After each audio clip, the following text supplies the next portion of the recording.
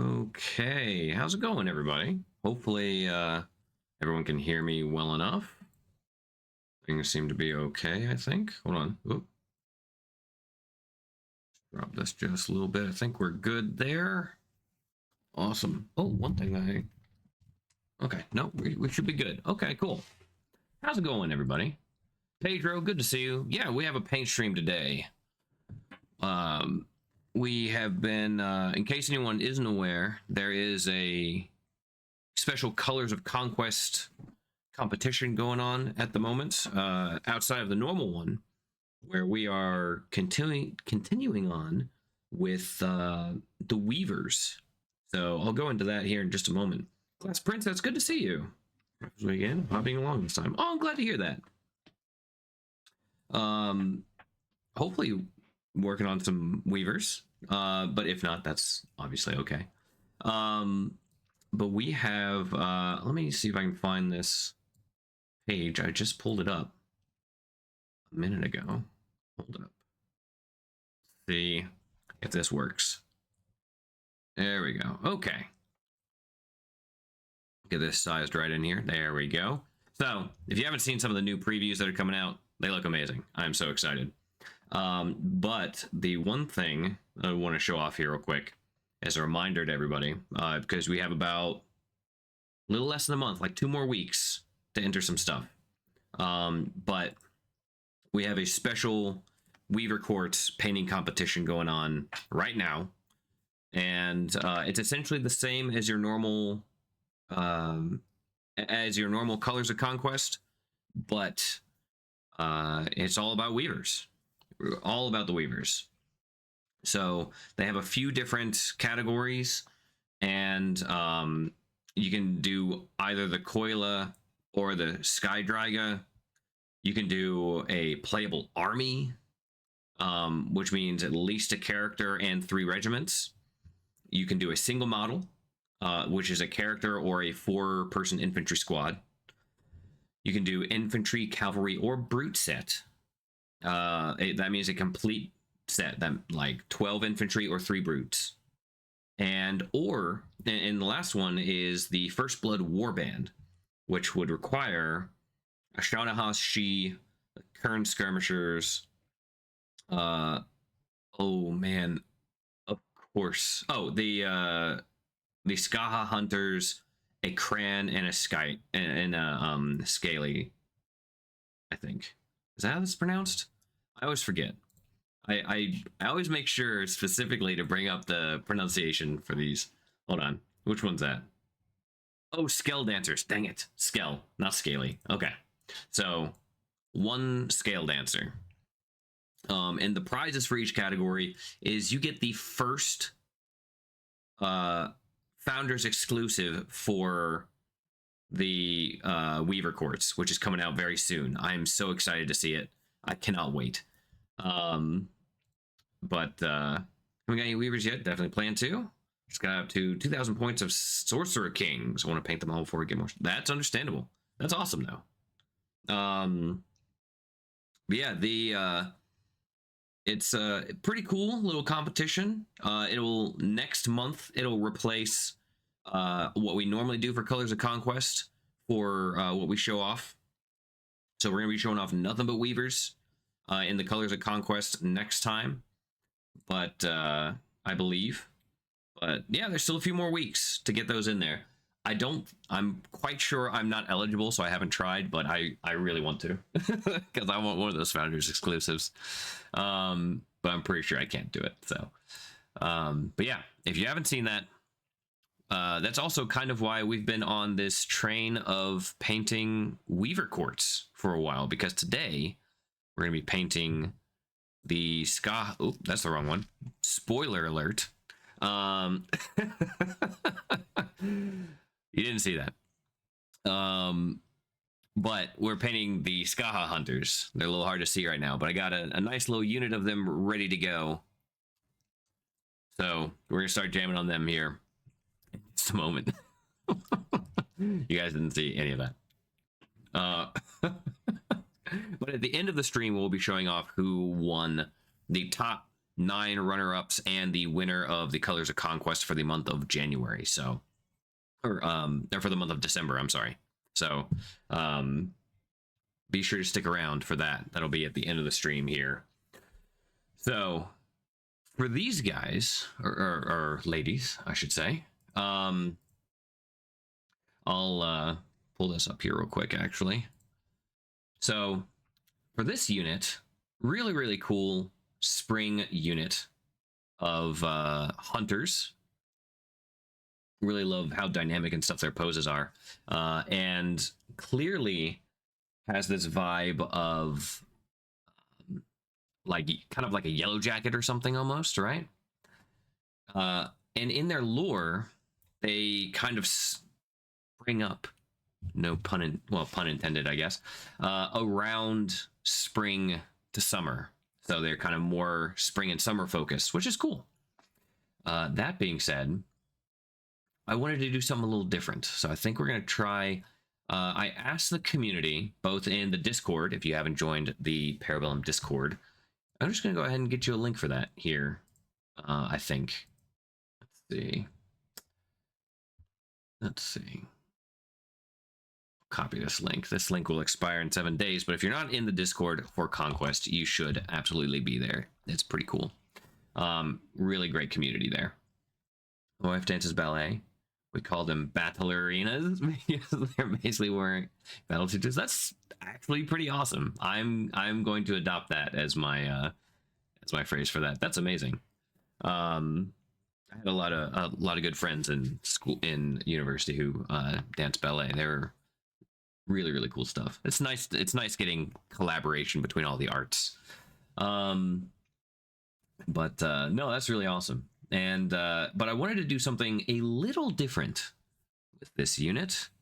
One of the interesting things about it is, as you can see here on like the chest area and the masks they're wearing, and even a little bit on like on this one's knee and leg a little bit, they clearly have this carapace armor. They're doing the bug theme for the Weavers, right? So what else are we to do but go and look at other bugs, I think is the appropriate action. So I was taking a look at a few different ones, as well as taking in some suggestions from the community around in our Discord, as well as on my own social medias and things like that, and got some really interesting suggestions that I thought was really cool, and I decided to settle on some. And so what we decided to do is, I don't know if you've ever seen a castor bean before. I hadn't until someone suggested it, but it is essentially this. And because they have so many leaves in the tutus and on their like shoulder decoration, I guess, someone suggested doing this castor bean style color. And I honestly think that's such a great idea for the leaves of their stuff. And the other thing I was suggested was to go for a different bug. So a lot of people were suggesting a lot of red bugs and things. And so I was thinking about it and considering, you know, they are an infantry unit after all. And they do have that bug-like carapace on there too. I thought it might be a pretty cool idea to go with something like a fire ant.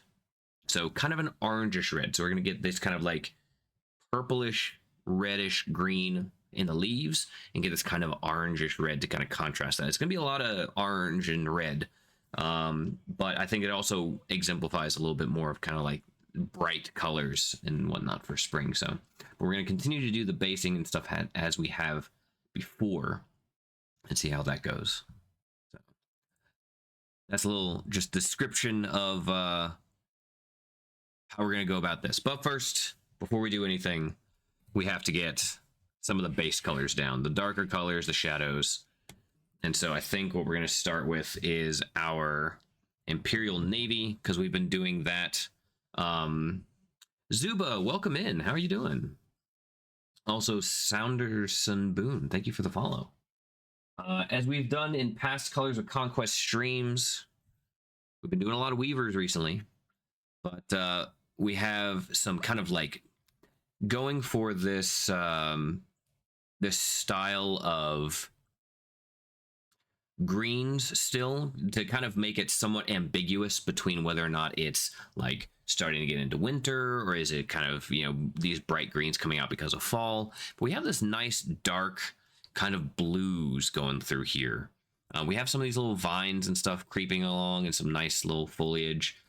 Conquista, yeah.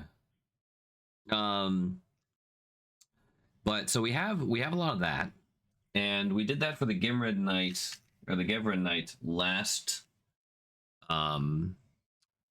session or last month. So we have these greens and these dark blues that we're going with. There's a big old rock here, so you know that's kind of taking up a lot of space. But working in some of the browns and stuff too. Aku want to get into Crusade. That's a pretty cool game. I haven't got into it myself yet, but definitely want to embrace the ballet-inspired colors. My Skaha hunters when I get them. Ooh, you know, I think another color scheme that I really toyed around with these is doing cherry blossom. I think that would look really cool, like doing the armor plates almost kind of a brownish to match the, or you could just go with like the full purple. I did, not quite cherry blossom. Let me see if I can move this around here real quick and grab this guy. He's kind of pushed back here. But I did the Oberon a while ago. He's not quite done, but he's like 90% there. I just need to finish his little bits of armor. But I went with an Orchid Mantis for this one. So you could go that direction and then do like for the leaves, you could do like a cherry blossom style. I think that would look really cool. I just need to fix a lot of this in the back here. But nice summery base since he's got all the since he's the consort of summer after all. But for the full army, wanted to try to embrace a little bit, especially because it is a you know, the seasons fluctuate as you play, so I didn't want to go all winter, I didn't want to go all spring, so I think kind of doing this dark blue and green base with kind of some barren it's like some foliage in there, but some kind of barren trees and things like that too, kind of leaves it a bit ambiguous. So we're going to keep going with that. Starting out, basing everything with this Imperial Navy mixed with just a teeny tiny bit of the green gray. Because you know me, I love my green gray. Yeah, I think I would love to see someone do a cherry blossom style Skaha hunters. And if anyone is looking to potentially purchase any, then if you use the code Walter's Workshop in the in the store, let's see, and there's a link to the shop, and use code Workshop for a discount.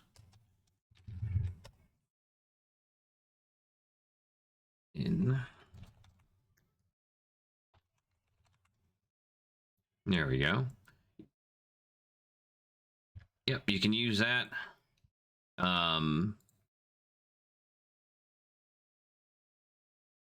Yep, you can use that code and that link and get all your Conquest needs and get a discount. So, win-win. All right, so we got this Imperial Navy from Army Painter. And a little bit of this green there. And I'm just going to basically kind of slather it on. It might actually be easier if I take these folks off first. I've magnetized them, so they're a little strong on here. There we go. Using the little magnet base sizes in there. Worked out perfectly. So we're likely just going to go through here real quick with a big old brush. Just trying to get as much covered as possible, as quickly as possible. And you could use an airbrush for this, but for the purposes of this stream, I like to try to keep things as like easy entry as possible. Not everyone has an airbrush, and that's totally okay. There we go. So we're just going to go and slather on this dark blue all over the place. And thinking about it now, considering all the stuff we've been painting on Colors of Conquest recently, and it's basically been almost nothing but Uroni and Weavers for the past little bit. And because of that, I haven't painted an infantry base in a while. So, if anyone's interested in where all these little basing pieces and stuff come from, so I like to order them from Epic Basing because they can have some really nice quality basing bits. And then I mix on a bit of AK's Muddy Ground on there. So that makes a nice texture. Although I kind of have to, it almost is too flat in some places. Like you can see how it's like fairly, there's still some texture there, obviously, but it's a little too flat for my tastes in some areas. So once it starts drying a little bit, I will usually go back in and just kind of break it up a little bit and then let it dry again. And that usually does a pretty good job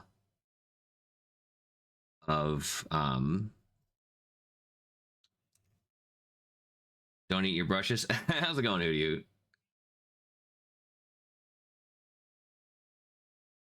I don't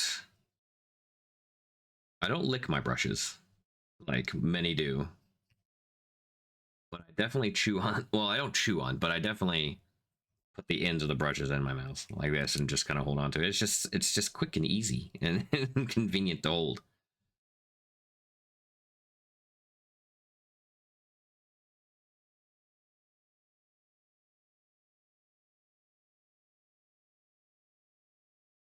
How it goes? It's going well. I've been excited to paint up some more Weavers for a while, and there's the Weaver painting online challenge that's going on right now as well, which is really cool. How about yourself? Gearing up for Adepticon also. I'm really excited to do some stuff. Can't wait to go see all my Conquest friends like Daryl and Demo and Hunter.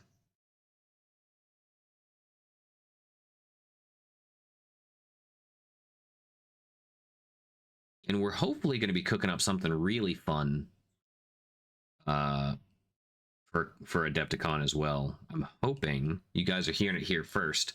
If everything goes really well, we may be able to do a live stream here on Twitch of just what all is going on at Adepticon. It'll be a little, I suppose, less formal, but the idea I'm thinking, if we can get it going, is that we'll basically do a kind of an IRL stream of sorts, and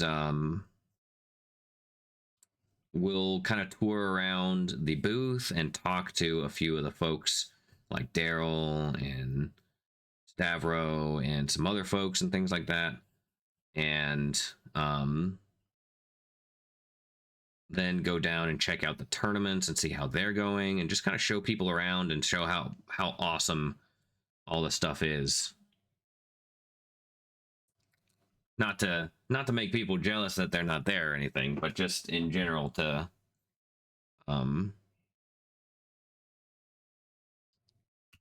just to hopefully encourage folks to try come out at some point. Use my lips and tongue straighten out any wash brushes. Don't judge me. I don't judge anybody for licking their brushes.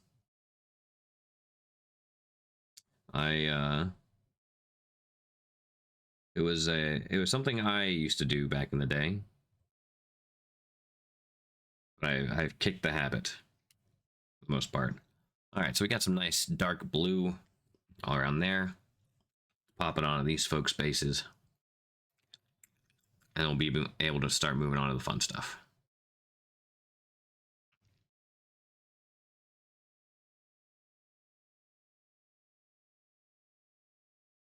Ooh, need a little bit more the green-gray mixed in there.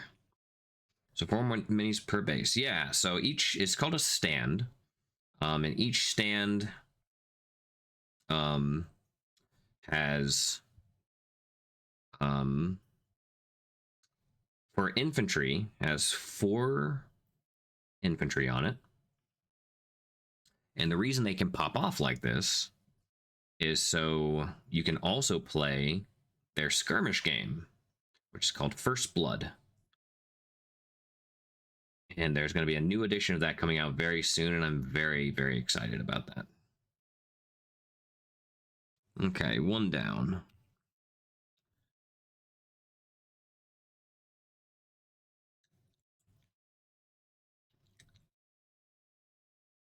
And then,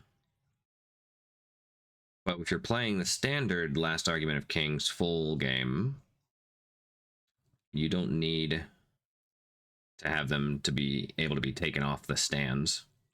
It's only if you intend on using them for First Blood, which I recommend everybody do. But there are plenty of folks who don't have any interest in a skirmish game, and that's totally okay.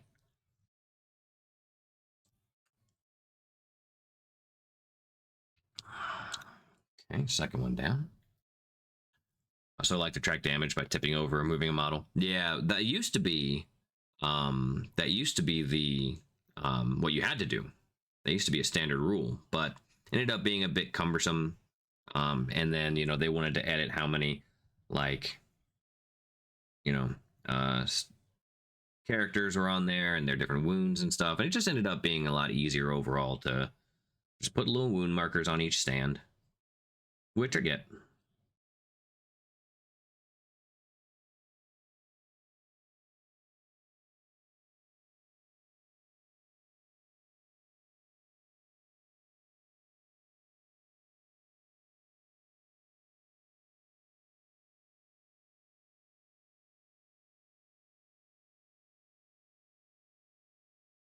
My friends group won't play anything outside other companies' games. They just want to play all the games with dwarves. They do have some amazing dwarves I call the Dwagom, and there's going to be supposedly a second faction that has a lot of dwarf characters, which are actually called dwarves. Because in the lore, the dwarves had a giant civil war to get out from under the influence of the dragons. And because the dragons created them as essentially like a slave race. And so the ones that kind of woke up didn't want to be slaves anymore, obviously. And so they renamed themselves the Dwagom and had a big civil war with the dwarves. And the Dwagom ended up winning. But one of the dragons still lives, although severely weakened. And it has been living under Yggdrasil, the World Tree, with Hel, but brought with him 2 of his most powerful dwarf servant generals, maybe. But they're very, very powerful dwarves. And supposedly they've been working on an army. And the army is ready to invade Ea soon. So get your evil dwarves and get your good guy dwarves. They're not really. It's one of those systems where it's like they're not really any good guys. You know what I mean?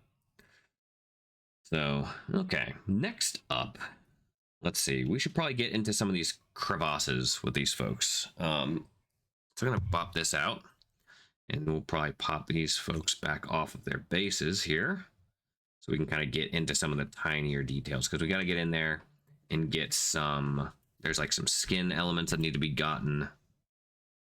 as well as a few others. So we're going to put this stand over here for a moment. Definitely go with the free dwarves. Not a fan of dwarves being evil. Well, there you go. They are pretty cool. If you, I don't know if you see the pinned comment up in the chat, but you can check out the store and just look for Dwagome, and you'll be able to see all the stuff they have to offer. It's pretty cool. Lots of fire, because they are imbued by the by the avatar of war itself. They're very angry, understandably so. Next, we're probably gonna go. There's like a little bug carapace down here, but there's also some skin areas that we'll likely need to get. So I'm just gonna go in and try to get some of the skin areas because those are very,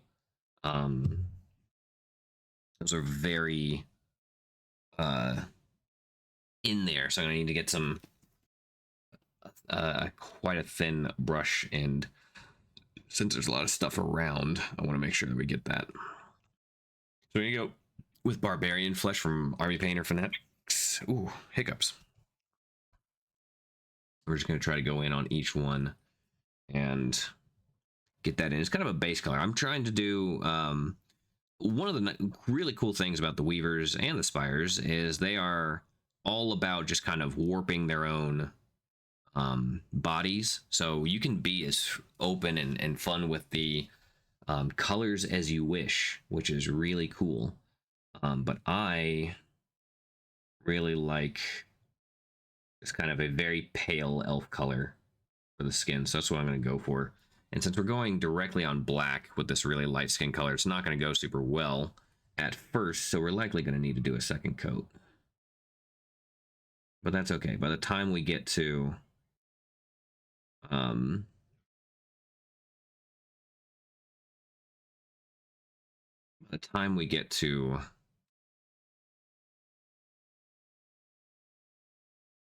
finish the skin on all these four, it should be pretty much done. And this is also, again, going to be in kind of the recesses and shadows anyway, so don't have to worry about it too much. At least on the leg parts down there. Because there's some, you see kind of the leg parts back there. But on up here,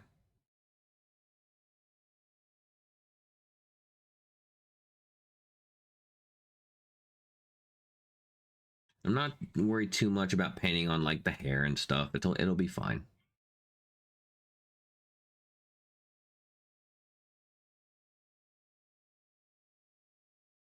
Okay. Then we'll go back on the neck here. And again, because we're just on painting on a black color, it definitely doesn't look very good right now. But that's okay. Like I said, we're gonna get in with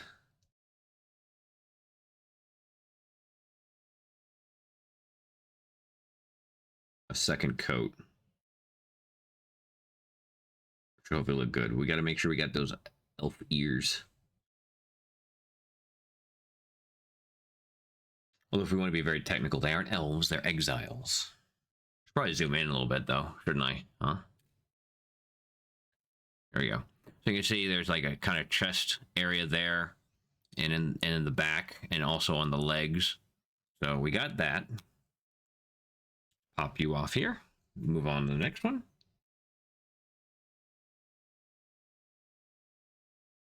Again, this is Barbarian Flesh.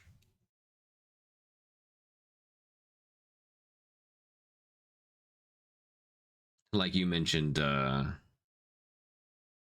Princess, that I love how this basically just looks like ballerina outfits.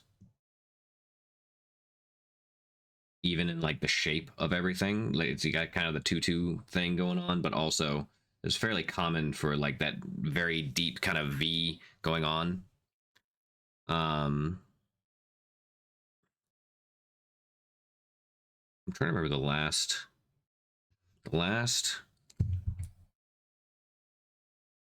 ballerina or ballet show I went and saw technically was the Nutcracker, but That was kind of a community one. Like last professional ballet I saw was Swan Lake. There was I guess it was 2023? No, 2022, I think. Um, the the Russian ballet came through town and they were doing Swan Lake, and I was like, of course I want to see Swan Lake. So went and saw that, and it was a great time. Remember, you don't want this to be on too thick here.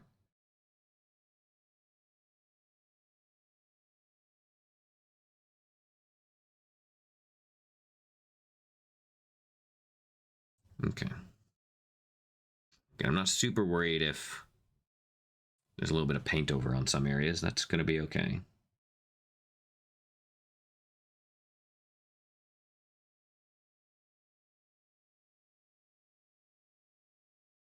I like the idea of them having very, very fair skin because they're covered up by such deep woodlands that they don't get a lot of sun.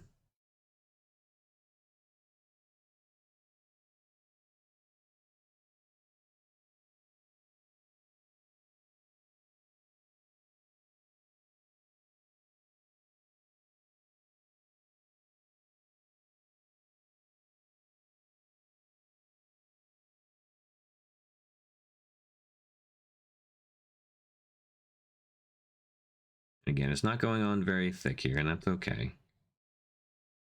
It's just going to take two thin coats. I wonder, someone said that once. Two thin coats. Can't imagine who. No, actually, the good old Duncan Rhodes actually just posted a tutorial very recently on how to paint a Spires marksman. So love it when he does conquest stuff. Okay, so good enough for a first little coat. Oops. Good thing I took the thing off the handle first. Okay.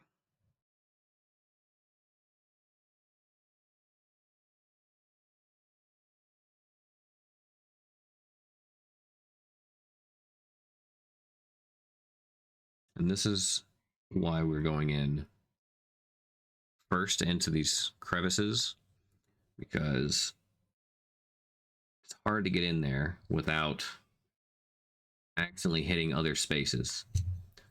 But I don't want to have to worry about trying to maneuver around those other spaces. So let's go ahead and paint through.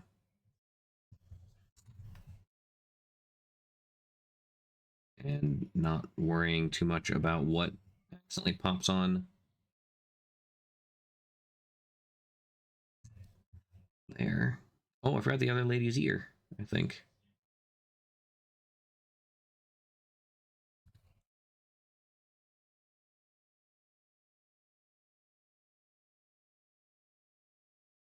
Okay, there we go. Very not a fan of the ancient gender roles and gender costumes. Yeah, I can understand that for sure. In ballet in general,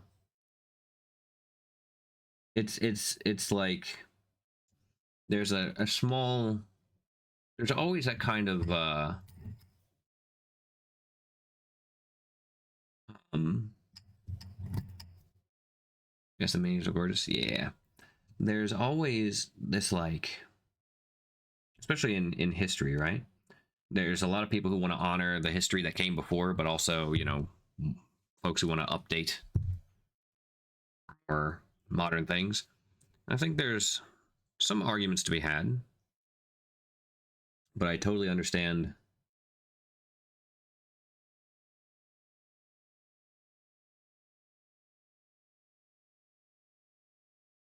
Especially when it comes to like things like dance, where there's already a lot of artistic interpretations and things. It's like you can definitely go do fun alternate stuff.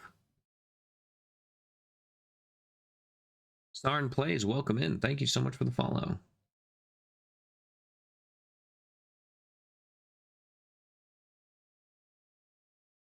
Hey, Deb, what's going on? Appreciate you popping in.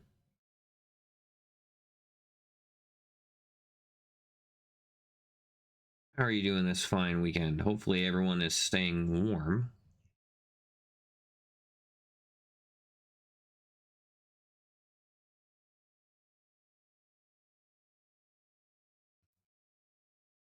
Yeah, I've been doing pretty well overall.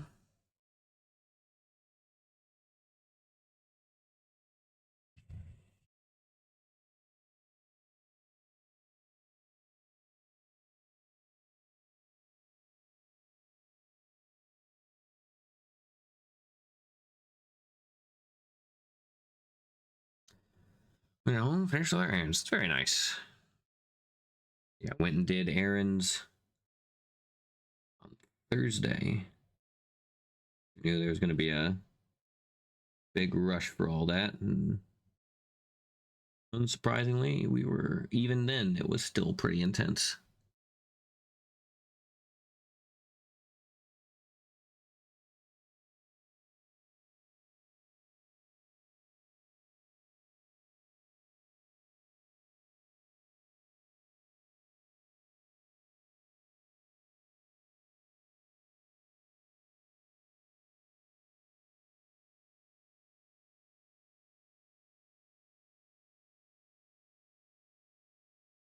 Let's get back on there. I will advise. I always paint these streams with everything just assembled because I try to make it kind of like best ease of entry for everybody. And also, personally, I just like it when the things are assembled. I don't like painting and sub-assemble, but some of the positions will certainly make it easier if you are willing to paint sub-assembled.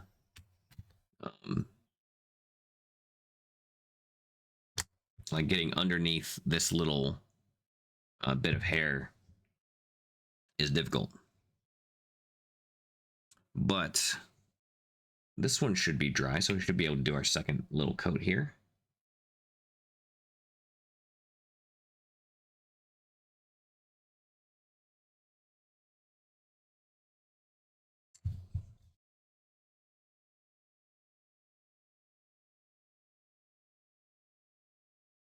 I'm not worrying too much about having a very thick layer. Two thin layers is getting plenty of coverage on there. As you can see, it's not the most, it's not complete coverage, but I don't necessarily need complete coverage for this to work.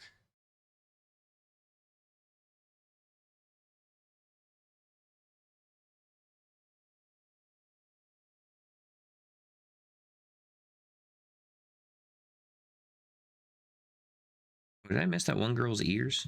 I think I did. I did. Let me get her ears real quick so they can dry by the time we get back to her. The thing about the Skylanders is that they aren't mainstays. They can't have a whole army. Yeah. Who knows? Maybe at some point they'll come out with a Skaha Huntress or something that is like, because they did the same thing with the Avatara for Spires, right? There wasn't originally um like an Avatara lore that would have mainstays of like the cavalry folks and the Leonine. But they eventually got them. So who knows? Maybe we'll get a like a Skaha Huntress or something here in the future. Dr. Rhino, how's it going, buddy? If you guys don't follow Dr. Rhino, another amazing painter here on Twitch. Can't wait to see you at Adepticon, buddy. It's not Walter, but also is. It's not How you doing, dude? Hopefully you're staying warm.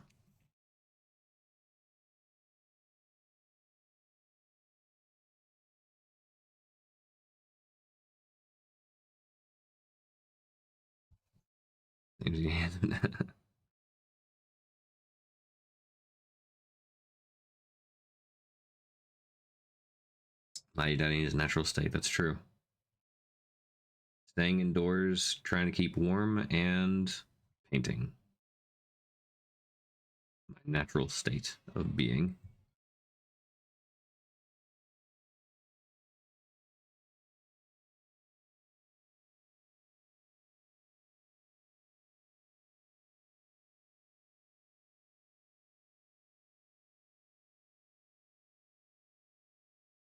Okay.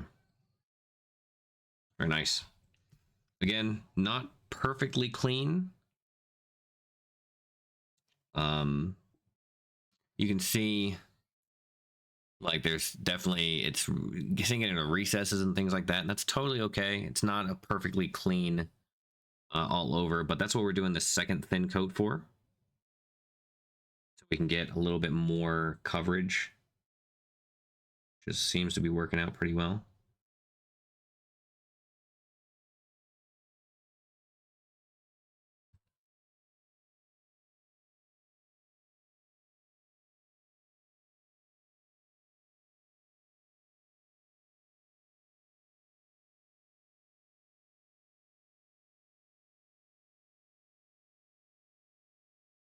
Is everybody excited for Adepticon also? Actually, it's not Adepticon related, but I am actually doing a little bit of travel here very soon for some hobby stuff. If anyone is in the Carolinas next month, actually in about 2 weeks, they're doing a grand tournament for Conquest, and I will be there. And so will Hunter, I'm very excited to say.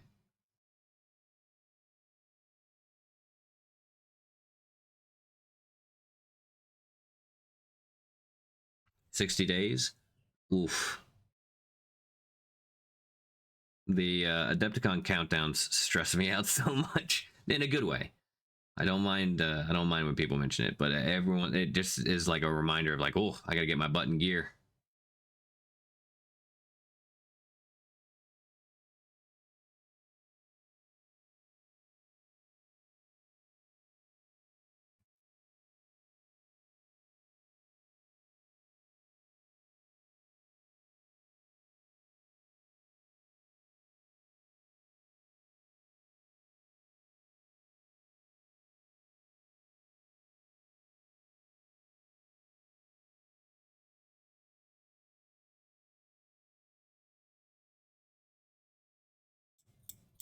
Button gear, finish your gold demon beat. There you go.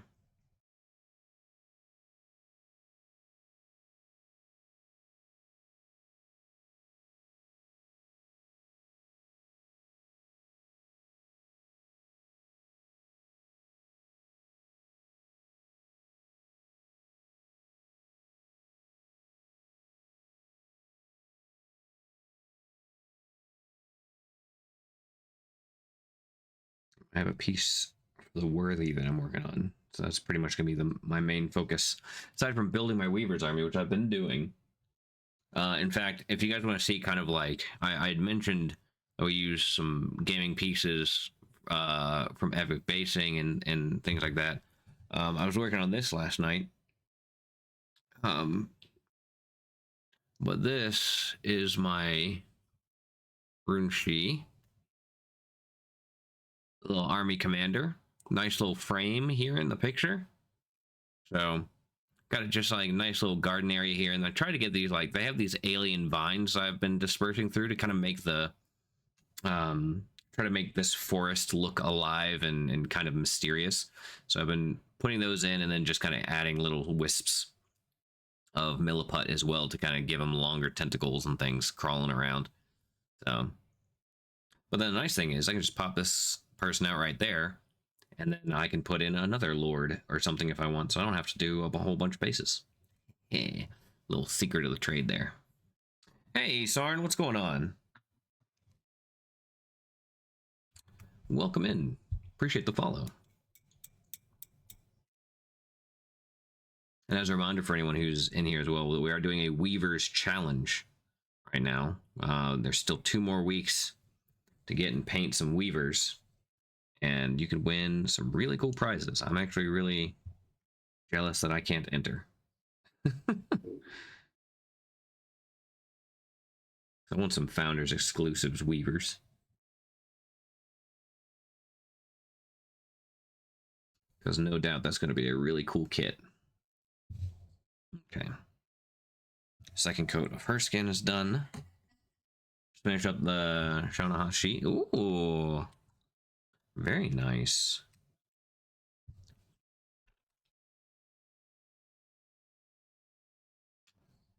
Oh, I completely forgot to get her legs. Whoopsie daisy.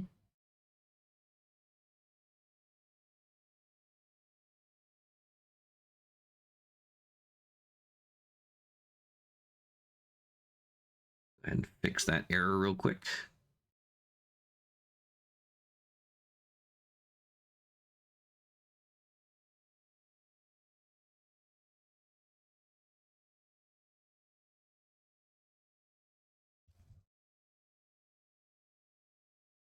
Okay, well, the first coat's on there.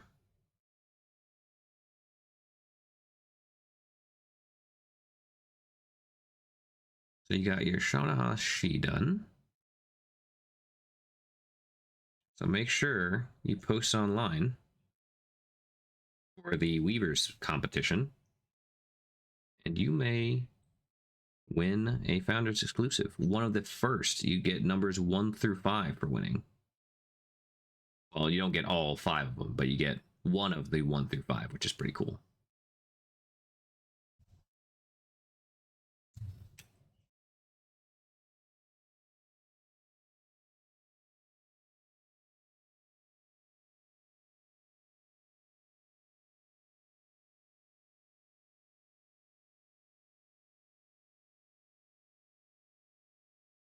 And for more information on that, I'll link you the details right here in the chat. Bam. That goes until February 14th.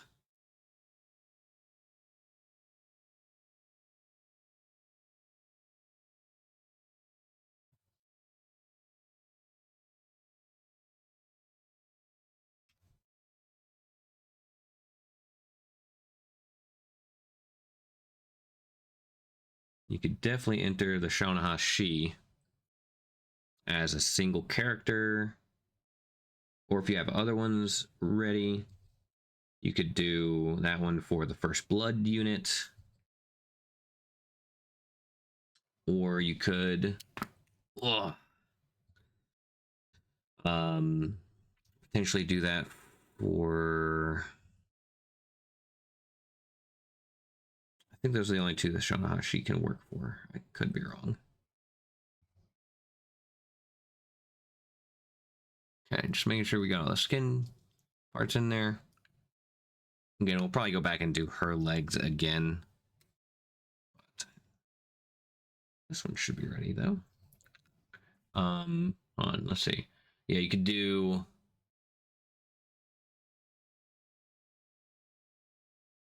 a playable army, which means at least one character and 3 regiments based and ready. One of the Draigas, the Koila, or the Sky. A 4-figure infantry stand or character, so that could work for the Shaunaha She. An infantry, cavalry, or brute set, so you wouldn't be able to do that one. First Blood Warband, which would be the Shaunaha She, the Current Skirmishers, the Skaha Hunters, a Cran, and a Scale. Scale Dancer.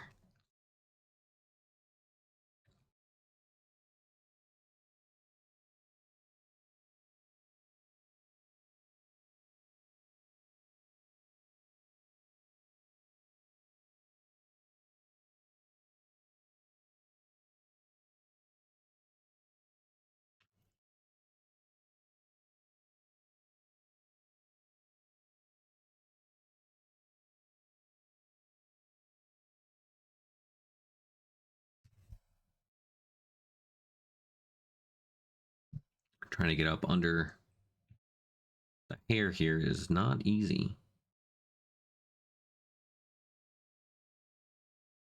We're getting her done.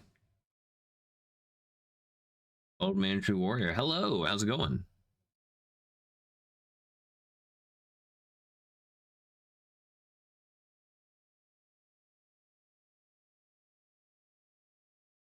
Add the needed tags to my previous Instagram, but there you go. Very, very nice. Make sure you tag the Parabellum Instagram too. They check for that. If you haven't. I'm sure you did.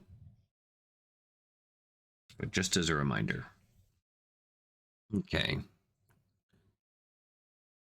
Bracing for snow. Yep, yep. It seems like that is the case for a lot of folks. It's I'm on the East Coast, so it's supposed to be coming in here pretty soon this evening. I'm just hoping that the power doesn't go out. Then I'll be in a bit of a bind, but it seems like everyone's preparing for it, so hopefully they can, if it does happen, get it out here and they can get it fixed quick. It's too cold for snow. Think about that for a second, folks.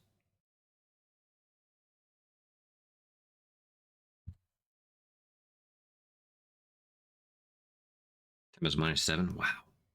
Supposed to get 12 to 18 inches. Wow. Well, I hope everyone's got prepped and ready.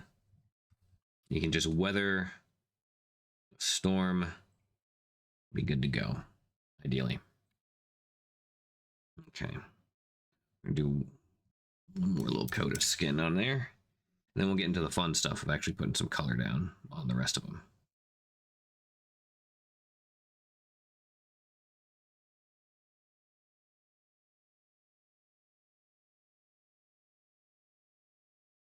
I live where it hurts to breathe.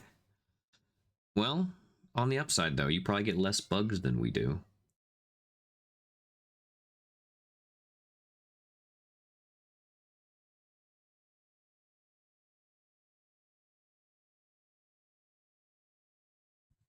In New England. Ooh, okay. Pretty far up there. Wish I got the right parabellum tag now. Perfect.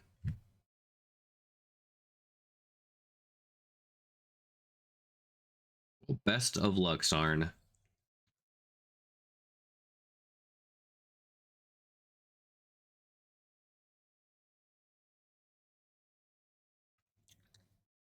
have 2 4-legged weighted blankets. That's true.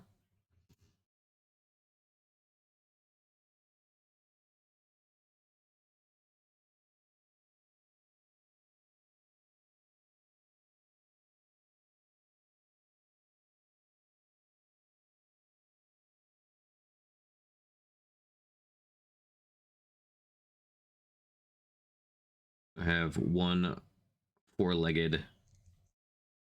Actually, she's barely as big as a. Oh, I guess she's kind of like a throw pillow. Okay.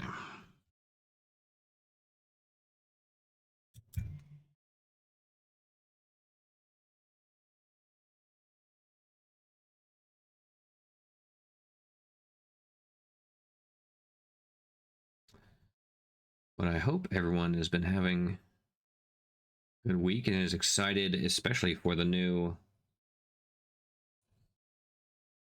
First Blood to come out. I know I am. I'm very excited about it.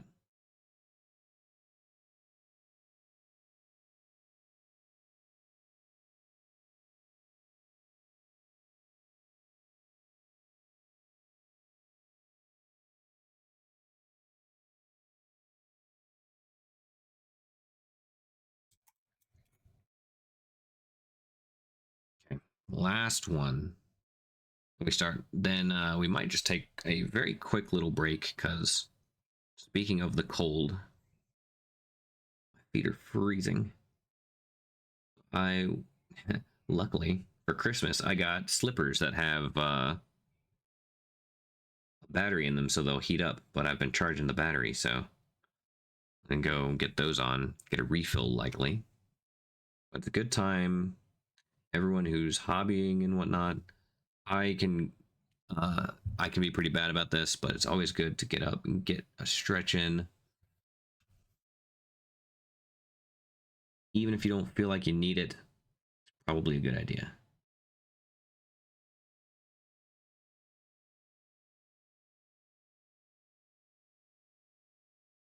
Okay.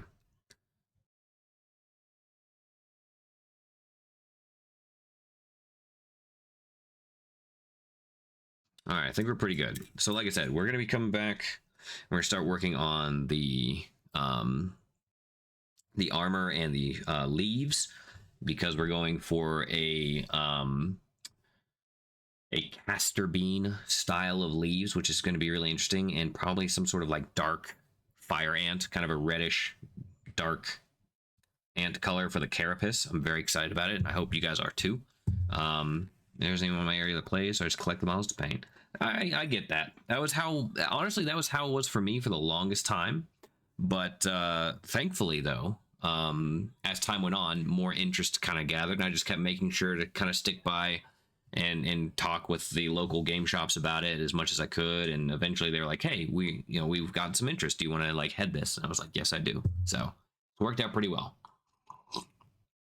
But don't go anywhere. We'll be back here probably just about 2 or 3 minutes. Get a quick refill and a stretch, and yeah, we'll be right back.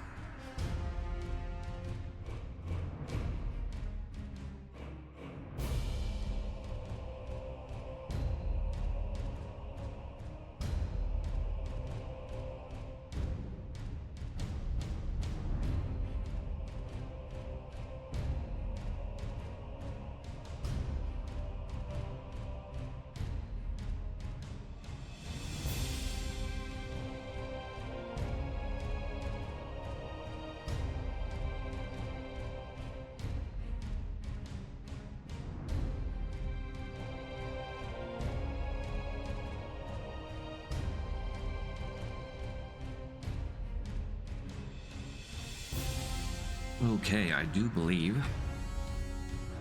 we are back. I can find the right buttons here. So I hope you guys enjoyed. I updated the graphics here, as well as the intro. We wanted to make sure we featured some Euroni and some Weavers. Here we go. And we're back. I was just thinking, you can't see me at all, can you? Oh, there we go. Now you can. Manchu. Don't play any tabletop games? Any? Would you like to? There's a convenient build skill military. Oh, cool, cool. Very nice. There's a lot of those old style games from back in the day. Do you play anything with them? I guess not.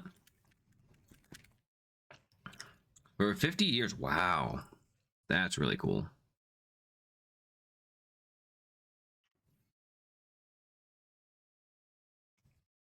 I haven't been doing it quite that long.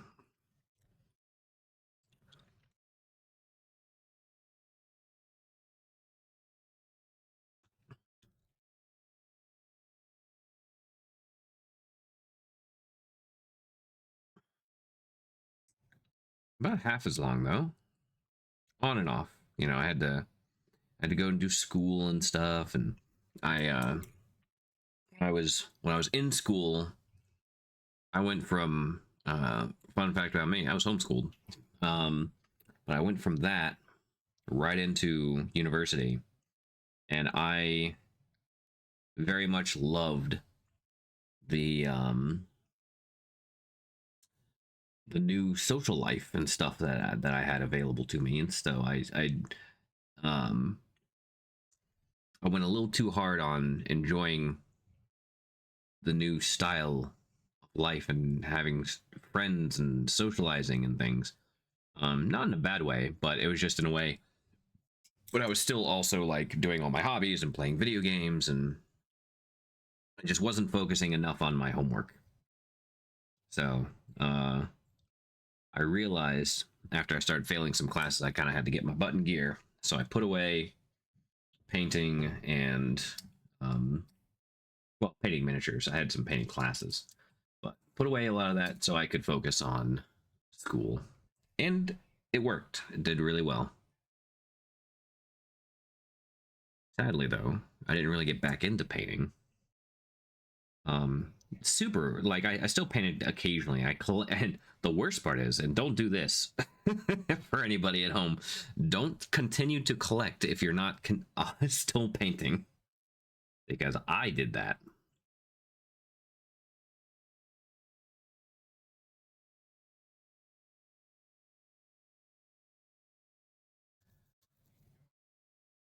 Continue to spin of a gnat unless I'm working with my hands or have structure. Yeah, honestly, I get that. I'm kind of with you on that. Did well in the army. Oh, okay, nice.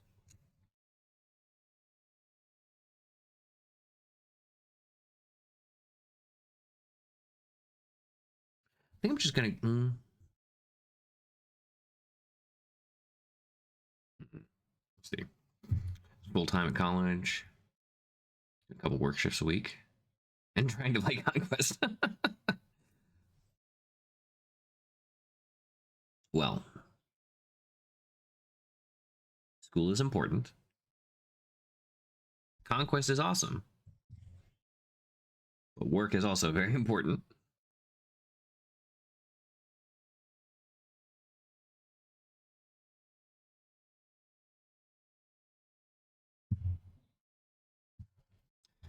I disabled housewife, currently building some more. Oh, nice.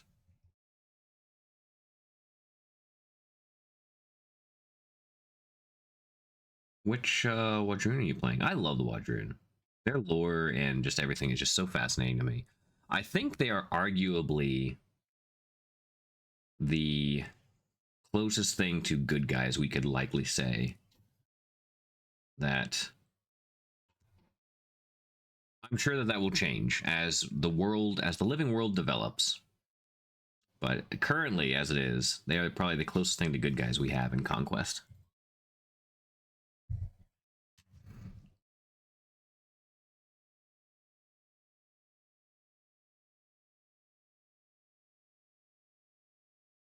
That's why it's important in games like this, or lore settings and things like that. There is important to have good characters regardless of faction.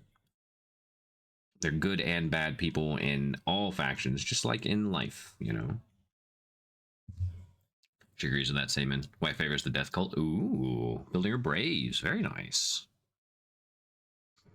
Currently working on World War II U.S. heavy wrecker. Ooh, very cool. Been meaning to get into some historicals here. At some point, I'd like to do that.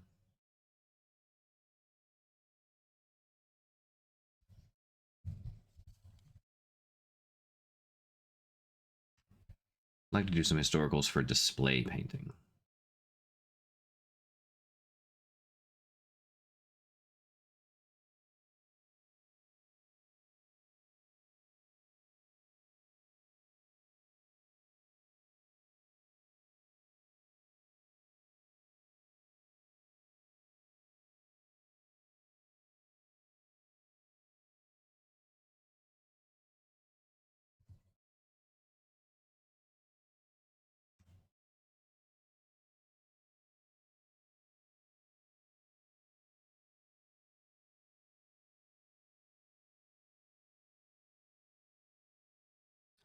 It's mostly finished. Putting some stuff in the bag. Nice. I appreciate everyone who's hobbying along.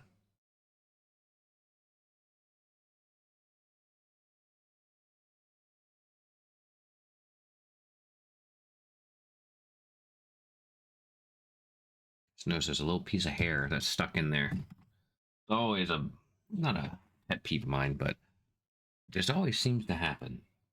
And after I prime is when I discover a tiny little cat hair or two. It just sticks around somehow. Are the only ones that happen to you guys?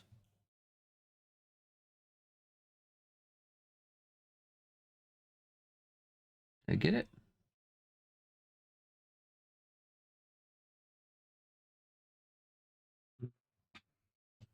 Oh, my tweezers. That'll help. RTO, thank you for the follow, and also Uschi, I think that's pronounced. Feel free to correct me if I'm wrong. There we go. Okay.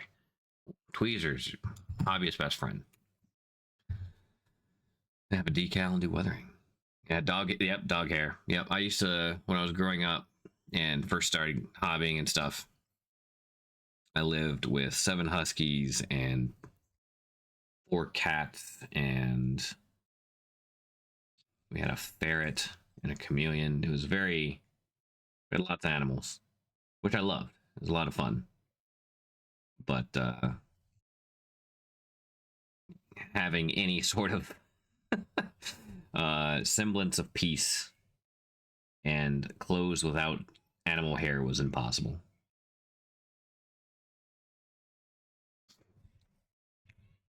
The 80-pound Labrador. Wow.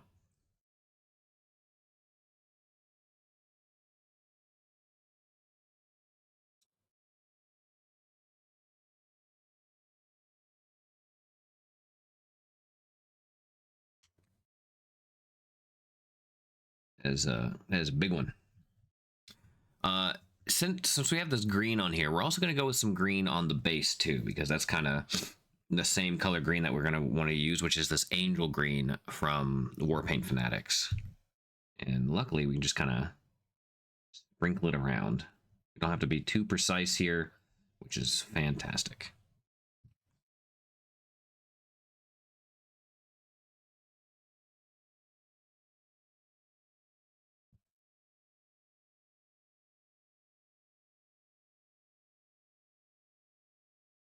And in fact, I'm specifically not being accurate with this. I want this to kind of be blotchy, and so we're just kind of stippling a little bit. Very intense, not the controlled stippling you would normally see from most artists. We're just kind of just dotting in big globs here and there, mostly trying to catch or trying not to get into the recesses too much, because that'll allow us to make it look even more textured than it actually is. It is textured, but we can make it look more textured that way. Are you using OBS? Yes, indeed. Good old OBS.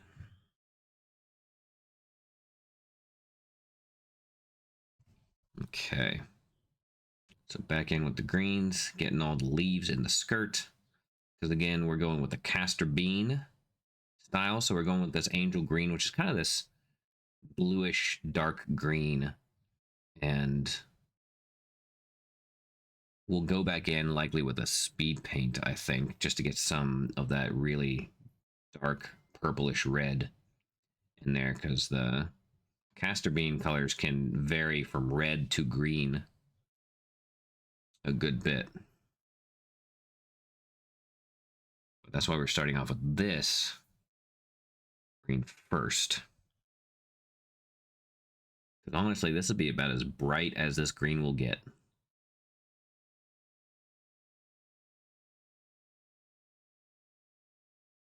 For these warriors. We're trying to use OBS yet? Any Streamlabs? Oh yeah, I use both. Streamlabs is great because it's got a lot of ease of use and it just kind of does it. OBS, I liken the two. For me, it's kind of like the difference between a Mac and a PC, I suppose. Macs have a lot of stuff that just kind of works and does the work for you, which is great, but you don't get as many options necessarily, and you can't customize stuff as much. And I should say that's more accurate. You can't customize as much, which is okay. But and that's kind of like what Streamlabs is, and I use that on my own stream. If anyone ever wants to see me painting outside of this monthly stream,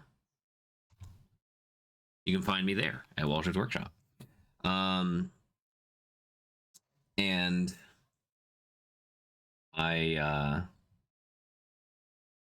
so I use Streamlabs for that because it's easy. Oh, I just noticed a big old piece of plastic that I need to cut off there. There we go.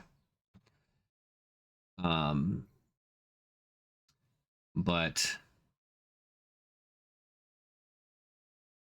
there we go. Okay, I feel a little better about that now. But where was I? Yeah, so so I use it for that. But then for OBS, you have a little bit more customizability, but you got to put a little more work into it. So definitely interested if you paint Conquest there. Oh, I sure do.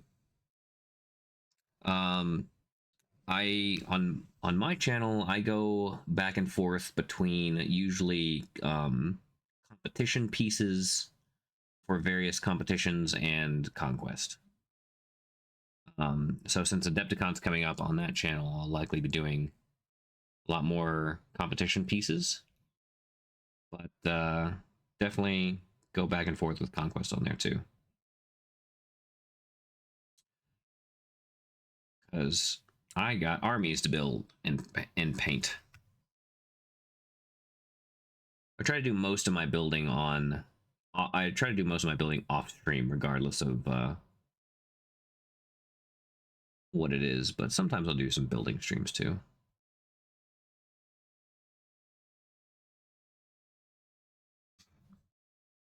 What are your tips for painting all the feathers the Apex Conqueror?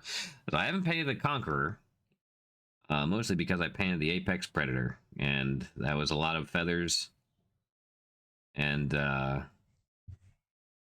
was a little intense. So I textured every single one by hand. I did not use an airbrush for that figure at all. Likely a mistake. I'm pretty happy with how it turned out overall.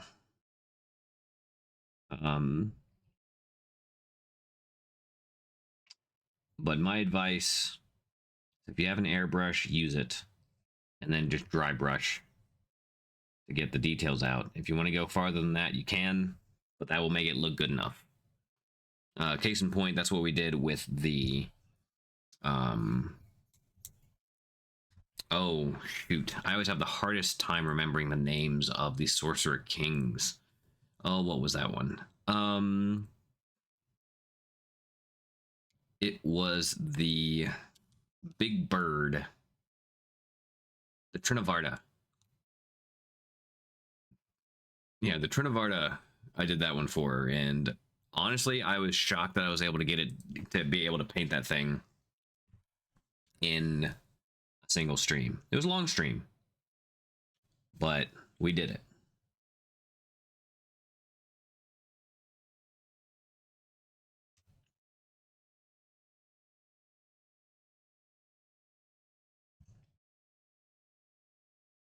Okay. Oh, let's get the base on here real quick.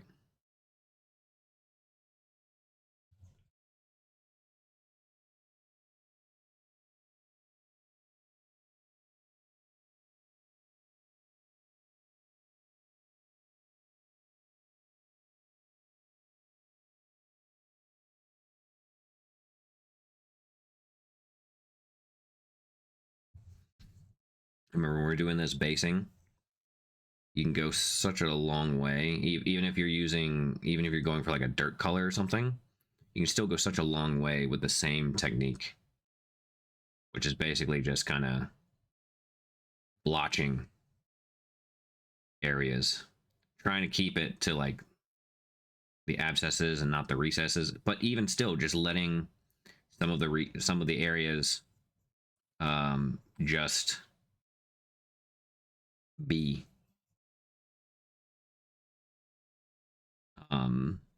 Because like that's a nice flat plane right in here. I'm keeping that kind of blue for the most part, just so there's some variance in the texture.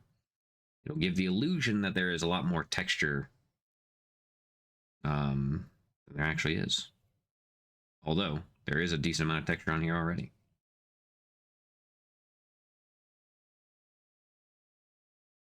Cool.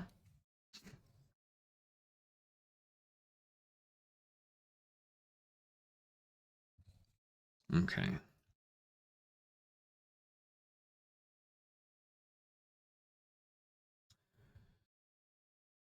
Their name's just Steve or Frank. You might be right, Hamburg. First figure for me to paint was a 1/9 scale samurai in armor. Oh yeah, I've painted some stuff like that before. In fact, we did that here on the Colors of Conquest stream because we have a Japanese themed faction called the Yoroni. They have a really cool. Oh, I just decided to go apparently for the base first. But they have a really cool unit called the Domaru Damashi, and they're basically possessed spirit armor. Really, really cool. And I got to paint one here on this stream, which was a lot of fun.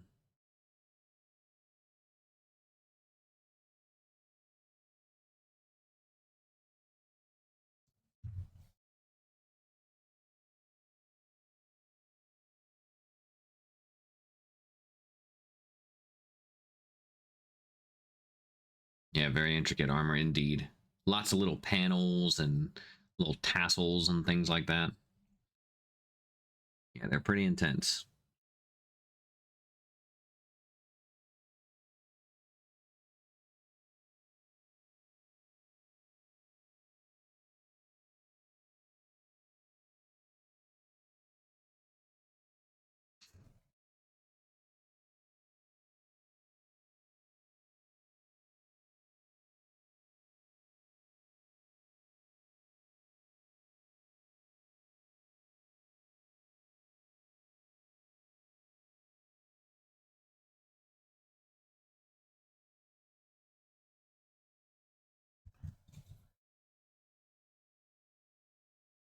I'm digging this. I wasn't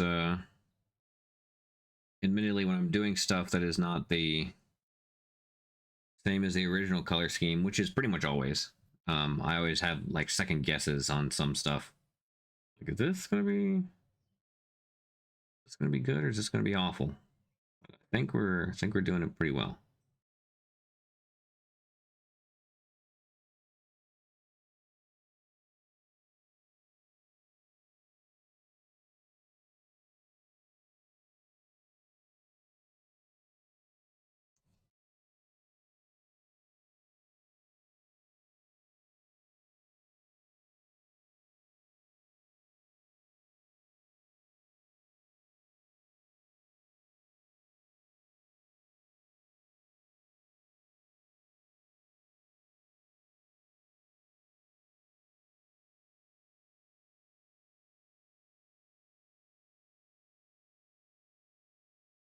I was kind of hoping last week when they did the roundtable they'd announced what the new army is coming out.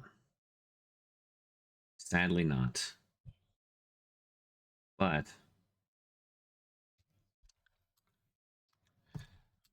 Mallory, what's going on? Welcome in. How are you doing this fine day?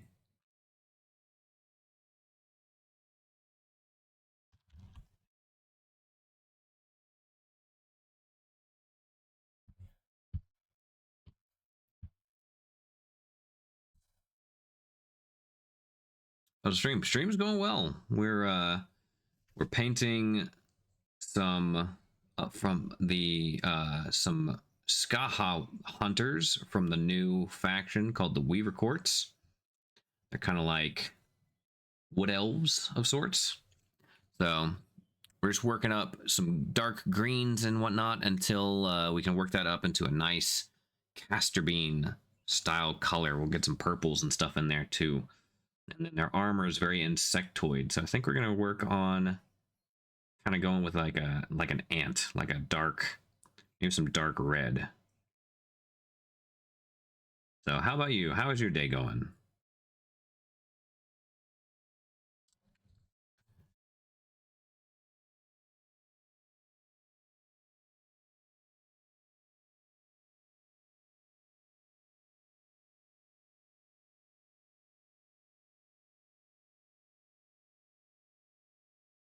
Hopefully you're staying warm.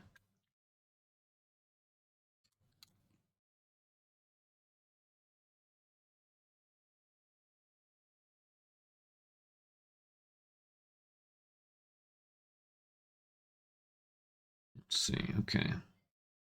Missing a few leaves there, and that's all right. Again, we can get all these leaves. They have these little bug legs kind of going through these dresses or skirts, I suppose. I always confuse the terms. But that's okay. We can paint over that for right now. Not have to worry too much about it. And then we go back in, again, use the same angel green. Just kind of blotching in some texture on the base. Try not to cover up all the blue. We can cover up a good portion of it, though.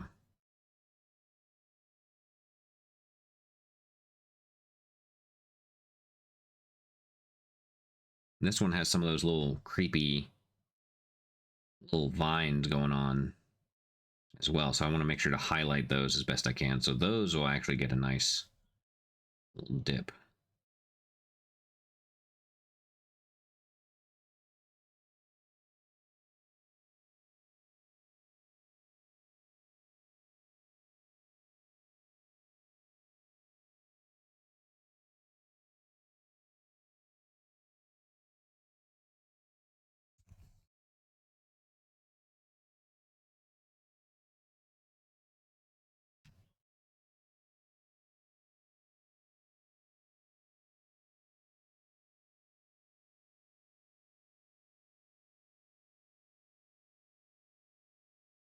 Okay, so then we're going to do her. Pretty much be done.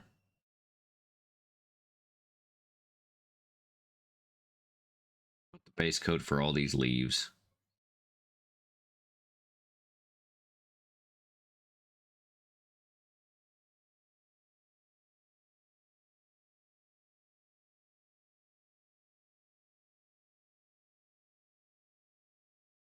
Okay.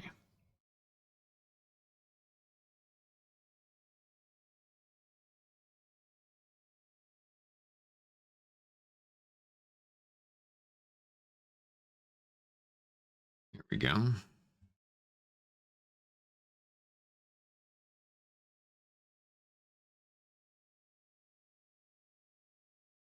Just got a little bit, just wetted down the paint just a little bit so it can seep into these cracks a little better, but not too much that it breaks up.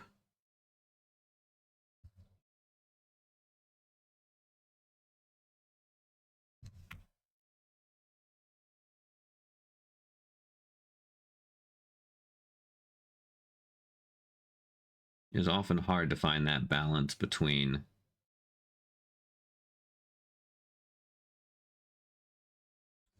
getting the paint nice and liquidy, but also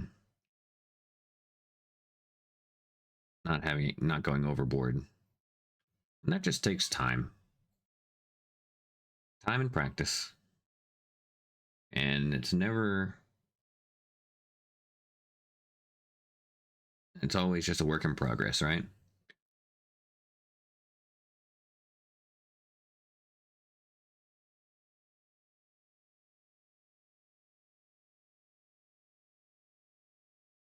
As they say, the master has tried more times than the student has even attempted.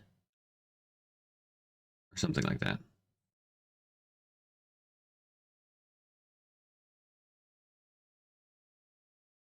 Still getting in those attempts.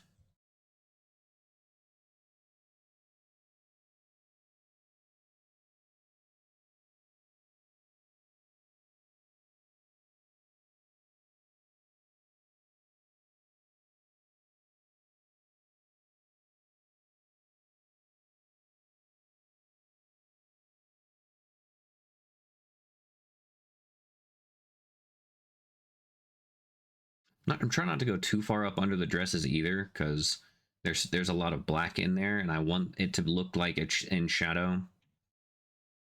Or skirts. I don't remember which one's which.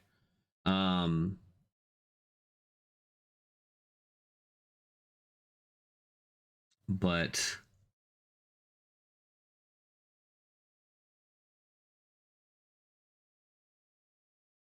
doing that, well, hopefully later on we do a nice little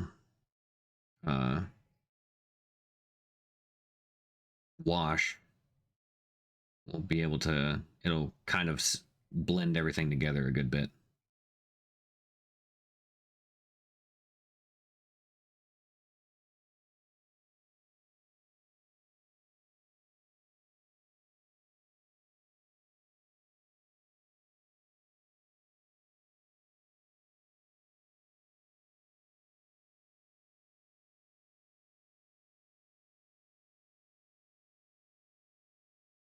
Go ahead and put some of this green on this little stump here too. We don't really need it, but just one piece. Top and a skirt's a combo. Ah, 2-2. Oh, is basically dress too. Well, fair enough.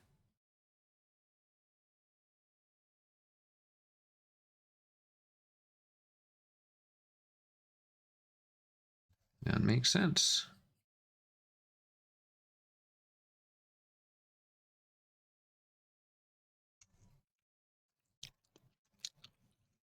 Okay. Now, we're gonna bring in that green. Just gonna get this a little blotched up as well. Again, not being too crazy, not being too careful.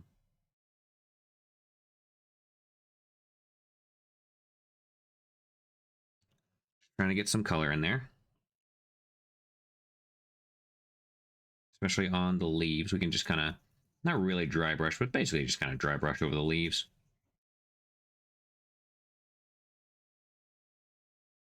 Get those nice blotches going down.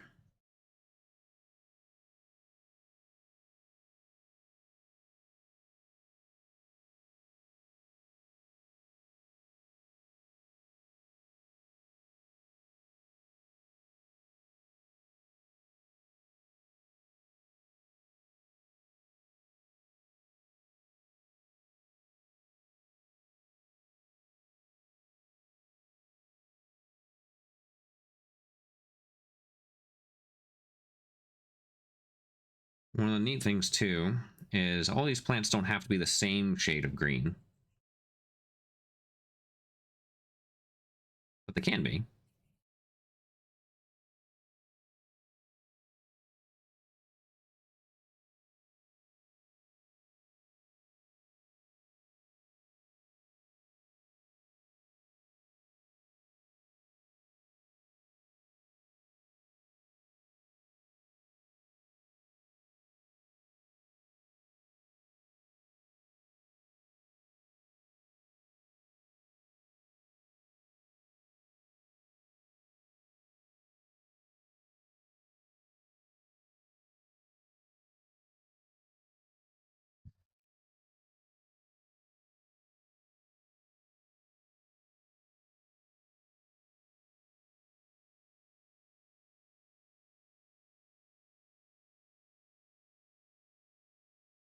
I'm doing less splotchy on the leaves though.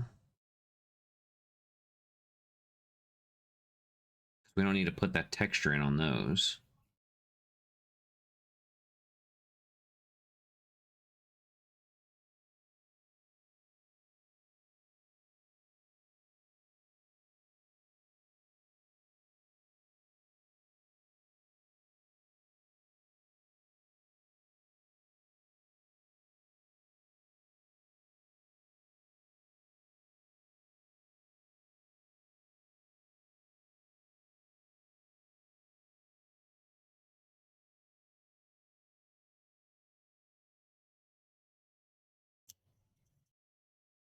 Even though I'm going to go on these little branches and this little stump with brown, I'm just kind of putting some green on that anyway.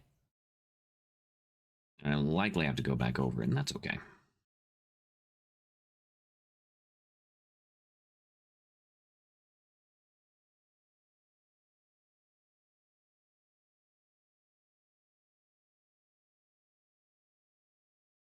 not sure. I know this is technically like a lily. I'm not sure what I want to do with that flower yet. We might make it a funky color.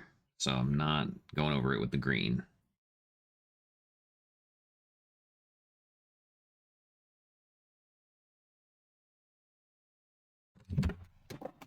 Oops, there goes my paint handle.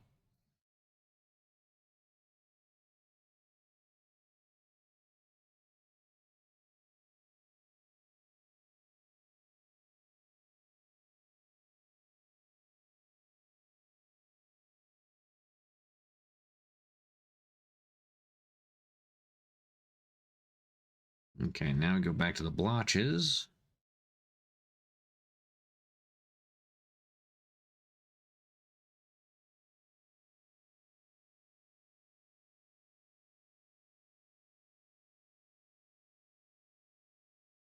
There you go. And you can completely dry brush that in that style if you want to. It's not going to be a big deal either way. Okay, so what I'm going to do now is get my paint handle back. Oh. And I think we might go and do the base coat on the armor. Be kind of interesting. I think we'll go with this carnelian skin. This is kind of like darkish red. I might add a little orange to it. I think. Yeah, I think we'll add a little orange to it.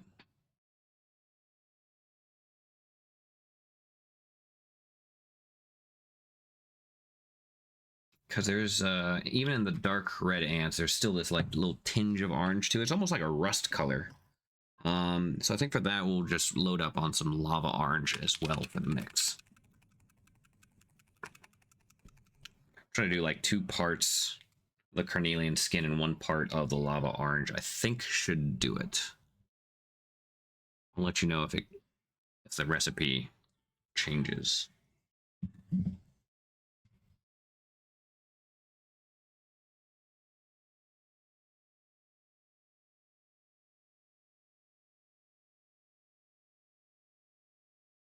It's pretty good.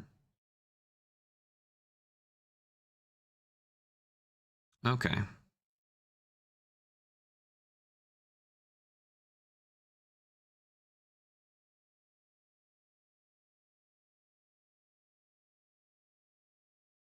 So actually what I'm doing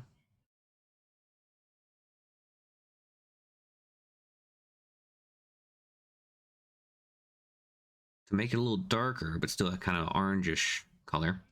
So this is pretty good. It's kind of hard to tell. There you go. On the black, it looks pretty good. There's kind of dark reddish color. And so what I'm doing is a carnelian skin mixed with the lava orange with a little, just tiny dollop, not even a dollop, a little drop of the green gray that I like to use on pretty much everything. Oh, that's way too wet though. Uh-oh. Nope, nope, nope. Dry that back up.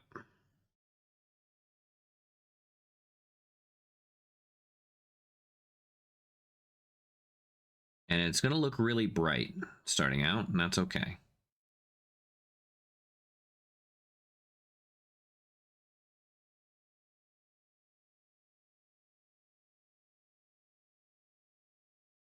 We're gonna go back over it with a wash, I think.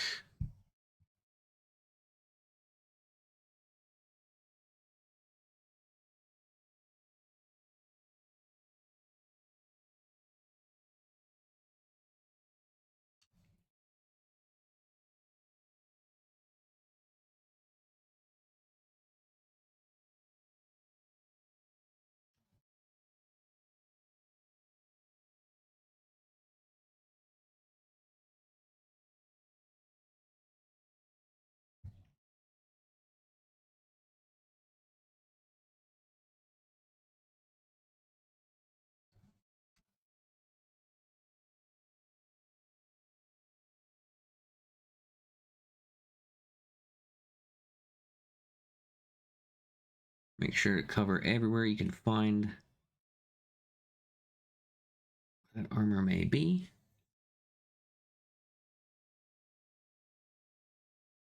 And also on the carapace back here.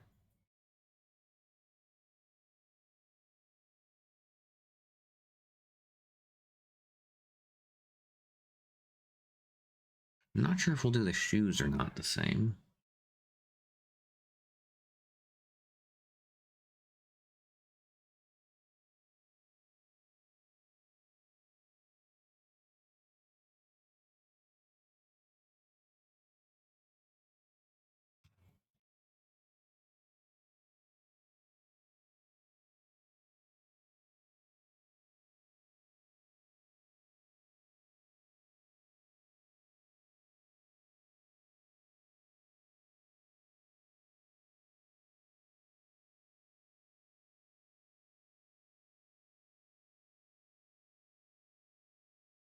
Definitely getting that on the little legs.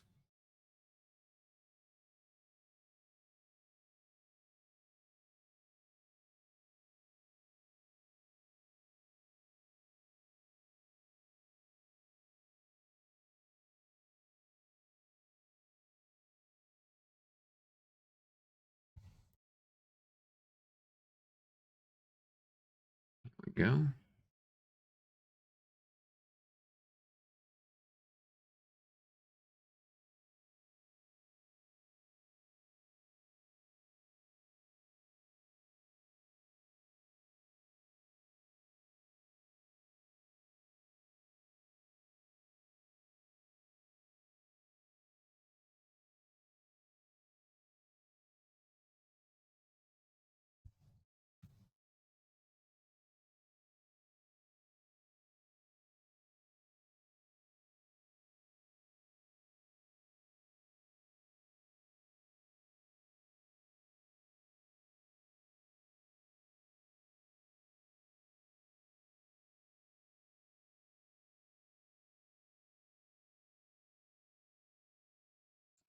Looks very brown.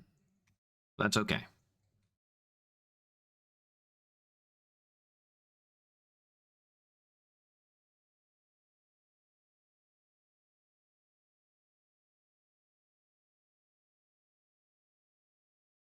You know, at least when I have this color on the little armored parts of the shoes.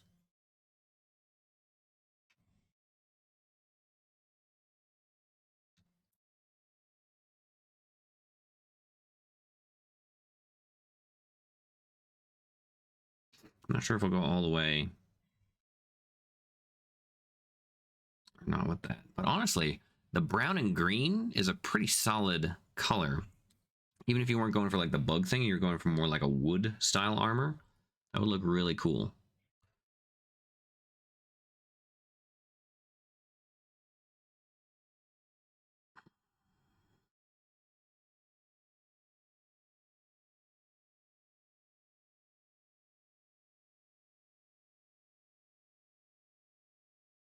Doing good. Last time about to split and do art and chat with friends. No worries. Appreciate you hanging out and whatnot.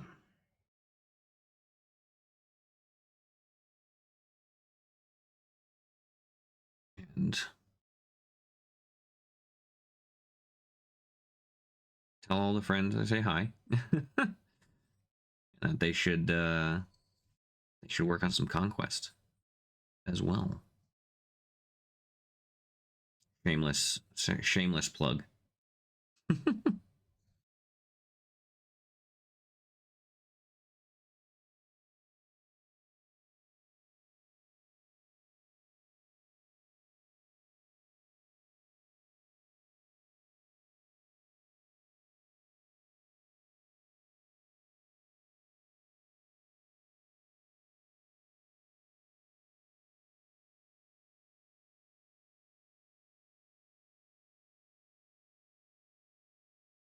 I'm totally trying to get my family interested. There you go.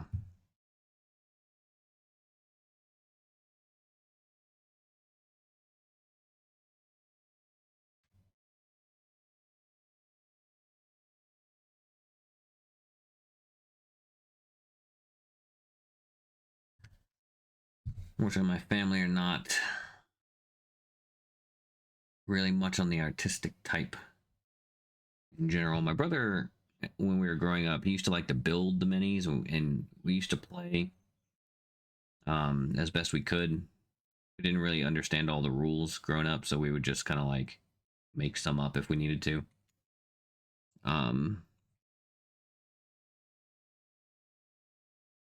remember we played one of the earliest games. We had a little game. It was a little skirmish game, and we couldn't be bothered to read the full rules. We were, like my brother was like 7 years old, and I was like 10. And so what we decided to do is just create our own. And so what we did was basically just create our own rules. And it was like, if you want a success, you have to get this amount or more. If you want to, you know, want so it basically ended up being we would roll two d6s, and if you got um higher than 6, then it was a success. If you got lower than, then it was a failure. And then we basically just played little skirmish games constantly with that rule set. Like, oh, I'm going to shoot at this guy. It's like, okay, roll your dice. And they rolled, and it would either hit or it wouldn't. And if it hit, it's like, I'm going to try to dodge it. It's like, okay. Kind of invented our own little system.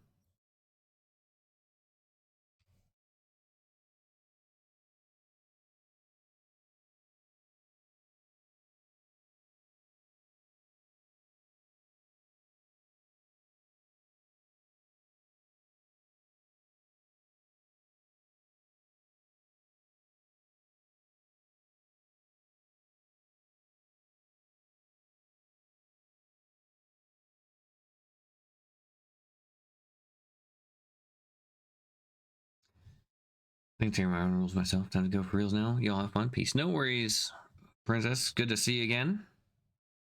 Hopefully we'll catch you later.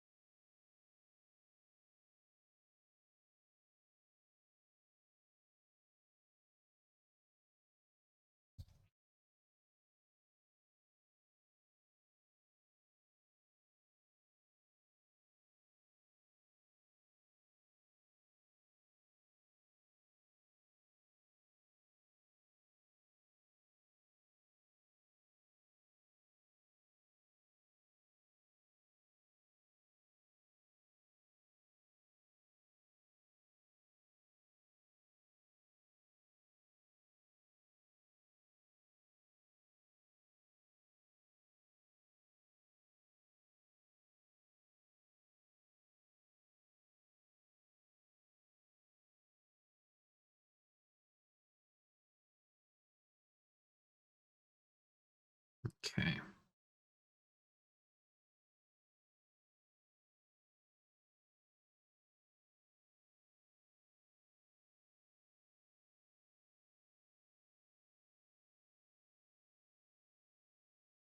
Again, just going pretty much everywhere where I can find this carapace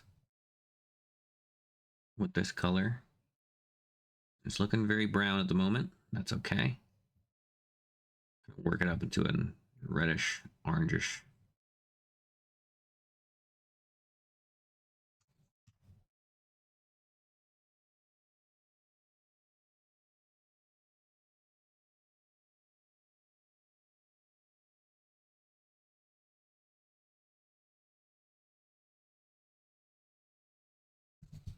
Hey, Bug King, what's going on? It's always Walter's Workshop.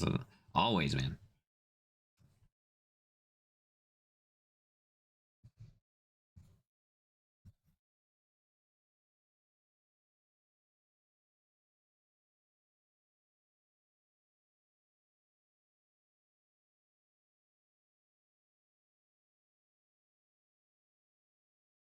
How are you doing, Mr. King?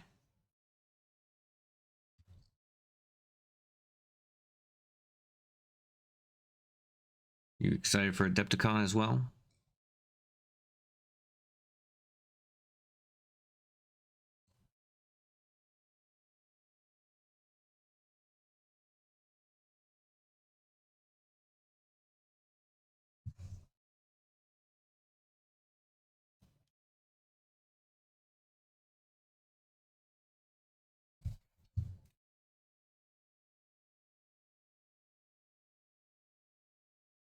There we go. You're on a boat for a week. Oh, very nice. Going like a cruise type of situation?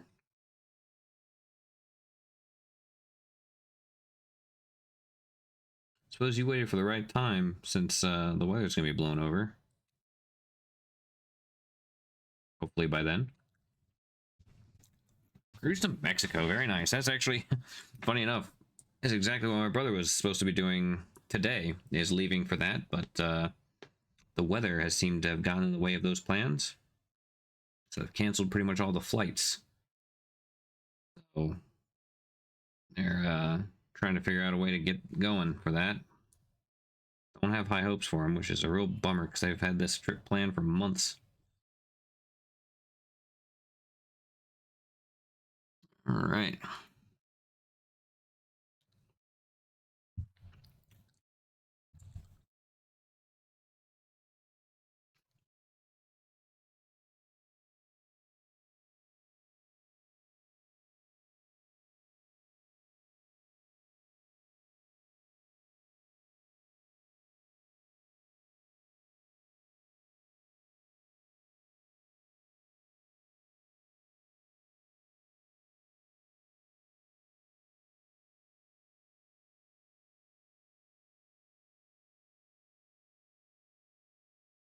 I'm really impressed that these hunters can fight in high heels, but I think what I would liken it as, so they're not high heels, they're like hooks to grab onto branches and stuff so they can jump from branch to branch. That's going to be the like canon lore that I think of. Gulmandafan, or Glummandafan, welcome in. Thank you for the follow. Also, Deli Weird earlier. Apologize, I didn't say thank you earlier. How are you all doing this fine weekend?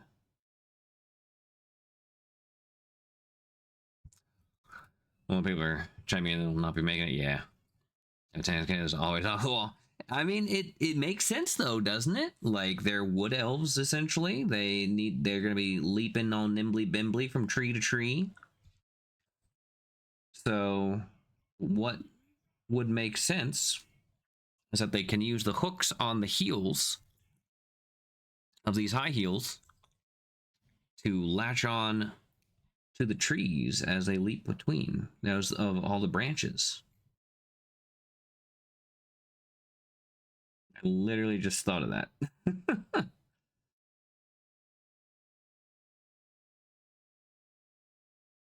So I was just thinking in my head for a second. I was like, why would they need to wear high heels?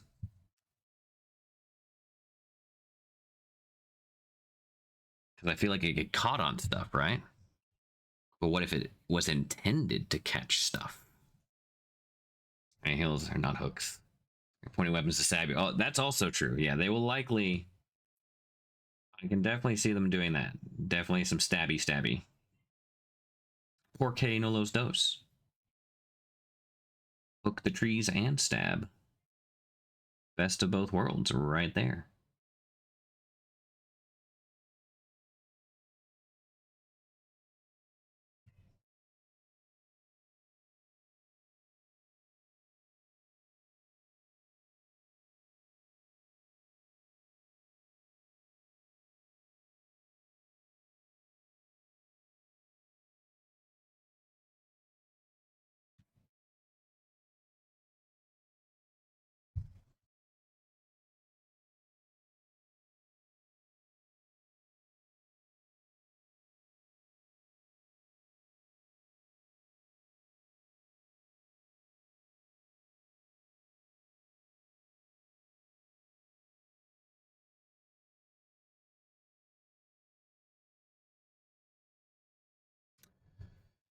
I assume Conquest is like a TTRPG. Well, it is a tabletop war game.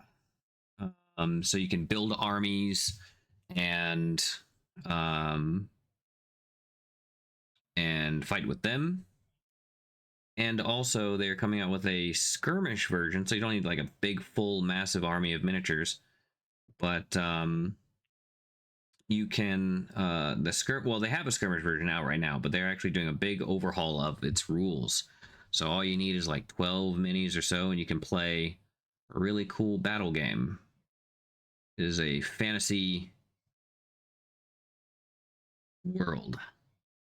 To paint the entire miniature in one sitting for Colors of Conquest, I try to as much as I can. Since I'm doing 4 right now, I'm not sure how feasible that'll be. Try to get as close as possible to where you can at least have like a good looking mini by the time the stream is done. That is the goal. I want people to be able to follow along if they wish and have a nice looking mini at the end.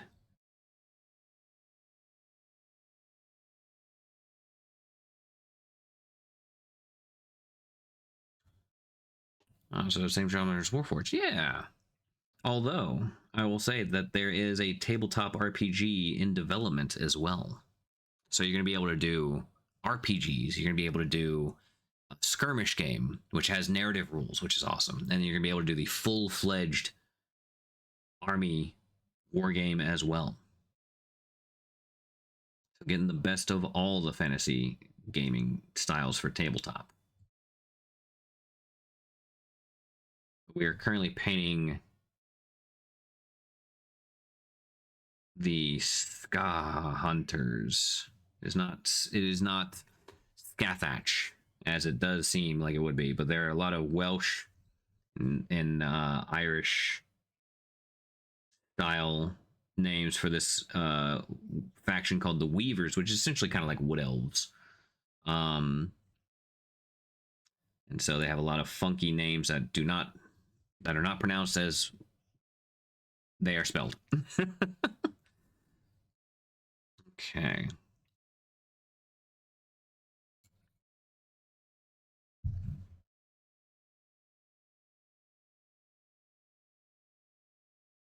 Pop this off here real quick. I don't think we really need to go too far. Probably put just a tiny bit. Use what do I use for the wood color?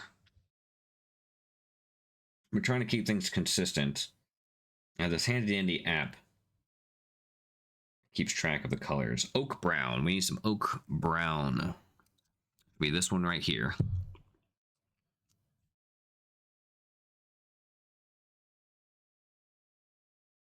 So just a little bit of that. Because we have this vase that they go on. Just fantasy instead of sci-fi. Yeah, exactly.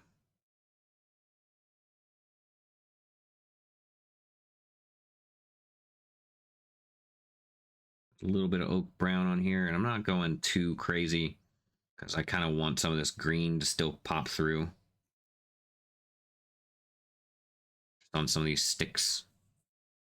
Stuff they're sticking out right here.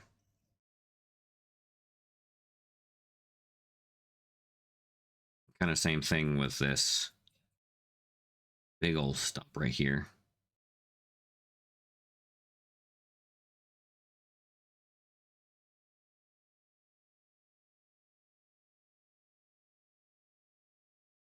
Probably high fantasy, some of the Tolkien's races. Yeah, there's a lot of inspiration from there.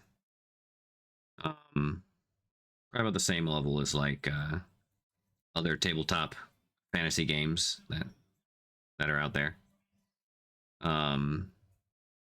It definitely has your dwarves, your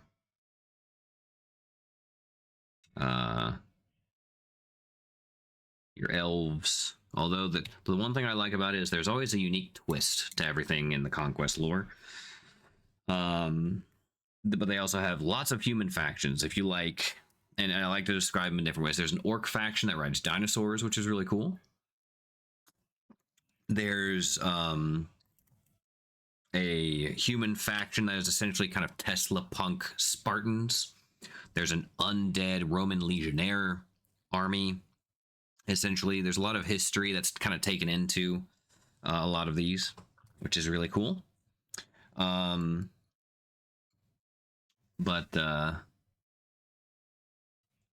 Yeah, just lots of really fun stuff. All right, now I need to drop speed paint on a lot of this. We go with a moody mauve, maybe? We go with the murder scene. Murder scene's very red. It's not quite purple, so I think we go with the moody mauve. It's a lot more purple. It might be too purple for these leaves and such, but we're gonna find out. So since this is a speed paint and not a acrylic, I don't want to put it in my wet palette. I'm gonna put just a droplet or two in here. Okay, it's very purple, which is actually not too bad. I might just do like 1, 2, 3, 4, 5, 6 of that. I'll kind of test it with the brush here real quick. Just kind of see how it separates just to get a better idea. Okay, it's very, very purple. That's okay. I want a little bit of tinge of red in there. We might be able to do this Moondrake Coral. It might be too bright, so I'm going to just do one little drop in here. Oh, actually, it might be the perfect color. Okay, it's definitely got a little bit more of the red to it. So it's basically just a lighter version of the one we just did, but I don't necessarily want a light version. I do want some red, though, so we could likely go with a poppy red for speed paint. I think since this is plenty dark, this is plenty red, I think if we mix the two, we might get kind of exactly what we're looking for. I'm going to do one little drop of that, one drop of this, kind of mix it up, see what we get. 2 drops of this, see what we get. I think that's right about where we're at. Okay, so we're going with a poppy red speed paint and the other one that I just lost. Moody, was it Murder Scene? No, it was Moody Mauve, I think. Where'd you go? This is why I can't have nice things.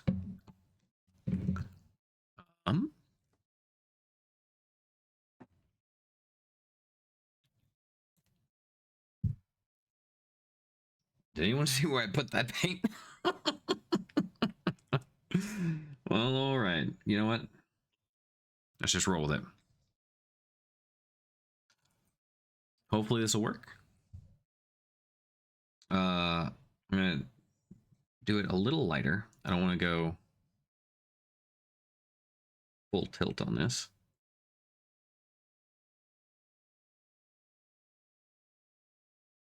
That's kind of what we're looking for. What I think I'll do is add a little bit of speed paint medium. I'm gonna just kind of wash this out just a little bit.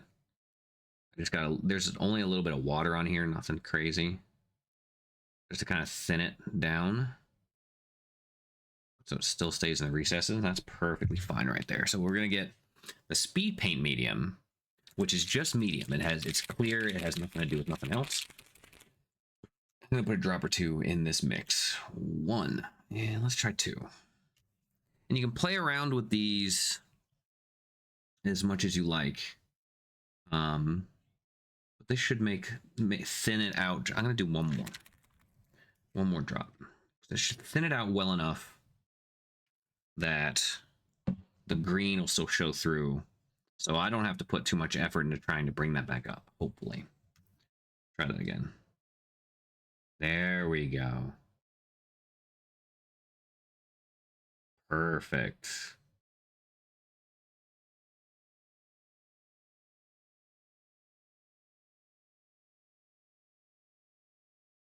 Very good, very good.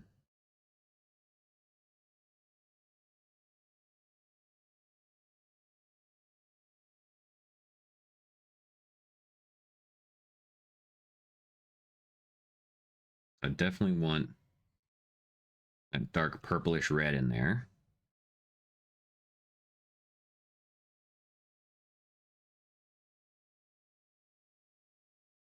But I also want some of that green to come through.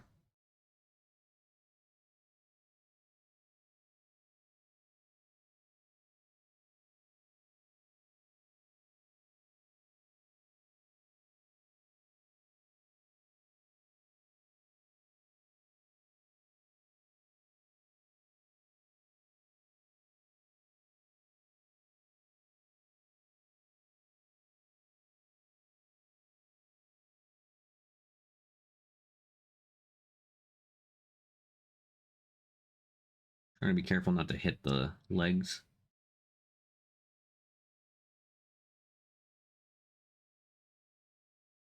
too much.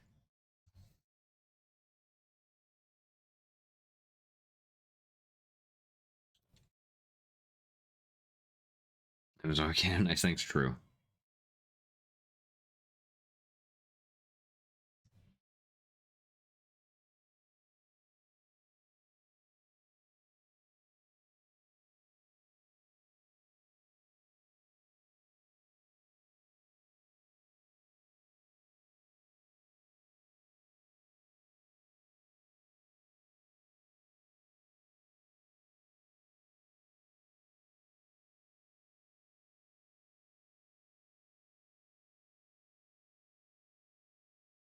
Okay, I like it. Heck yeah. Just set that aside, let it dry. Next one.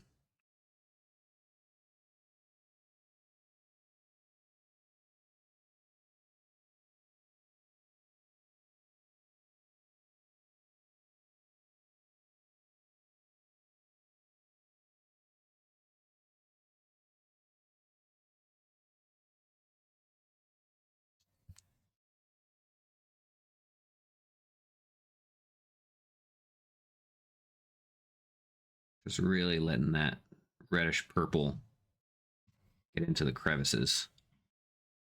But also a little bit on the green.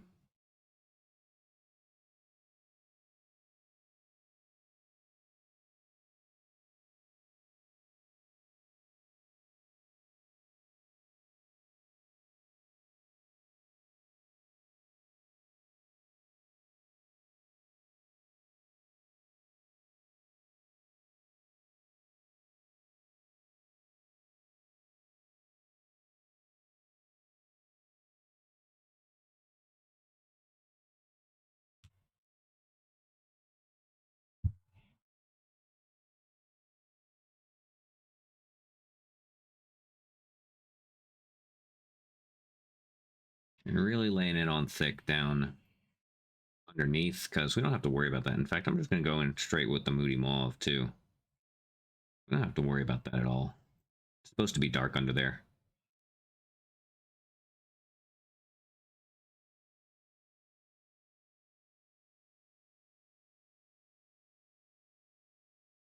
There we go. I just realized I forgot to get the little bug legs on her skirt, so I'll have to get that back here in just a moment. All right, let's go back in with the Moody Mauve and just go right in there.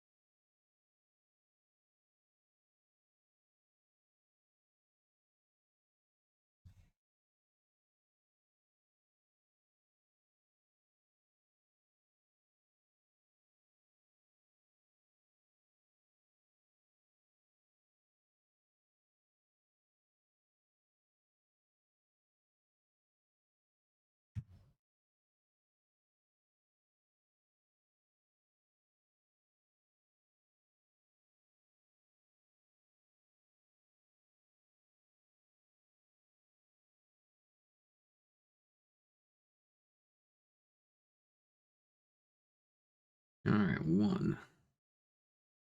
Two of those. One. Two of those. Mix them up. One more of those. We'll get some sweet paint medium back in there.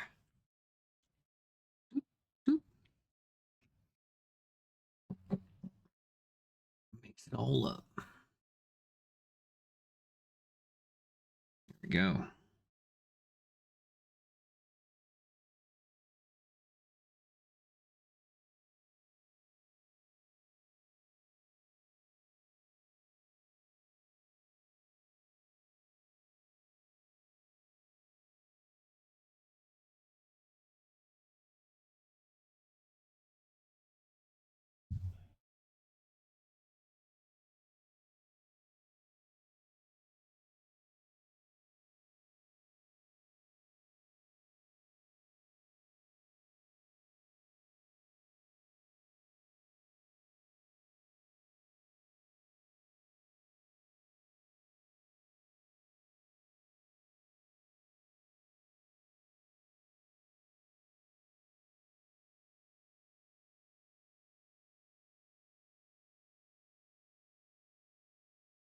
It's very dark. That's okay.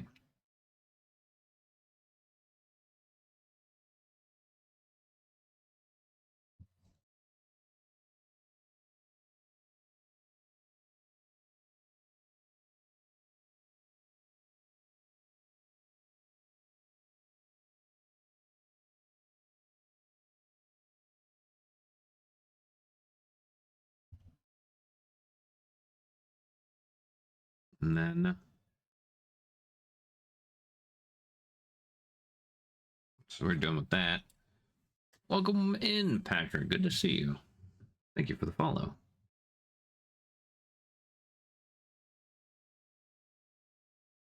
In fact, since we were talking about RPGs earlier, once the Conquest RPG is done, I'm hoping we can do a campaign here on this Twitch channel.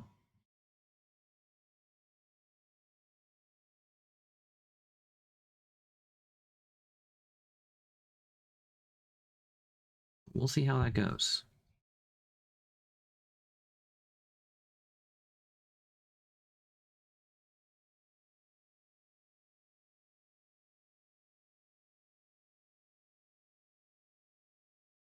Already done a lot of good world building this world anyway.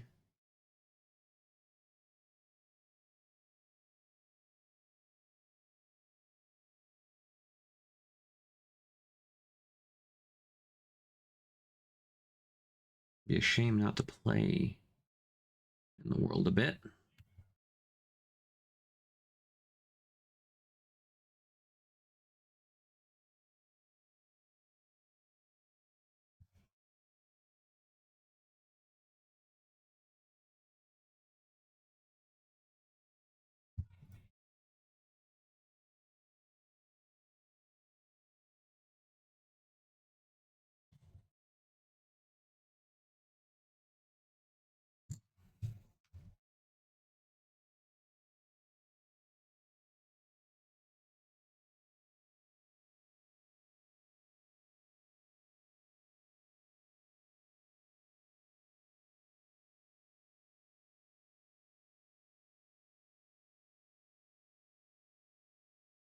Okay.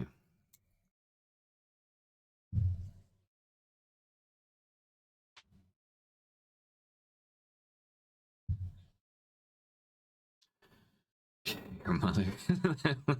Excellent username. How's it going? Welcome in. Okay, so we got.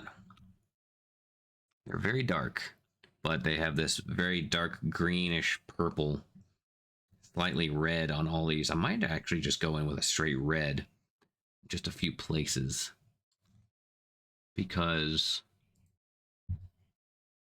we do have some. I think I'd have to really, really water it down though. So let's thin this red out with a lot of this medium. See how this works.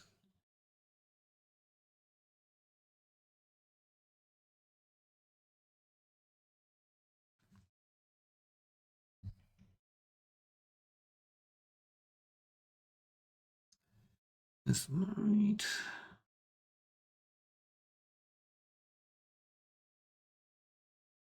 It's actually not doing a whole lot, to be honest.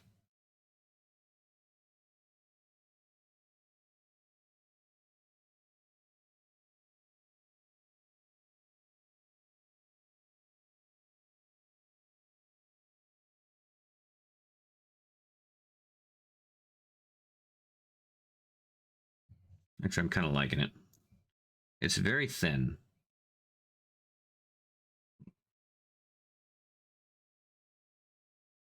I think it's working.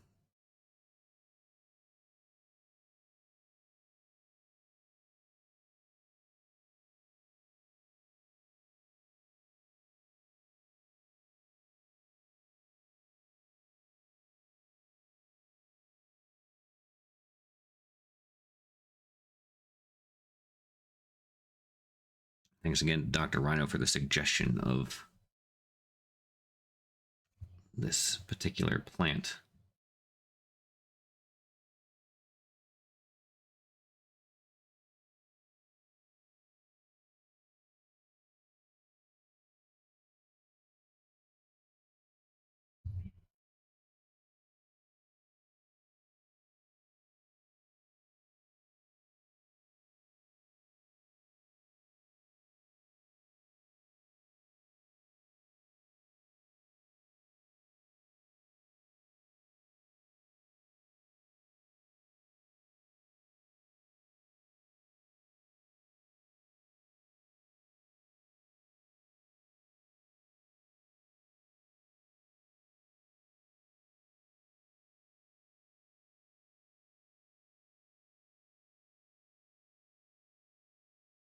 Because admittedly, I would have not thought to even look up the castor bean as inspiration for these leaves.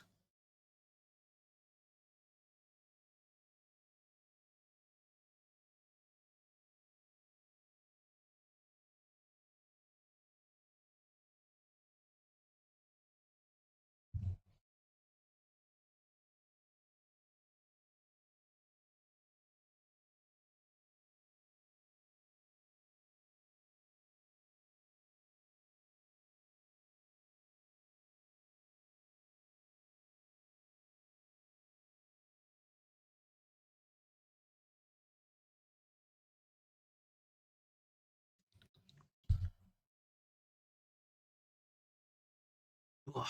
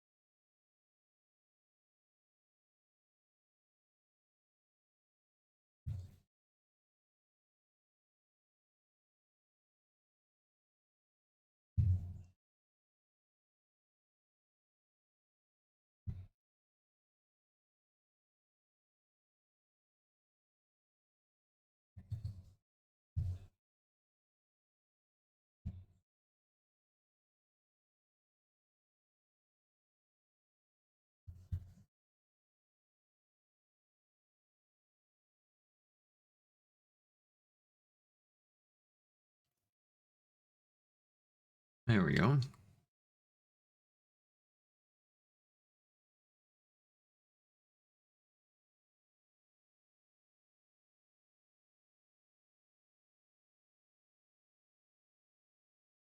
It's a good solid red in there. That's good.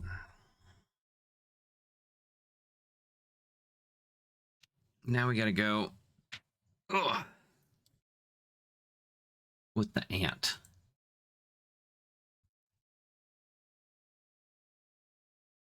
We might just go with that red over top of the... No, I think I want to do more of an orange speed paint. I think. Or that bright red, maybe. Do I have an orange speed paint? There's yellow, there's ancient honey, and there's nuclear sunrise. Okay.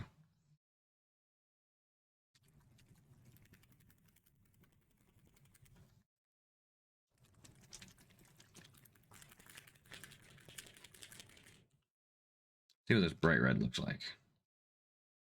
Actually, I think the bright red will work.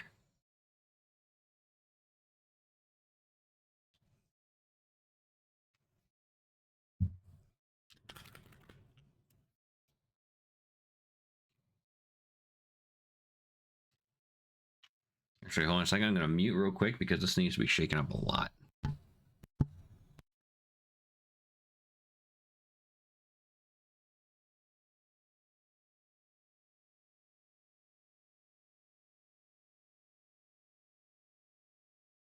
Apologies on that.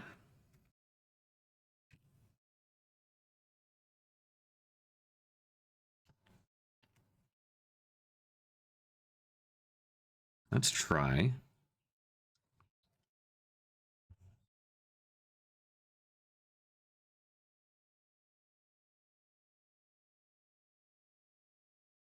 It is pretty red.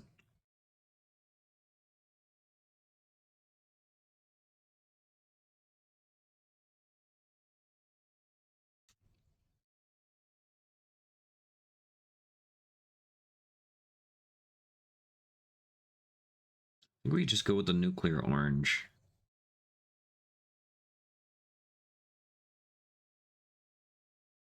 Yeah, we're going to do this nuclear orange on the armor.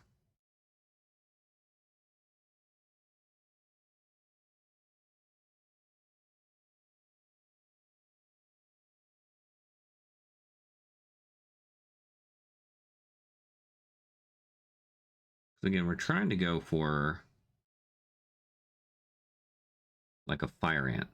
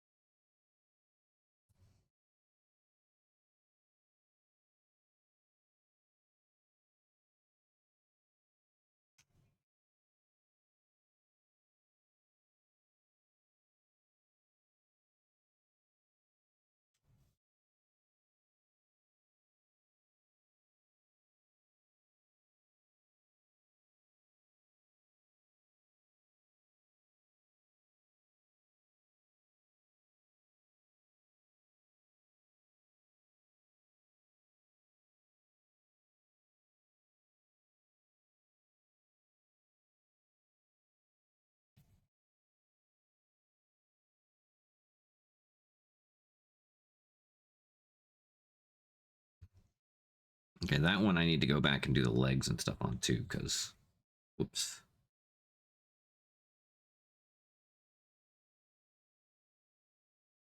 Kind of missed those a little bit.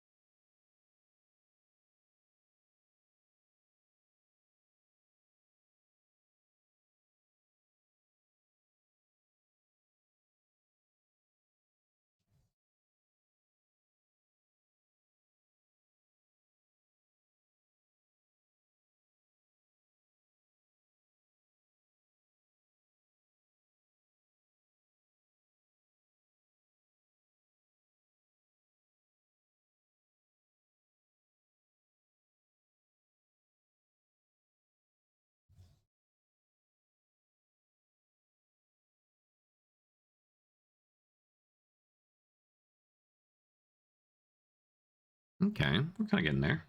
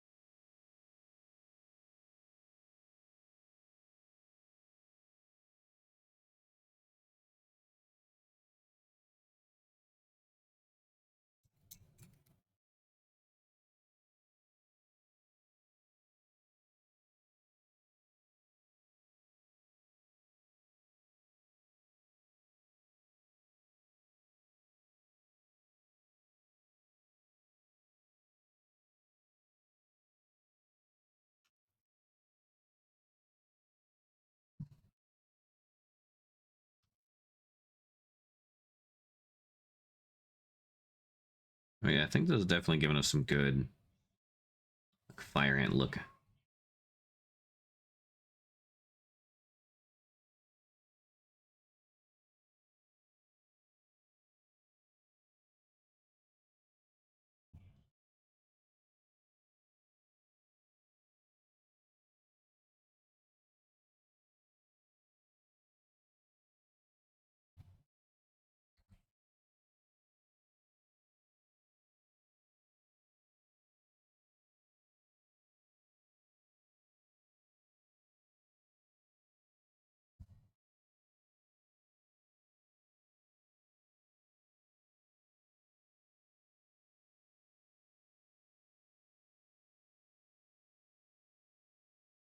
Okay.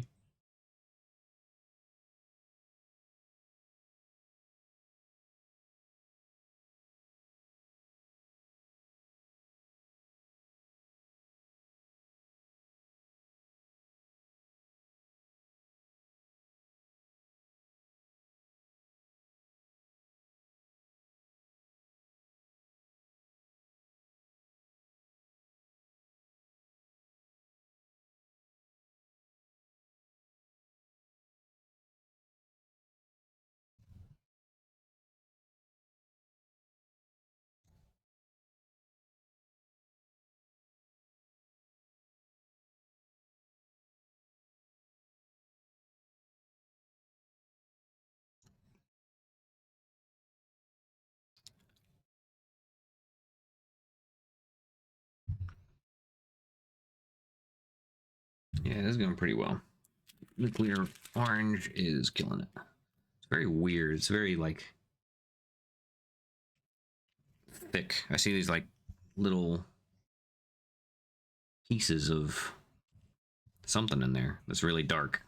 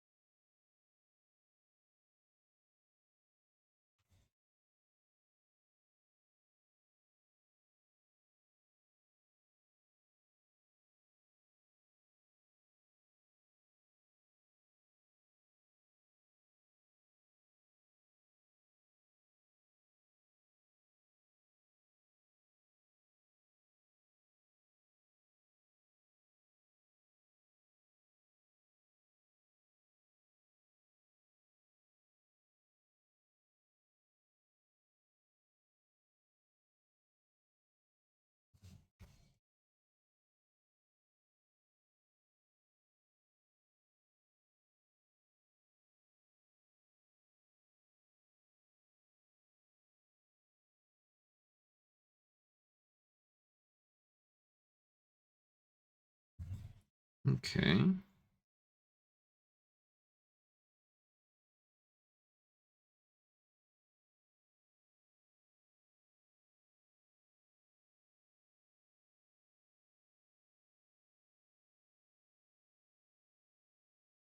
Okay, we're definitely working it up.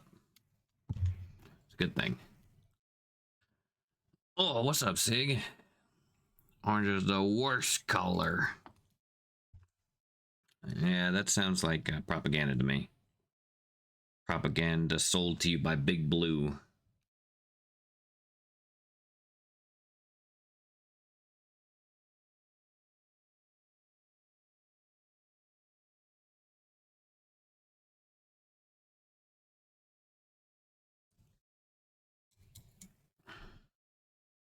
Okay, let's get the thinner brush out here because I gotta get that one spot that I missed.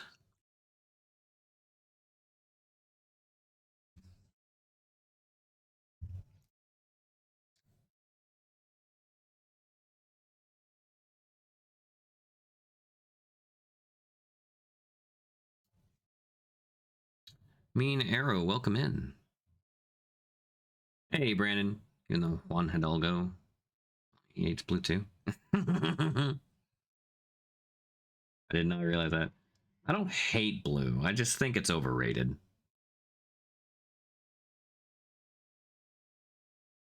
I don't think there's a color I actively dislike. I just feel like blue is like there are people who genuinely love the color blue, and I do not fault them for that. But there are a lot of folks I feel like who are just like, I guess I like blue. It's a nice color. Like, yeah, it's a nice color, but like, I don't feel like you've put that much thought into this. There's people, and not as bad as people like orange.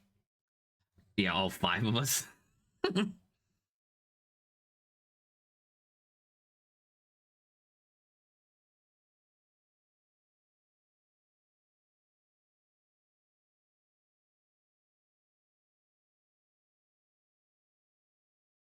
Big stinky. I don't know about that. That sounds like that sounds fake to me.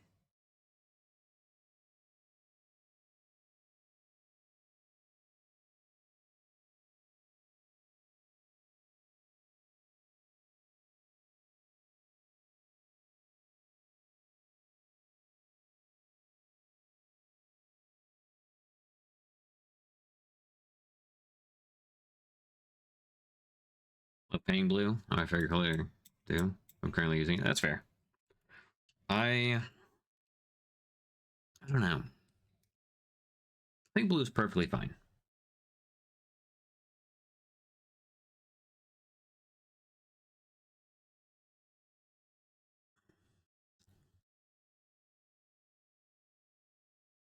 I just think there are much cooler colors that people could work with.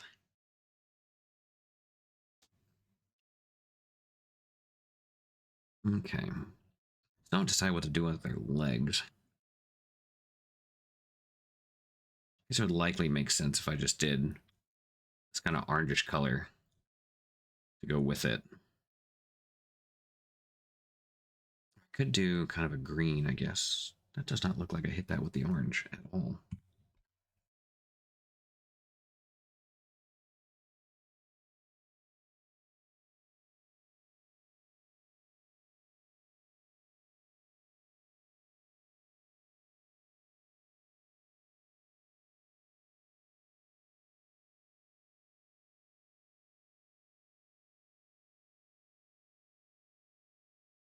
One thing I would like to do actually is hit the hair real quick. And the hair I'm going to do with Ancient Stone, which sounds odd, but I'm going to put a wash over top.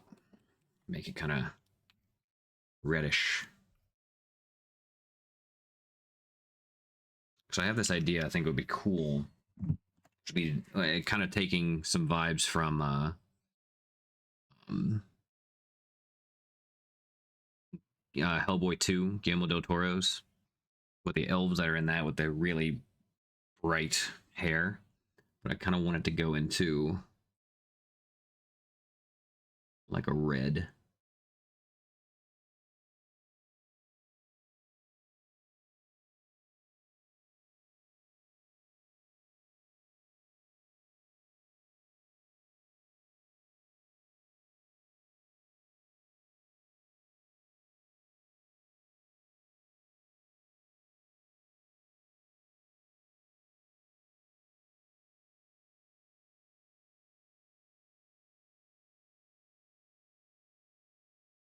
This is Ultramarine blue. That's not a fun blue.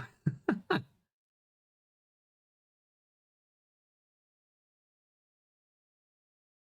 trying to think if there's like a color that I actively dislike, and I can't think of any.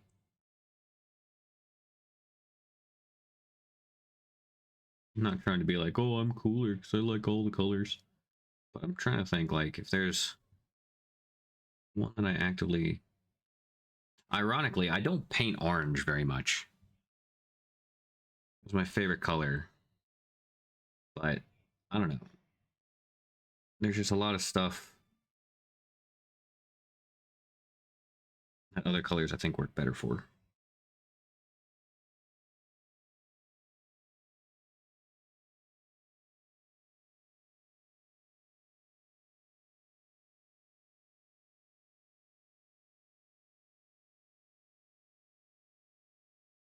Like, I don't want to just throw orange onto anything. It's got to be something good.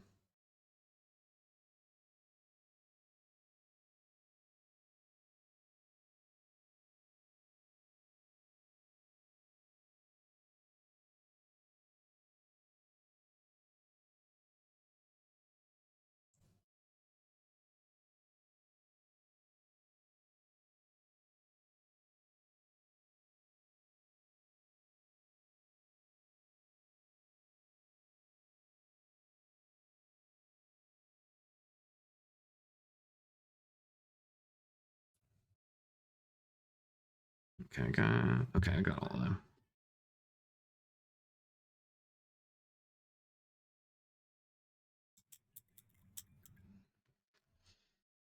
How are you guys doing today? Hopefully keeping warm, because it's about to get real cold out there, it seems. Okay, so looking at this ant.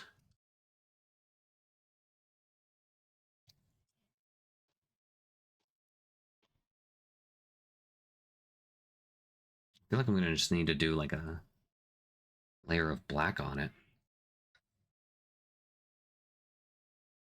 Or maybe I have that dark red right there.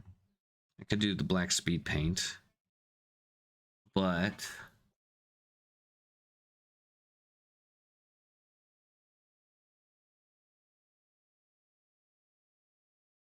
dusk red maybe? No. Well,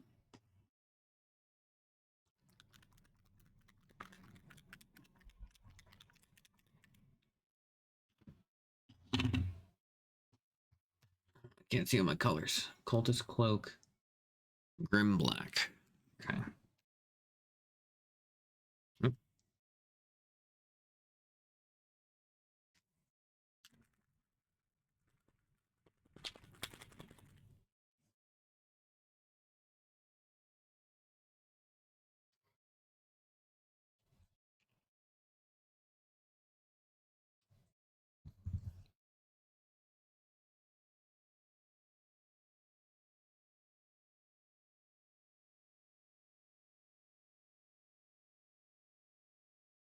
I think a drop of the orange with the black, I think, should be good.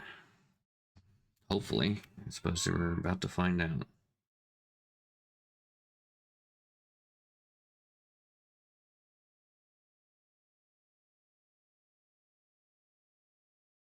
Going to get those really deep recesses.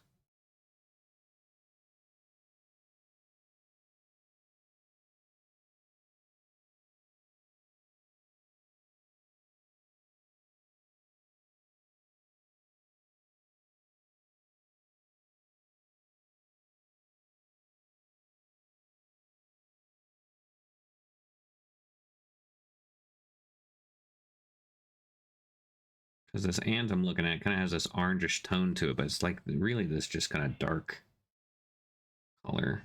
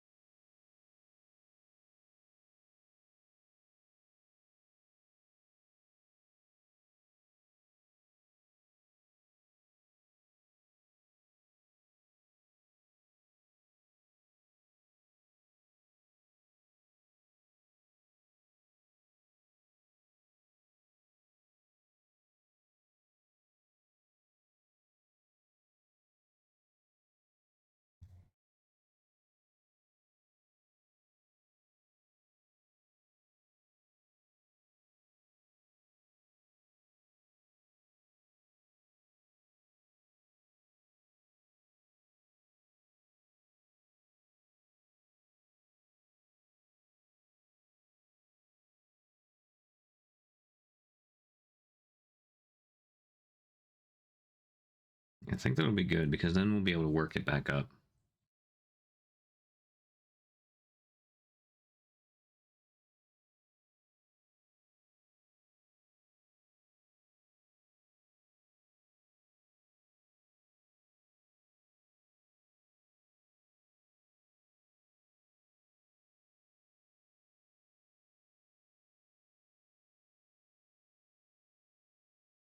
Yeah, I think this will work.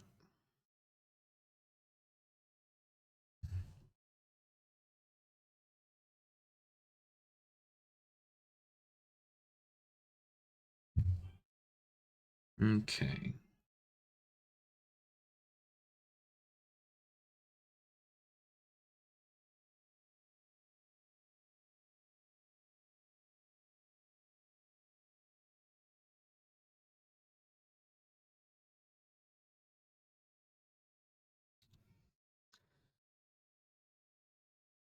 Trying to. Oh, 61 degrees. Oof. Yeah, it was pretty cold here too.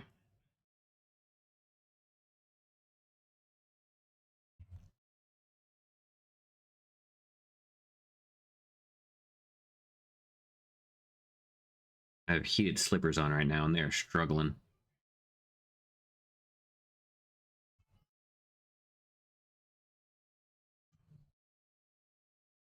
Because if anything does happen, I just hope the power and the heat stay on. That's all I want.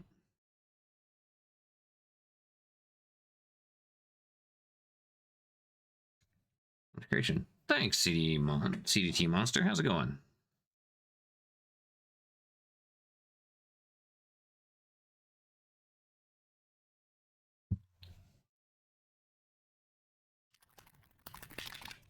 Welcome in. Call me Monster. Gotcha. Well, welcome in, Monster. We're just painting up some Conquest Last Argument of Kings. The new faction is the Weaver Courts. So we're painting some of them.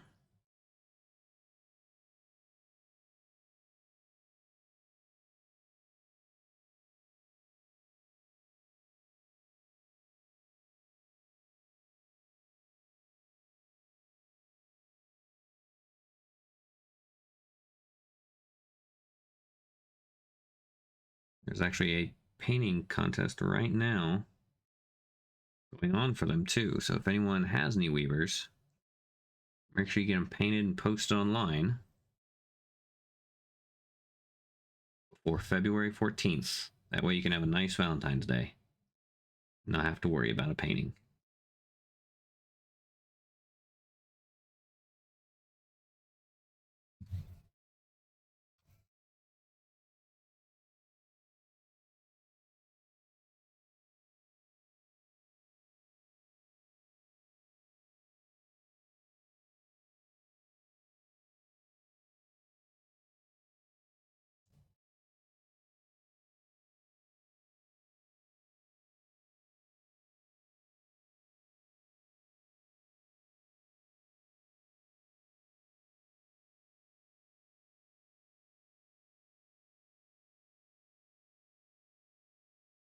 And then at the end of this stream, we'll actually show the December winners of the Colors of Conquest monthly challenge as well.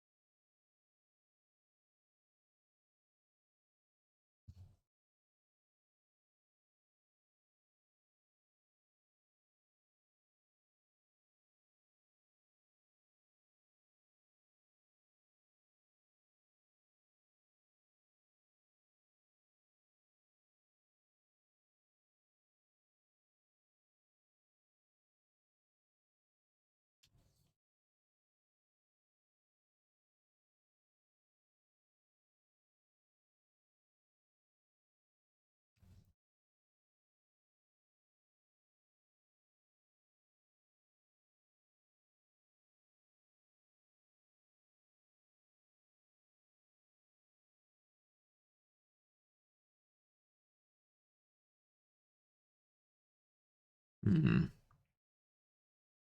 anybody has any questions or comments or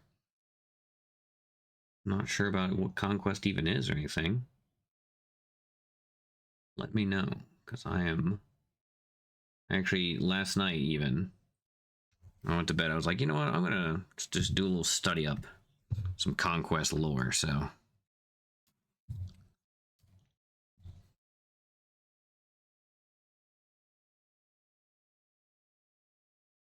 I didn't get all the way through. I fell asleep, but not because it was boring, because it was really late.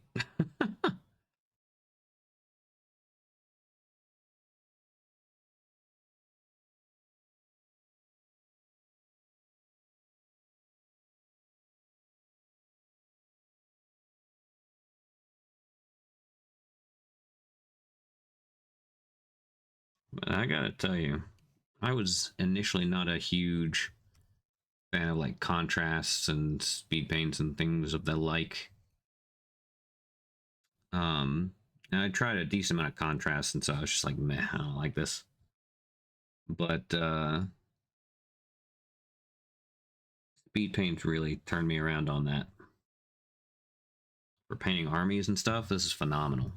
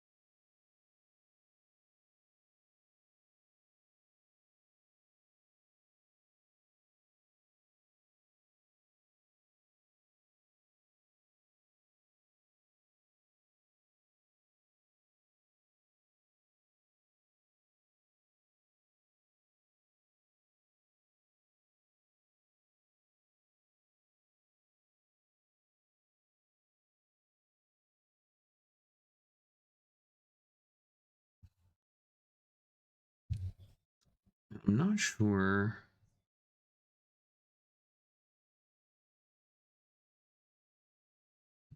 Well, so the colors we're going for are very dark right now. We're working them up here in just a minute, but the idea, all these leaves and stuff that they're wearing are going to be castor bean leaves, which I thought was a really neat idea. Given to me by someone in the community.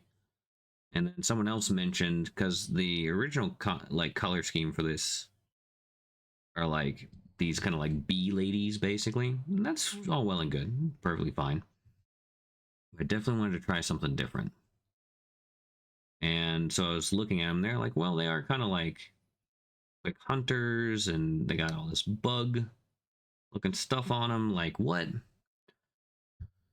else has like some pretty intense looking bugs that like can, especially since it's an infantry unit, like what else has like bugs that can swarm and kind of like really get in there with some piercing attacks? And I was like, oh, ants.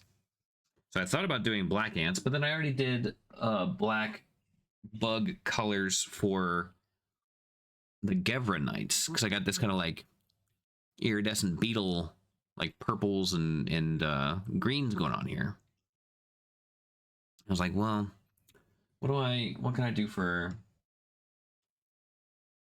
to set these apart?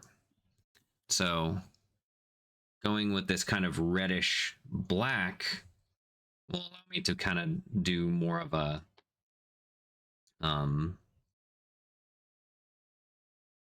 more of an ant, I think. Kind of a darker red ant, not like a big bright orange ant.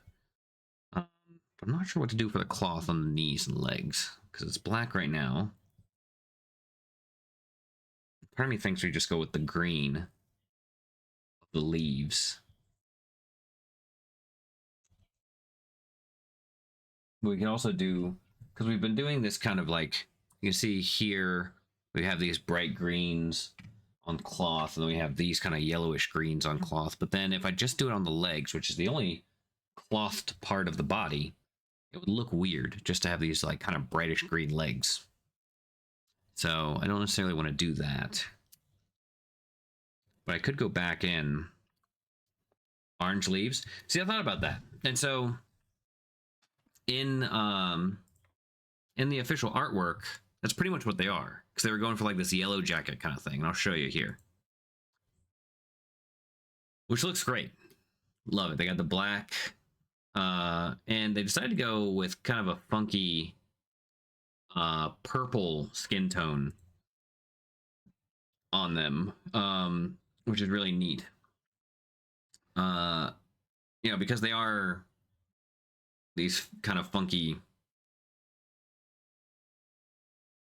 characters. But I guess, I mean, looking at the color palette here, they still have the same colors as like the leaves as the legs. The only thing that's different is the masks aren't the same as the black that they have as their armor. But it does match a lot better overall. And especially with the bug legs, it kind of gives off this look of like a yellow jacket, right? But I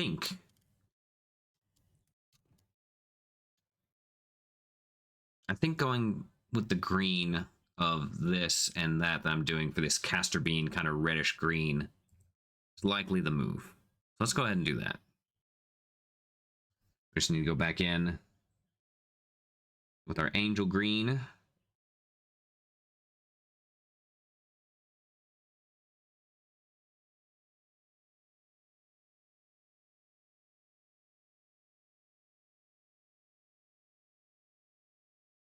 Like a nice little thin coat, nothing too crazy.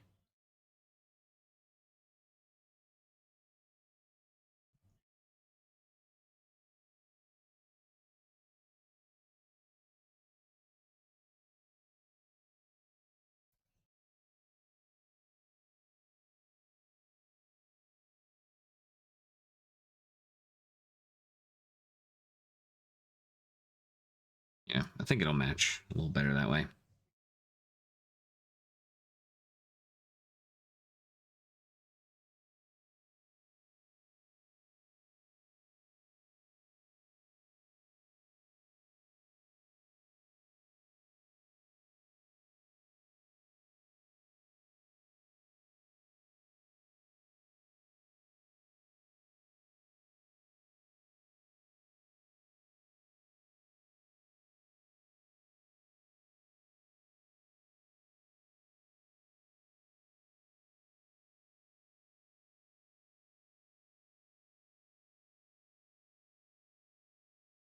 Right now, this green is kind of giving me like Peter Pan tights vibes.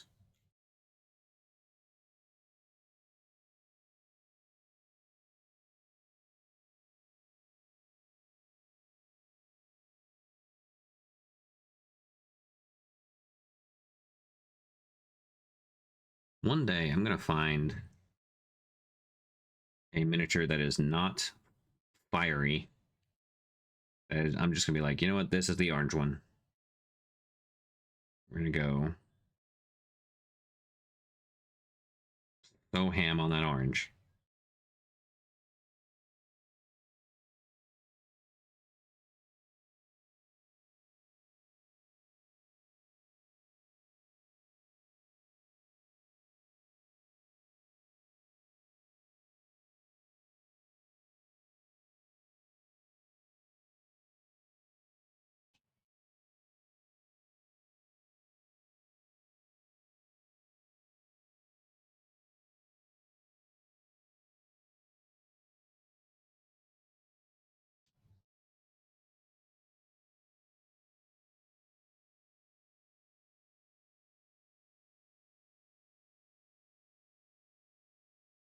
Here we go.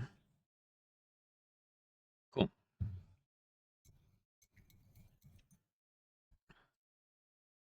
All right, let's take just we've been going at it for about 2 hours. Ugh, I should get up and stretch. So should everyone else that's working. But we're gonna get back here and we're gonna start brightening all this up. We got the orange to brighten up, we got the skin, and we got the leaves as well as the base. We got a lot, but we're getting there. We're like, we still got a good bit of time left in this stream, and we're getting pretty close. So I think we'll be able to get these pretty much done. So pretty excited about it.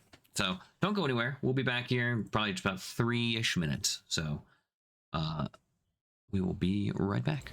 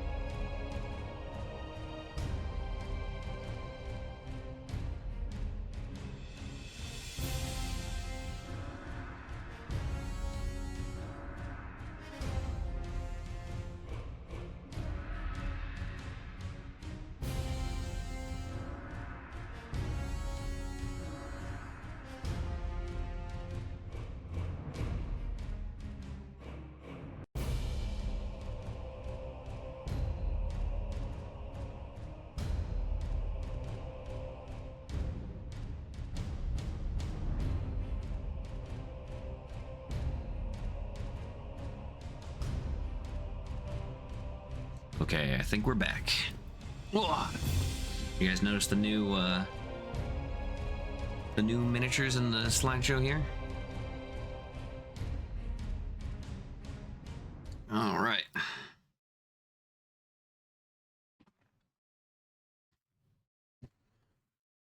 Now, although I guess I could have done these gloves also in that green color. Oh well.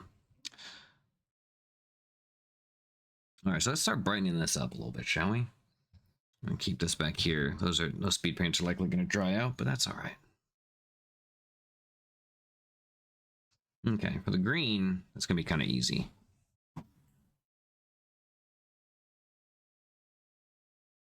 Because these leaves are going to be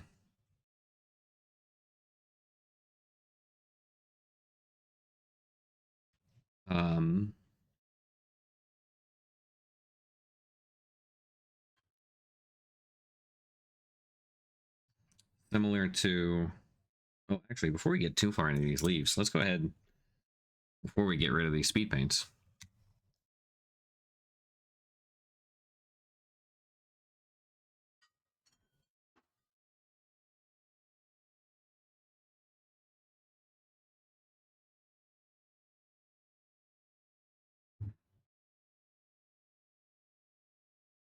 Get the green of these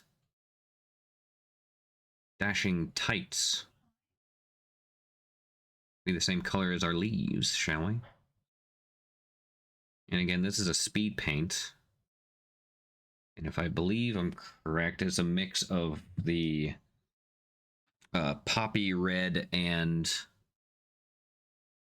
the moody mauve.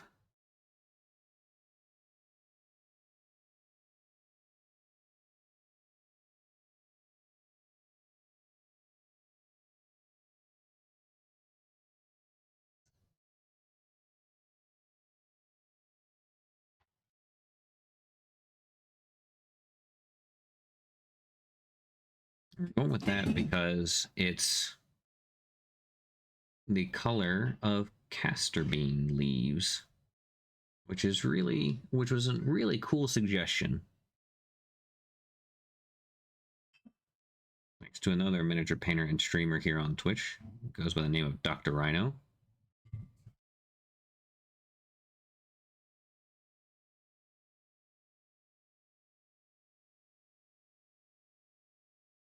So we had folks in the Parabellum Discord who suggested we jam on a few different bugs. Actually, there's a lot of inspiration taken from,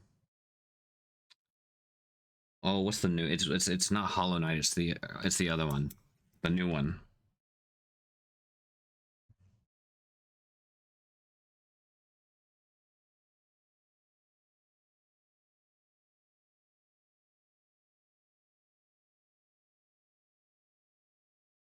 Silk Song, thank you. Yes. We need another drop of speed paint. Sure, too. There we go. Hornet is the character. I see. Okay. Well, there were a few characters from that game that they suggested as color schemes, which were really interesting ones to take a look at. Not bad suggestions at all.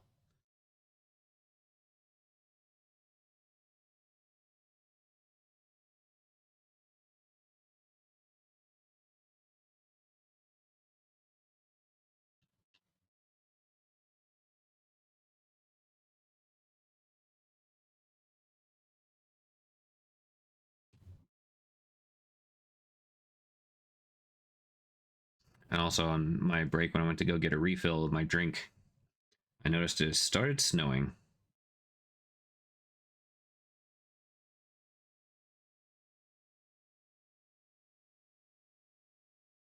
Hey, Sophist and this Mechanic Games, what's going on?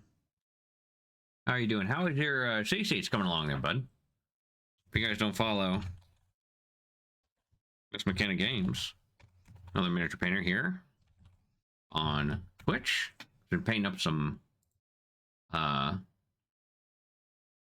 that their city states here recently. What are y'all doing? Hey, Red Tails, good to see you.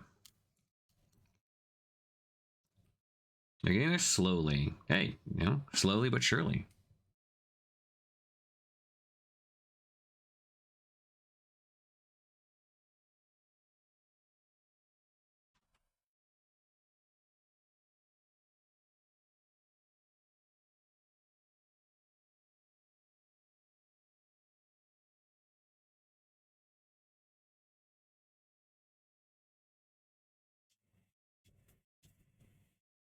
Have them done by next year's Zepticon. Dude, I feel that.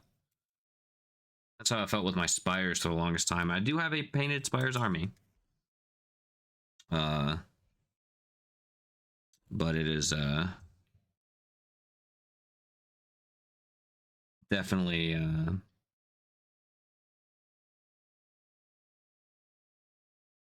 it definitely took quite a while. Okay, now we're going back over that wash again. That green with just the pure poppy red. Makes things very dark, as you can see.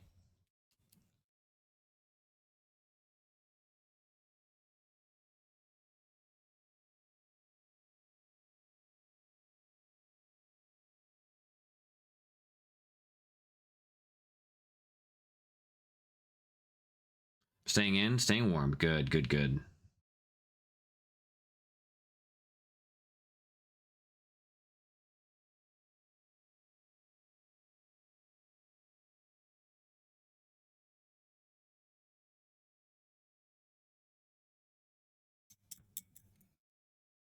Okay. Now that we got the red, that on there, we can go back to our angel green standard army color fanatic paint.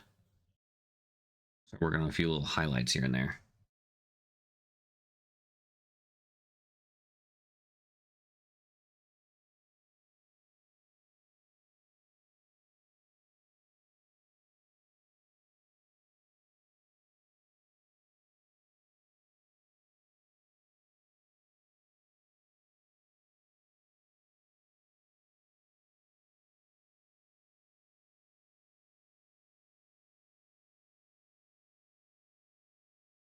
And I don't want to go too far on these. I want to keep a lot of that purple in there.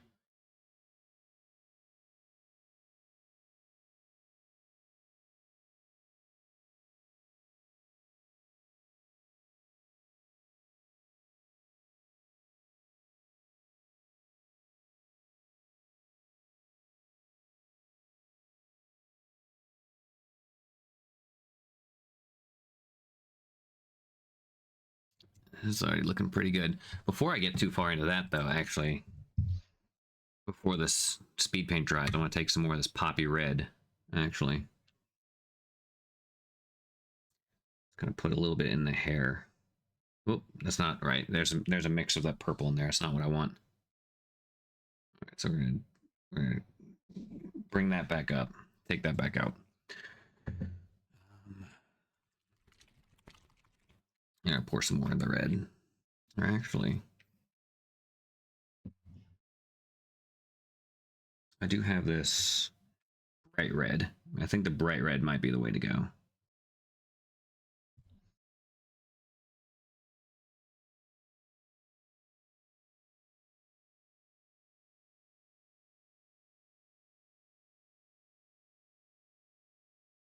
Yeah, that is a bit more of what I wanted. It's kind of funky.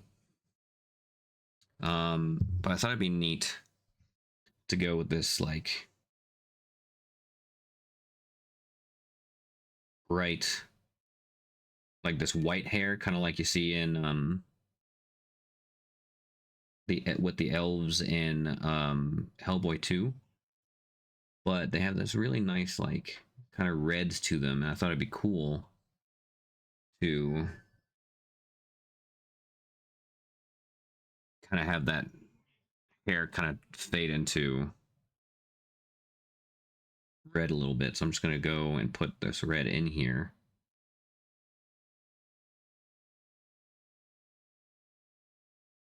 I can highlight back up from it. So on the East Coast, all the southern states are getting nailed. Safe. Yeah, it's just getting started over here. It is pretty much supposed. It's not a heavy snow, but it's supposed to basically continue snowing until basically Monday. So okay, good on that.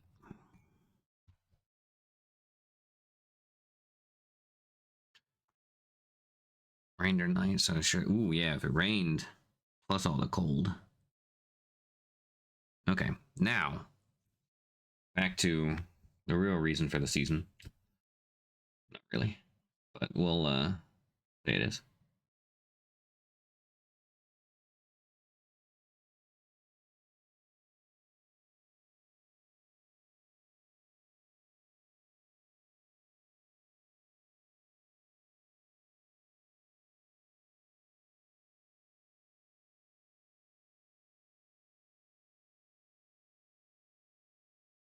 And you could just like dry brush this, to be honest.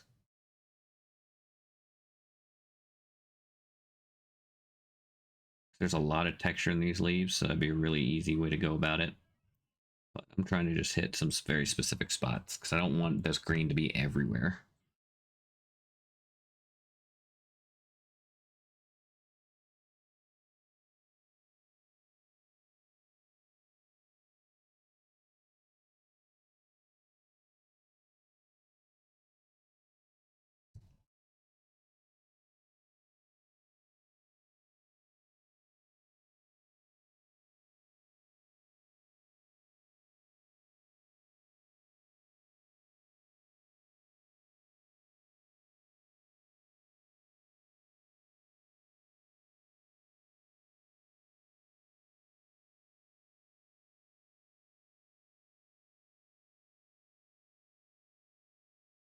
Just a little bit under the rim here. I don't want to. It's supposed to be kind of shadowy under there anyway, so wouldn't make sense to.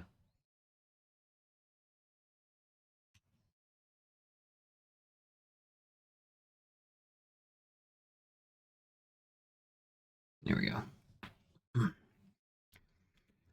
Take some blankets. Go slow. Oh, good. Yeah, it's a good call. I didn't even think about taking blankets into the car, but that totally makes sense.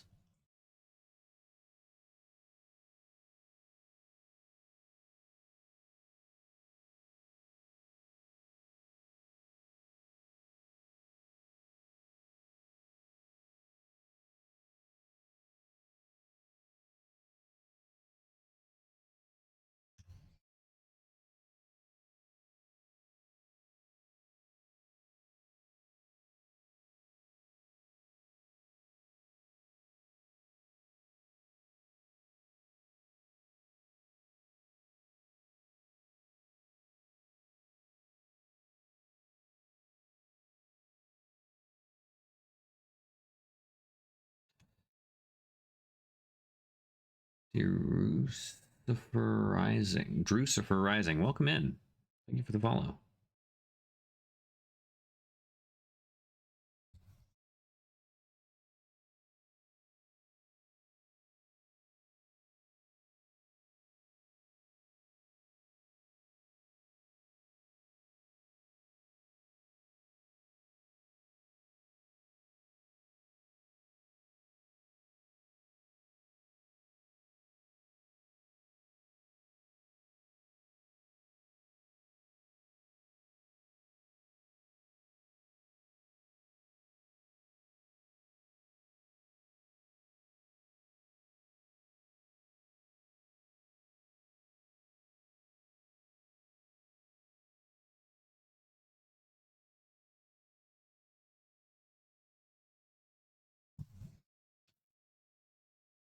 Oh, it doesn't my first scene.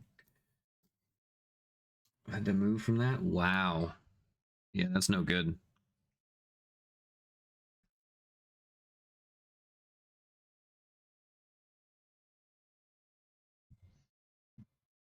Not last year, but the year before, we had a pretty massive snowstorm here that took out a lot of our power. I think a lot of folks was a little unprepared for it then. I think we adequately prepared for it to happen again.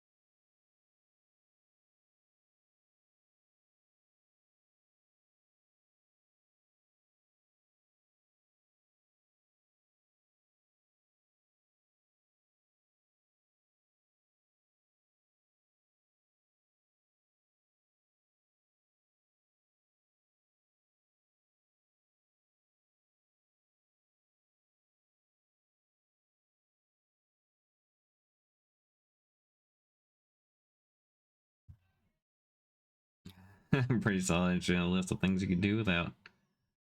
True indeed.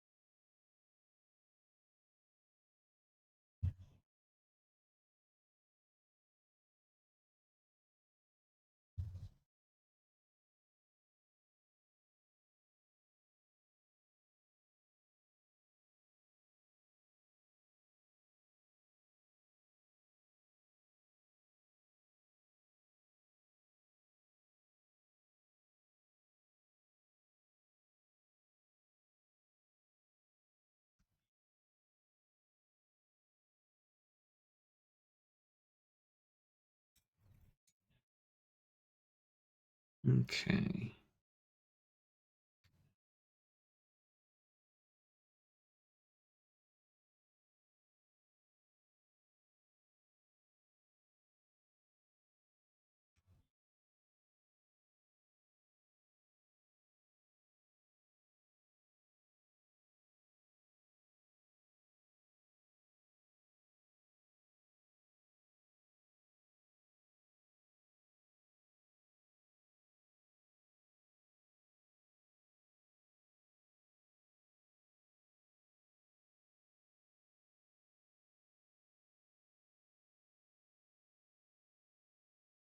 Trying to remember not to go all the way in to shadows. It's always the hardest thing for me to try to keep in mind is like I gotta actually forcibly put shadows and stuff in there and not just paint the entire thing all one color.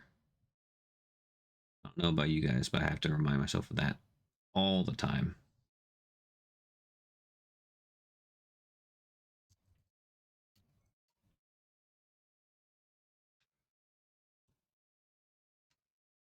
Let's see, let's get your legs going here.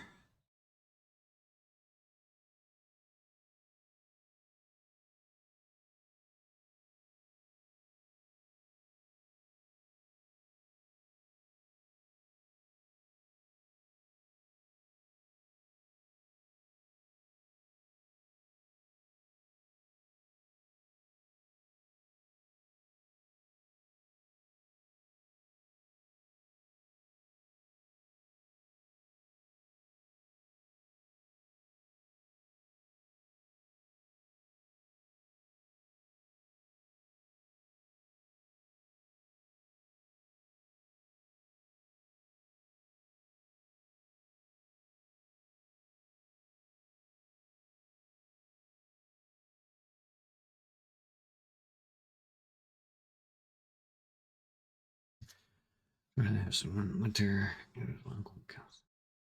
Being flooded from a burst pipe. No damage. Oof.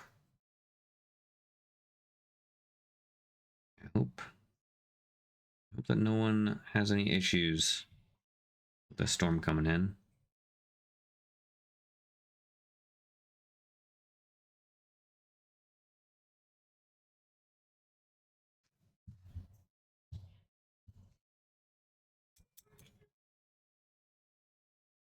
And Darius, I think, is how you pronounce that. Thank you for following, as well as Hasimula.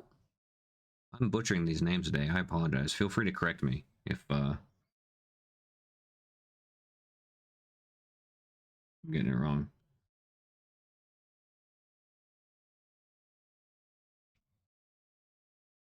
Except for Sig, you don't get to do nothing.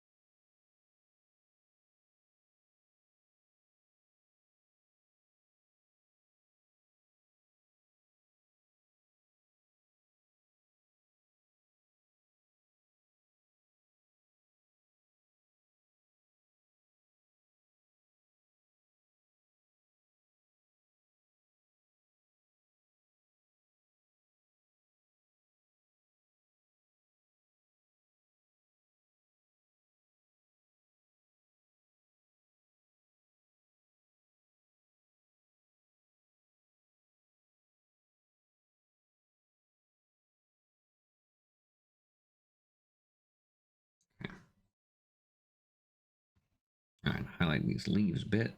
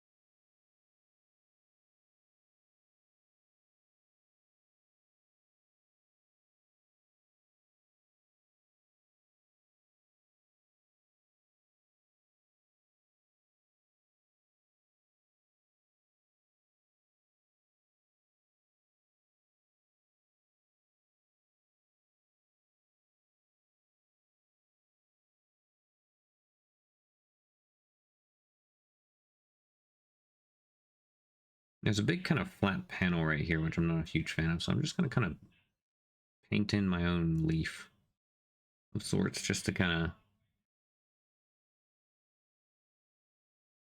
of break it up and kind of add this other texture in there.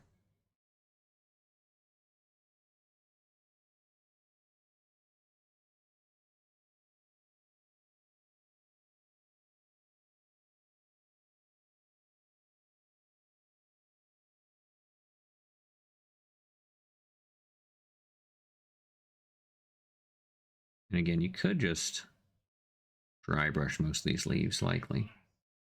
It'll look just fine, but I'm trying to keep things tight and tidy.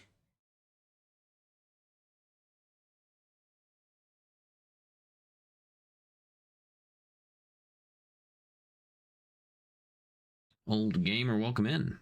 How are you doing?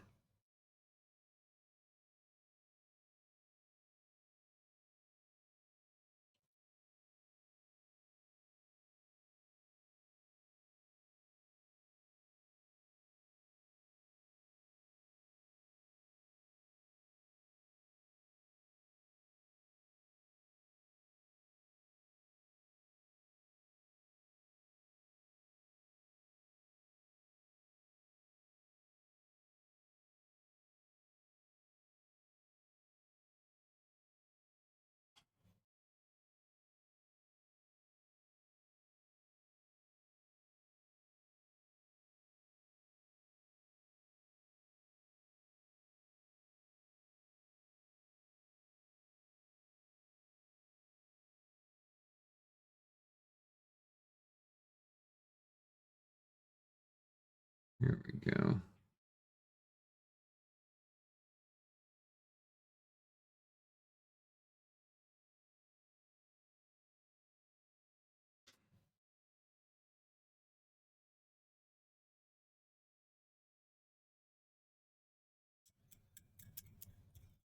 So yeah, no worries. Conquest fan as well, or just checking it out. For now, we're working on the new set that is available for pre-order. Actually, it might be out now. At least it was available for pre-order the past few weeks. Which is the Skaha Hunters.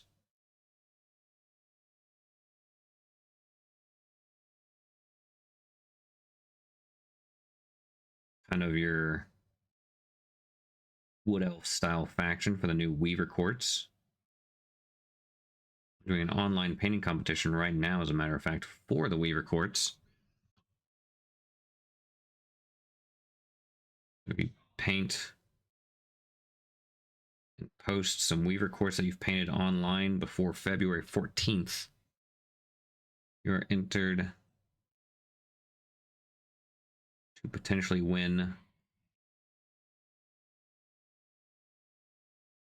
one of the Founders exclusives, which is usually a fairly pricey resin kit that they do just for the launch of new armies, so they're limited edition.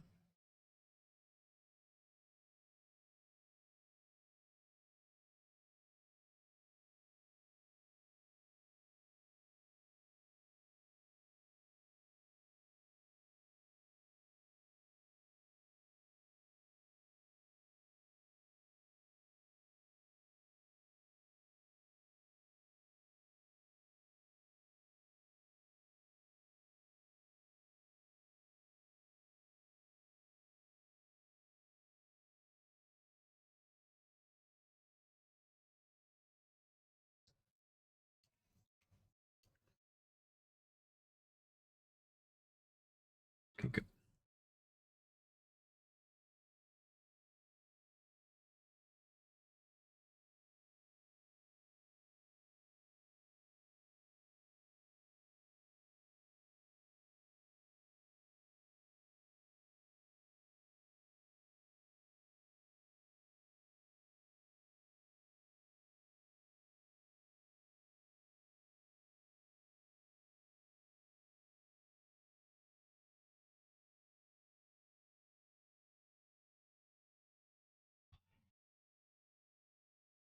Yeah, thanks to Dr. Rhino for suggesting the castor bean as the inspiration for the leaves on this unit. I'm really digging it.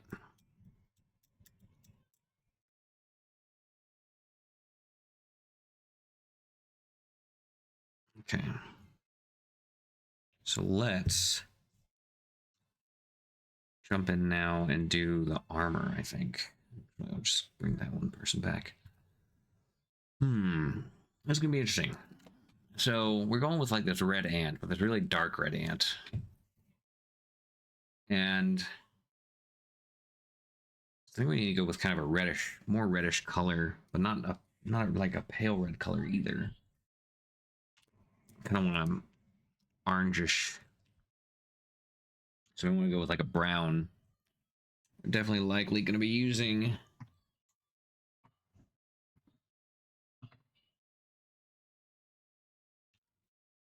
some of this red maybe, but it seems so bright though. I gotta have a darker one somewhere. Let's see. Wyvern Furies, too purple. I don't have very many warm reds, seeming to be the issue, because I have stuff like Basilisk red, but it's a little too purple, a little too cool. Oh, wait a minute. Pure red and dragon red. Yeah, between these two, definitely want to go with the dragon, but we'll likely need to mix that in with some of this brown, I guess. Realize I have not actually opened this paint yet.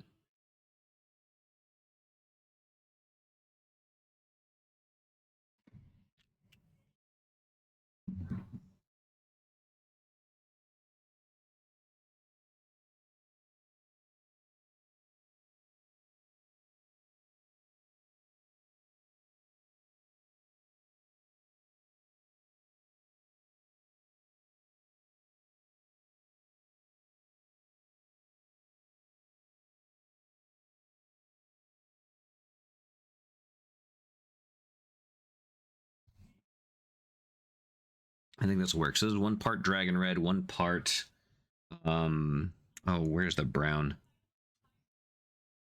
1 part carnelian skin. A tiny little drop of lava orange. Actually, no, I don't think I put any lava orange in it. And then green gray. I think this is gonna work.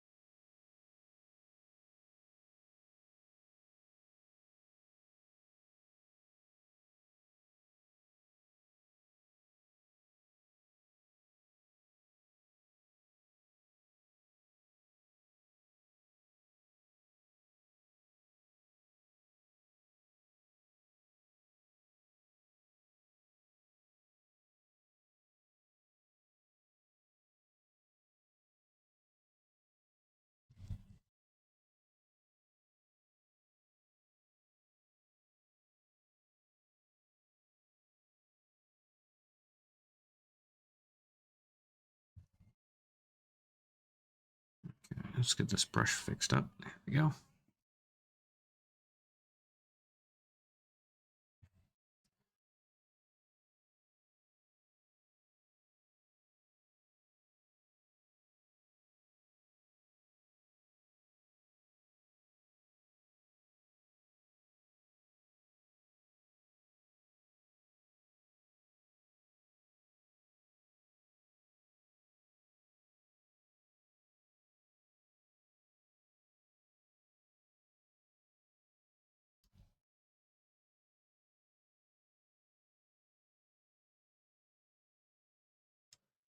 Go back to studying. I'll leave a lurk. Glad everyone's okay so far. Knock on wood. Catch up with you later. No worries. Thank you so much, and good luck with the studying. I hope you learn a lot of cool stuff.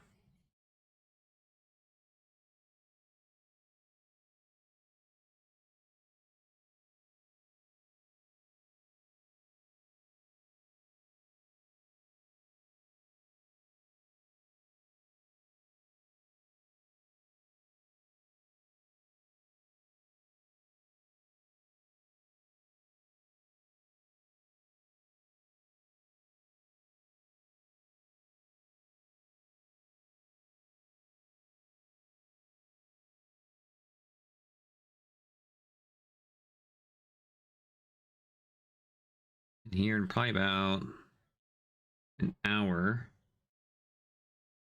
we're gonna jump into the Colors of Conquest for January or for December. See who won.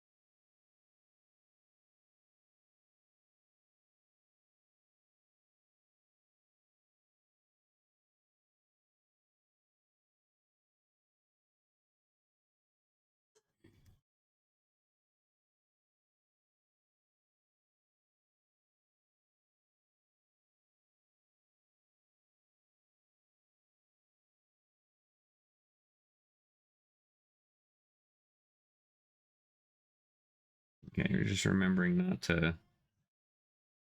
I'm trying to make this, this is again going to be like a bug's carapace, right? So the goal,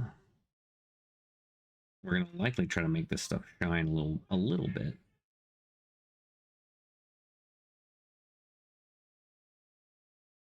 Kind of like how we did with the Gevra Knight. But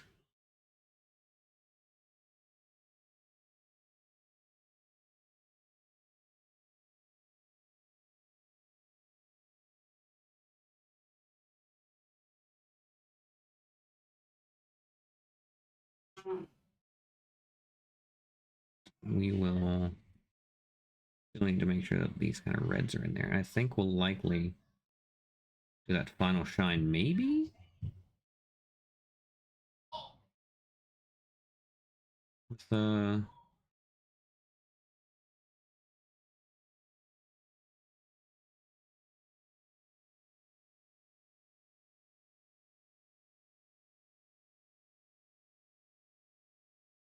with an orange?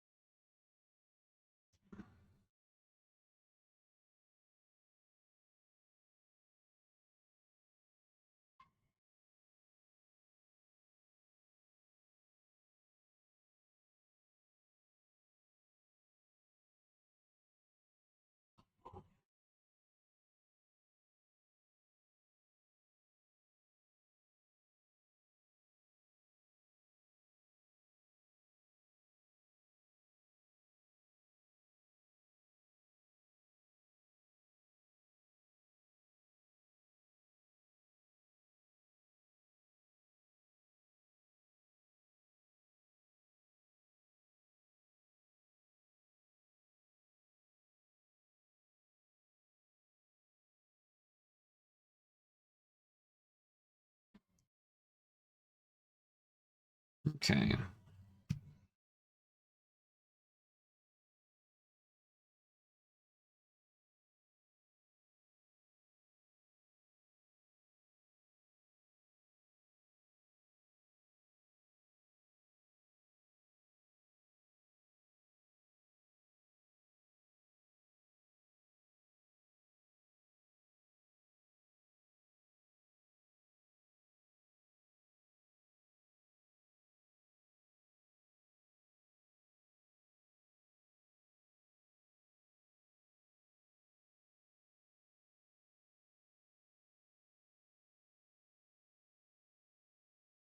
Trying to get in all these tiny little recesses and stuff. Not always easy. So you can, if you're feeling it, there's always the option to sub paint your pieces before you assemble them. It's not my favorite thing to do, but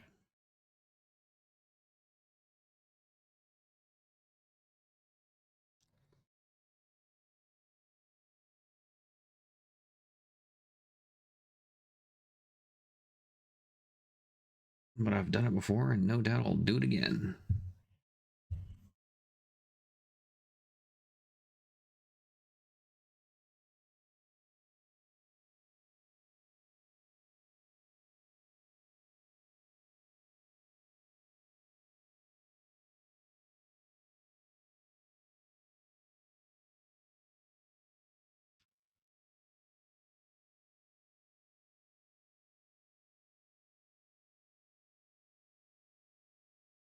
Blue symbol, whole diorama, paint one piece like me. I'm so smart. I don't regret it. I promise. Hey, I think we've all been there at one point or another.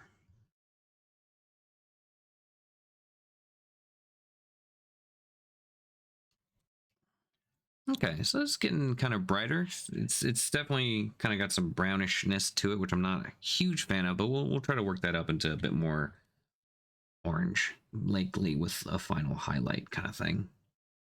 Not looking bad, just not quite what I was working on or trying to get. But you know, that's the other thing too, is like sometimes you're trying to get one thing, but it works, even though that's not what you intended. Sometimes you just roll with it, you know? Part of the fun of kind of working on stuff like this. Although it can be frustrating at times.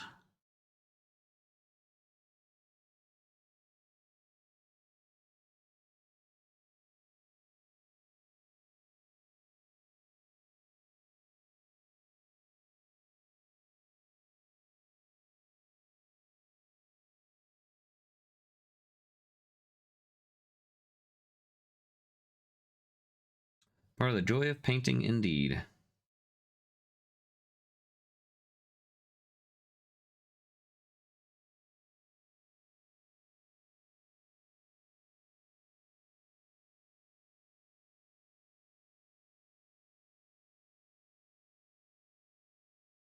As Bob Ross would say, happy little accidents.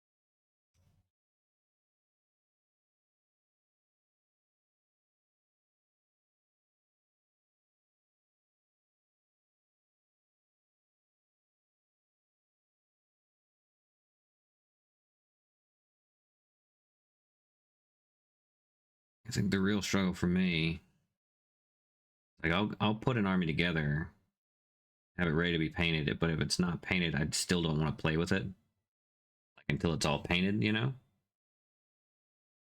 And but I play with guys who they like don't have their full army, and so they'll just like put some stands or something out there, you know. Just be like, yeah, whatever. And I'm just like, I can't do that. I kind of wish I could do that. I mean, I can play, don't get me wrong, and I will play without a painted army, but it's just, it irks me. Welcome in, Rogers. Thank you for the follow.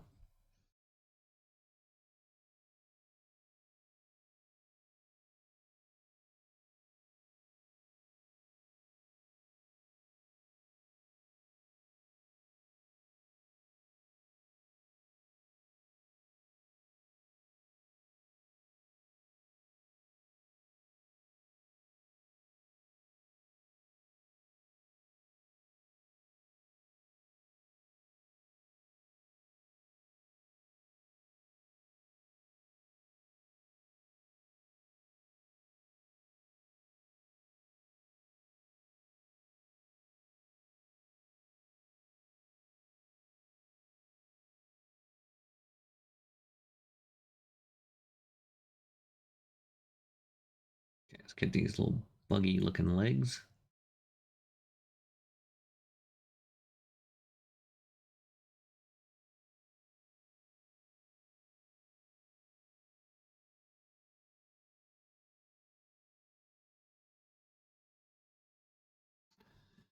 Good Arceus, do you have a code? Would save them money. True. The local folks, that's the one thing. I would rather folks support a local store if they can. But uh, our local store hasn't gotten any in yet, so we just have a handful of players. And they're like, if we can get some more, we'll start stocking it. I'm like, okay, well, I get it, but trying to it would help us get more people in to play if it was just readily available and people could like check it out.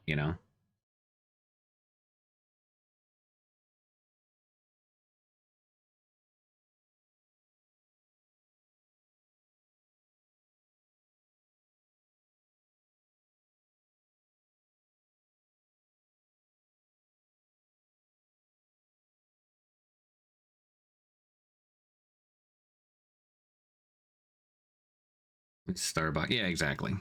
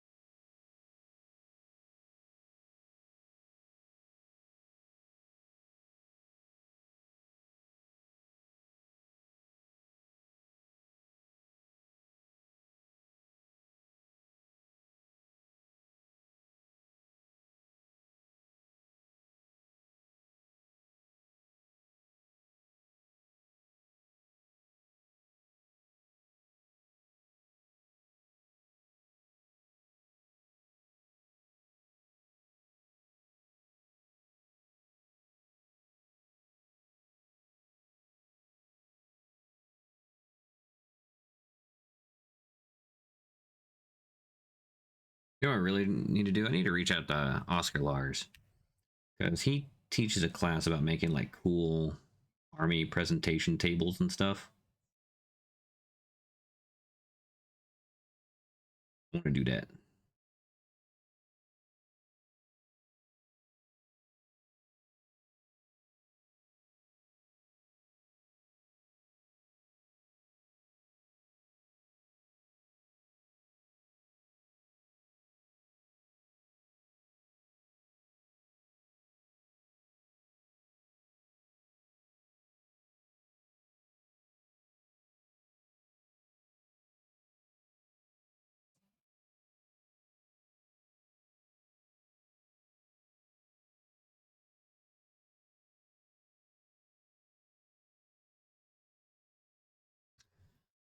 He's a great teacher too. Have you taken one of his classes?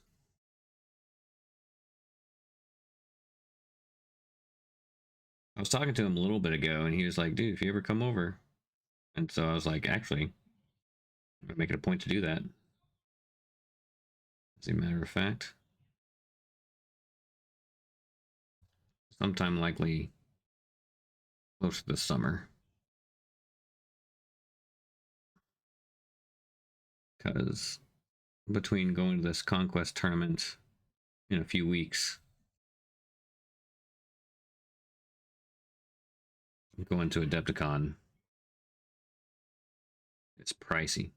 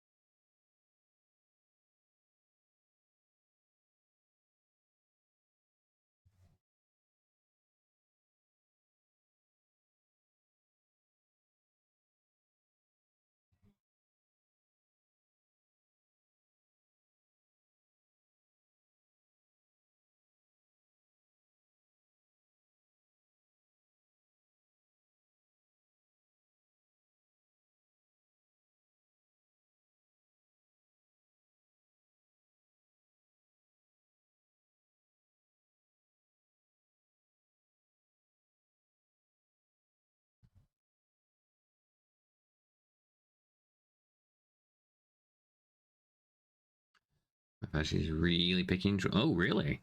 Well, that's good.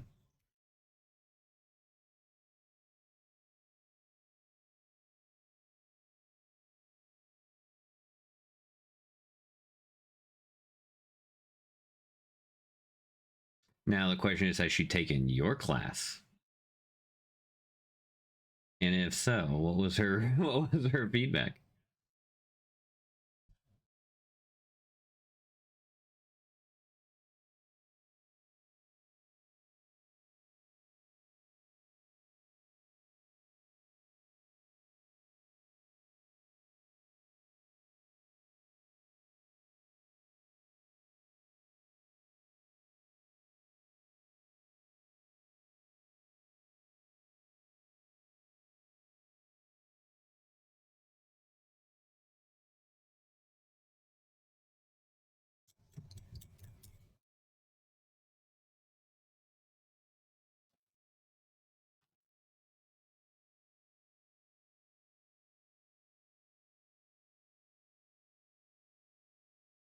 Okay, we're gonna finish up a little bit. This armor, and I think we're gonna go into checking out. Actually, what time is it? It's 3-1-1 coaching. That's yeah, that's fair.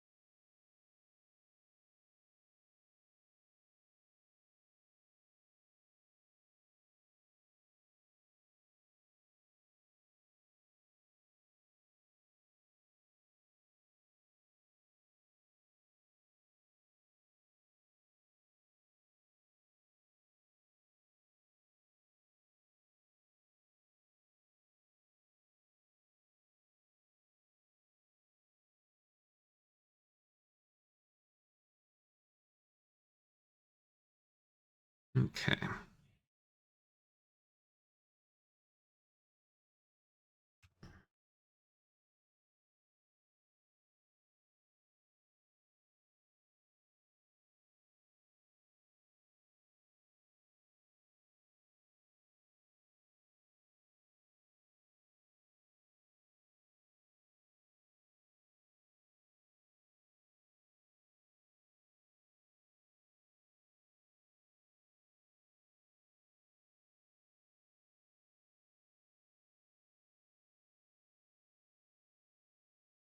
Here we go.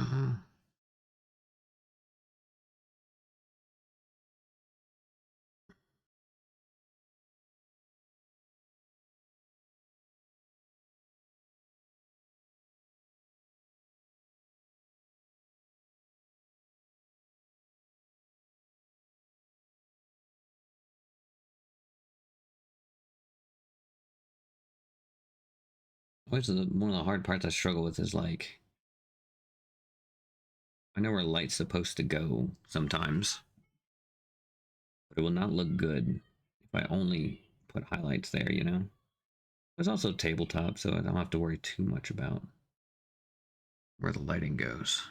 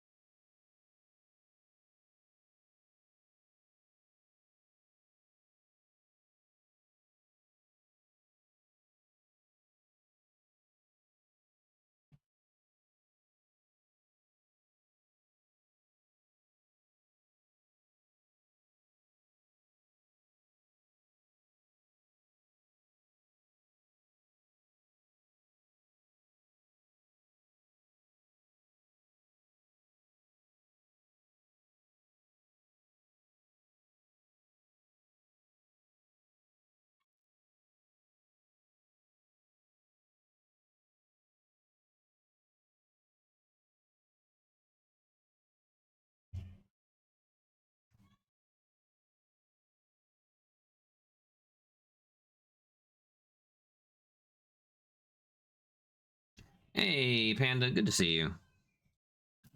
If you guys don't follow Awkward Panda, another awesome streamer here on Twitch. Appreciate you lurking.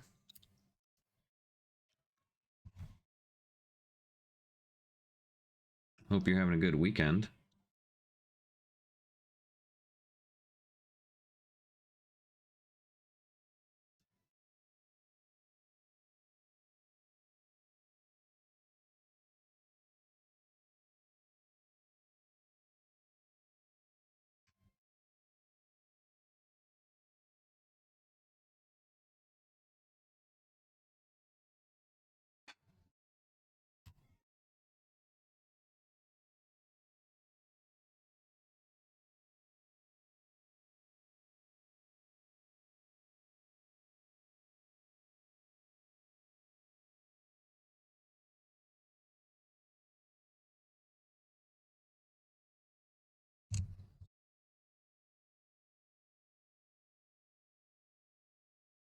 Not too shabby. New cycle is exhausting. Yeah, that's fair. Understandable.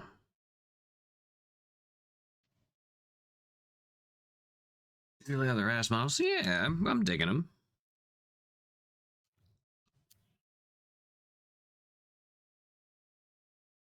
Oh, I forgot to paint this one's pantaloons.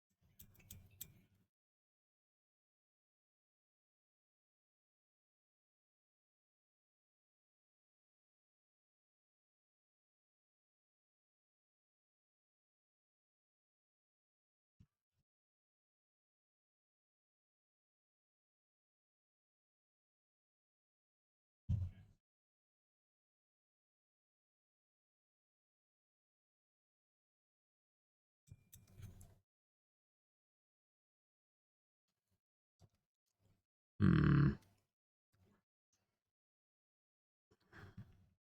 So we need to go more kind of reddish orange. This is very like brown red, which is not what we're looking for.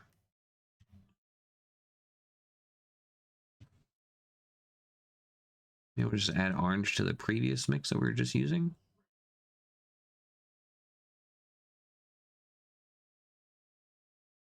It's actually not bad.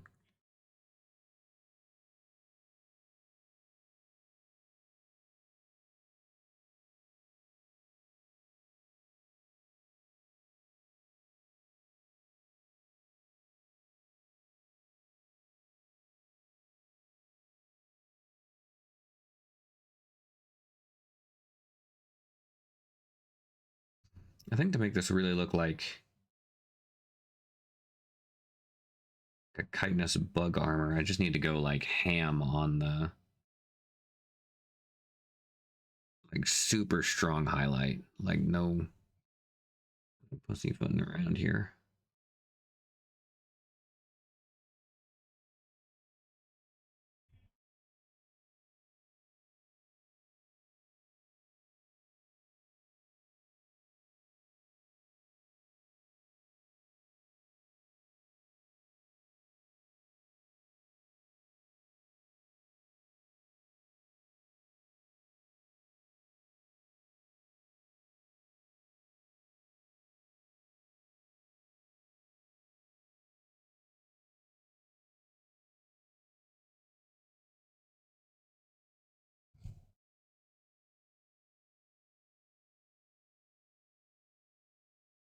Dork Depot, good to see you, brother. How you doing, man?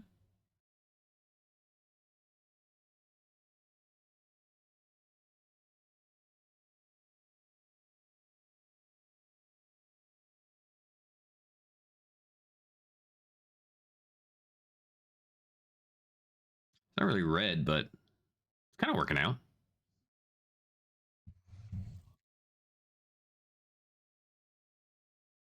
Man, all the cool kids are showing up here today. Appreciate you guys.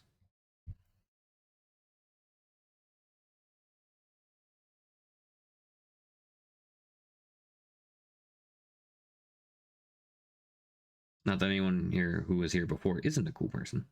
You're just all contributing.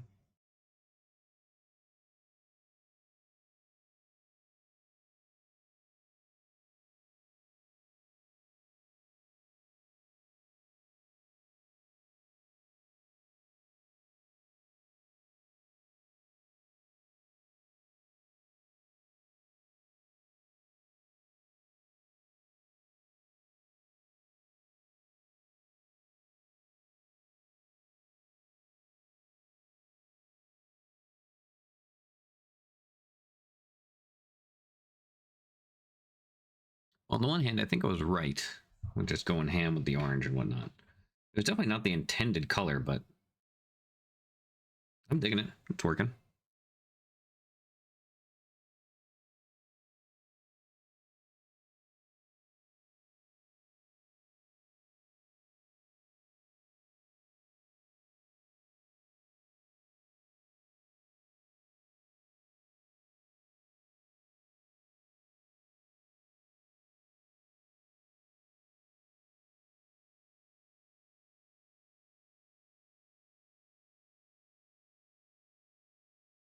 And granted, so many tips in my 4K. Me only results in her saying, "Ooh, that part of your tank and that part of your tank would look really good red, like the stripe."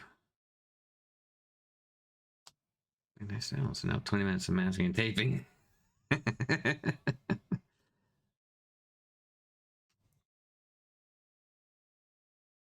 Well, I'll bet you it looks good though.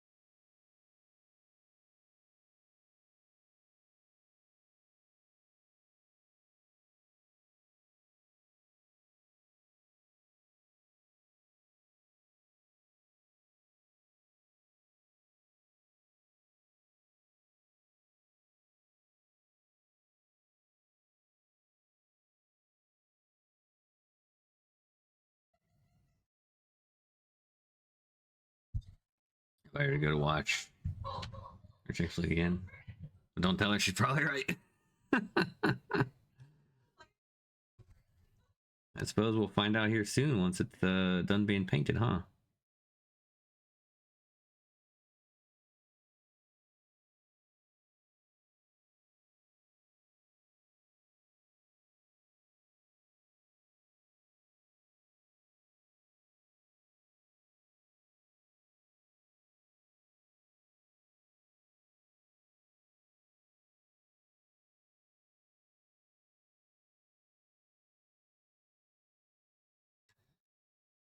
Racing stripes on tanks. There you go.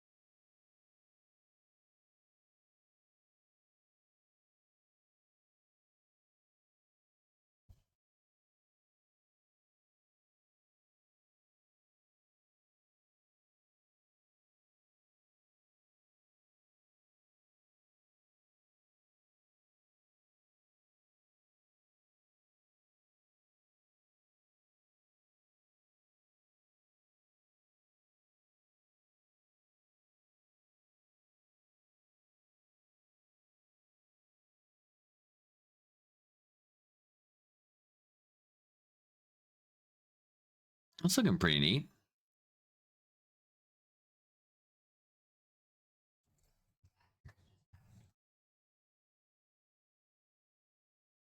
I think.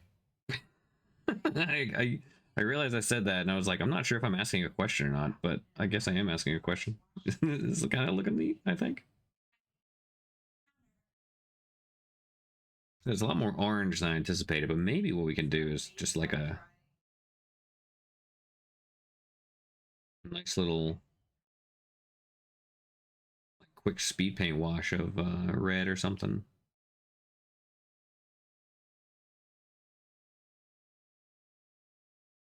Hey, Gex, what's going on, brother? How are you doing this fine day? Hopefully staying warm.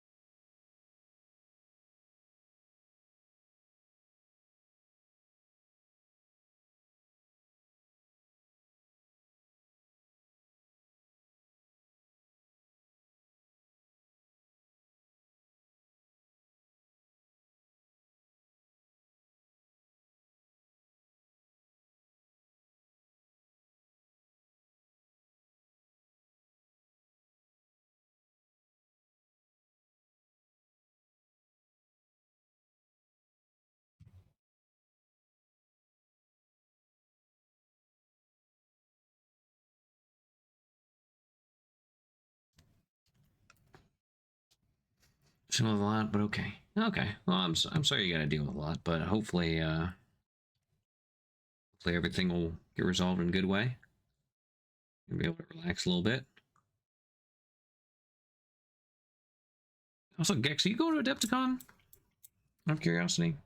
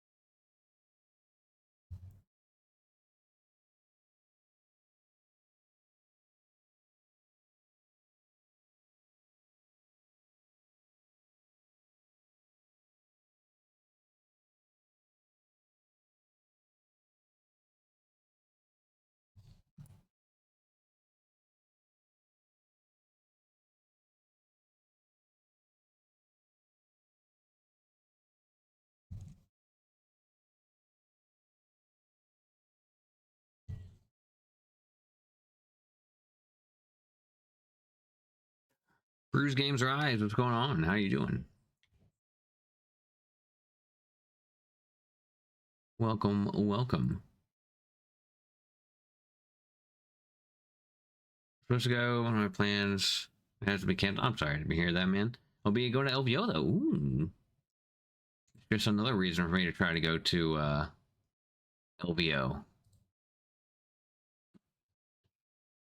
I've been really wanting to.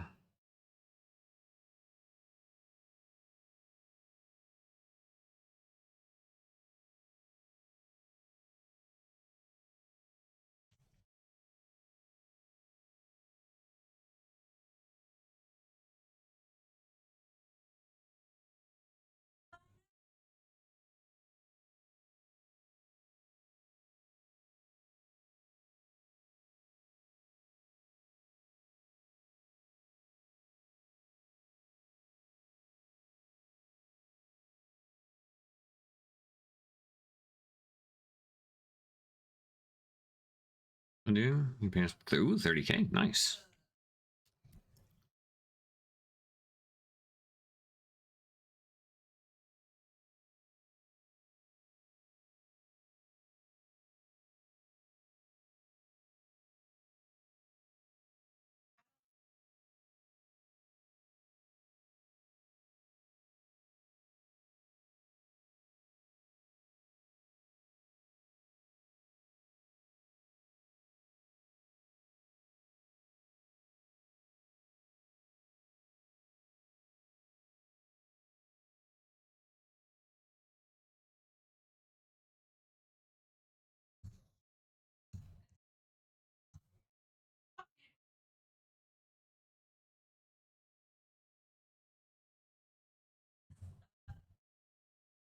Hmm.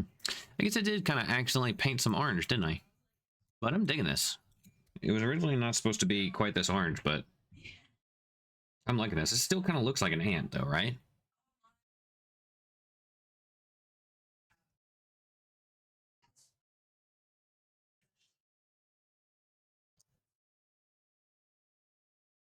Had to pop out. No worries, Red Tails. Glad to be back.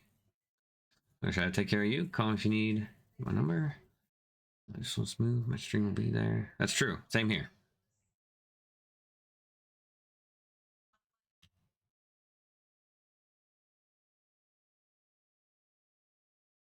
Okay.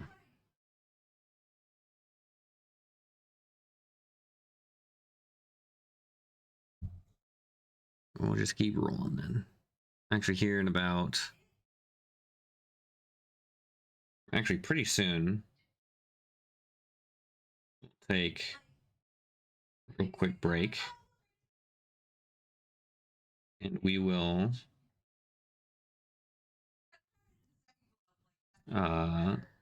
check out who won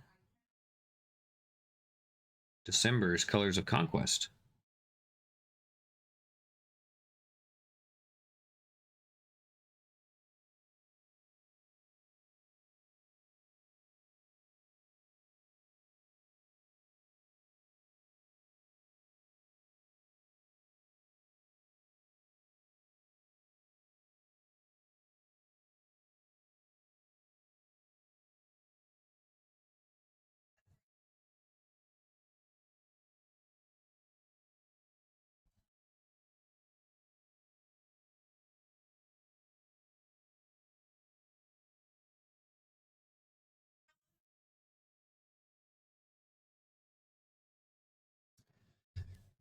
My cousin.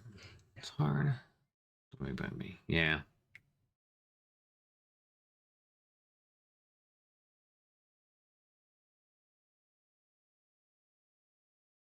I hope it's all resolved a good way for you.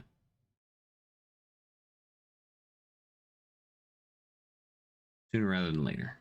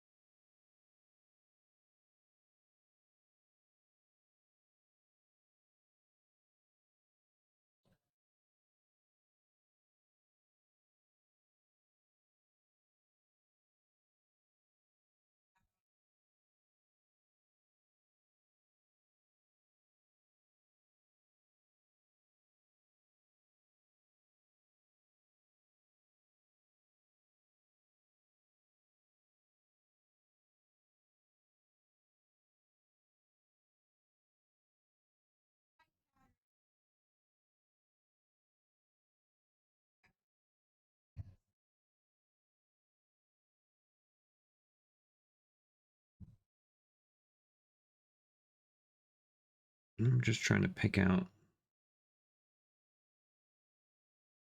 like the areas.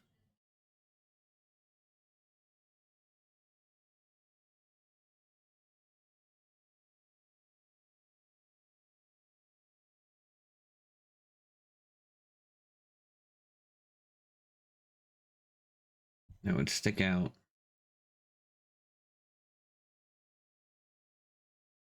And I'll likely go back and maybe do one more just tiny highlight, because again, this is supposed to be like bug shell. So going in and putting just like a little dollop, a tiny little dot of some really bright, just not even, probably not white, but close to it.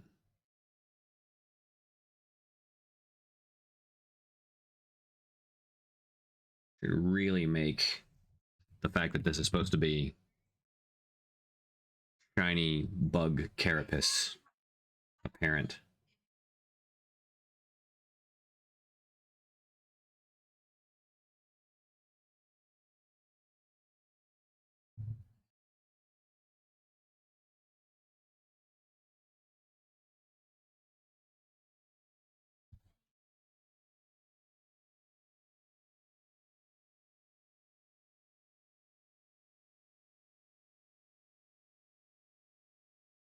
Supposed to be our friends, someone struggling doesn't count without them.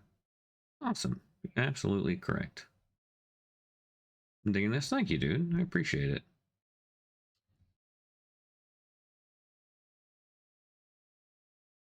It was fellow streamer Dr. Rhino that actually gave me the suggestion for like the color. I mean, it just looks green likely here, but it's got this like reddish purplish tinge to it, and it was based on his suggestion of doing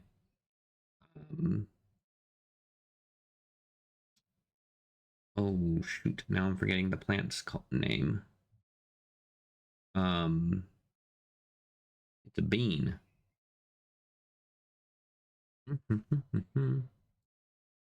Castor beans, that's the one. Castor beans. That's why it has that kind of like purplish tinge in there.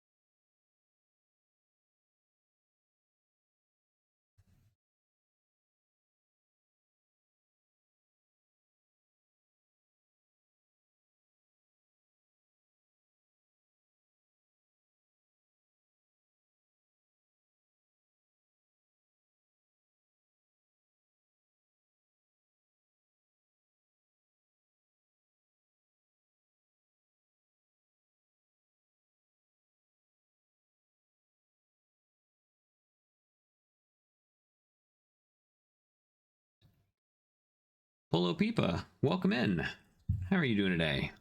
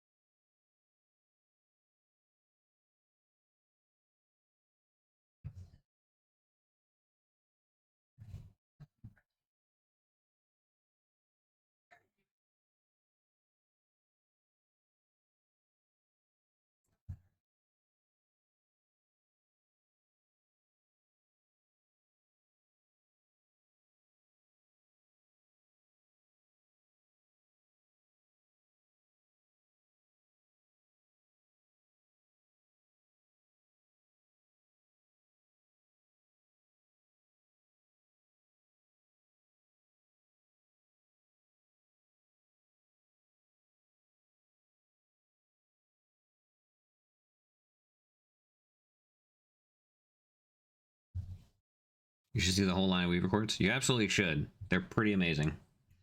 I'm biased because I love wood elves, though. And they're not technically wood elves, but they are elves that live in the woods. So I'm counting it.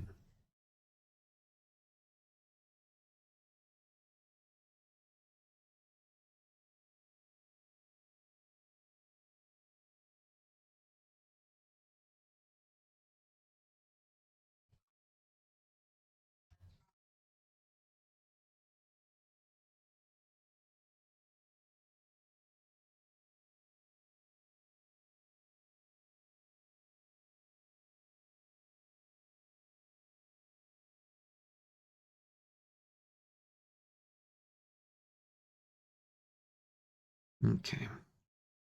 Last little bit. Then we're going to take a quick break. And then we will show off who won December's online competition, the Colors of Conquest, which happens every month.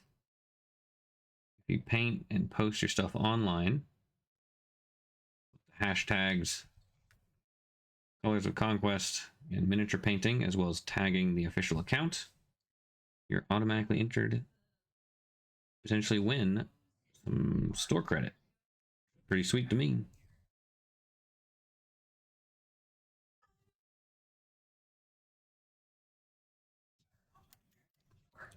All right. I think that's pretty good.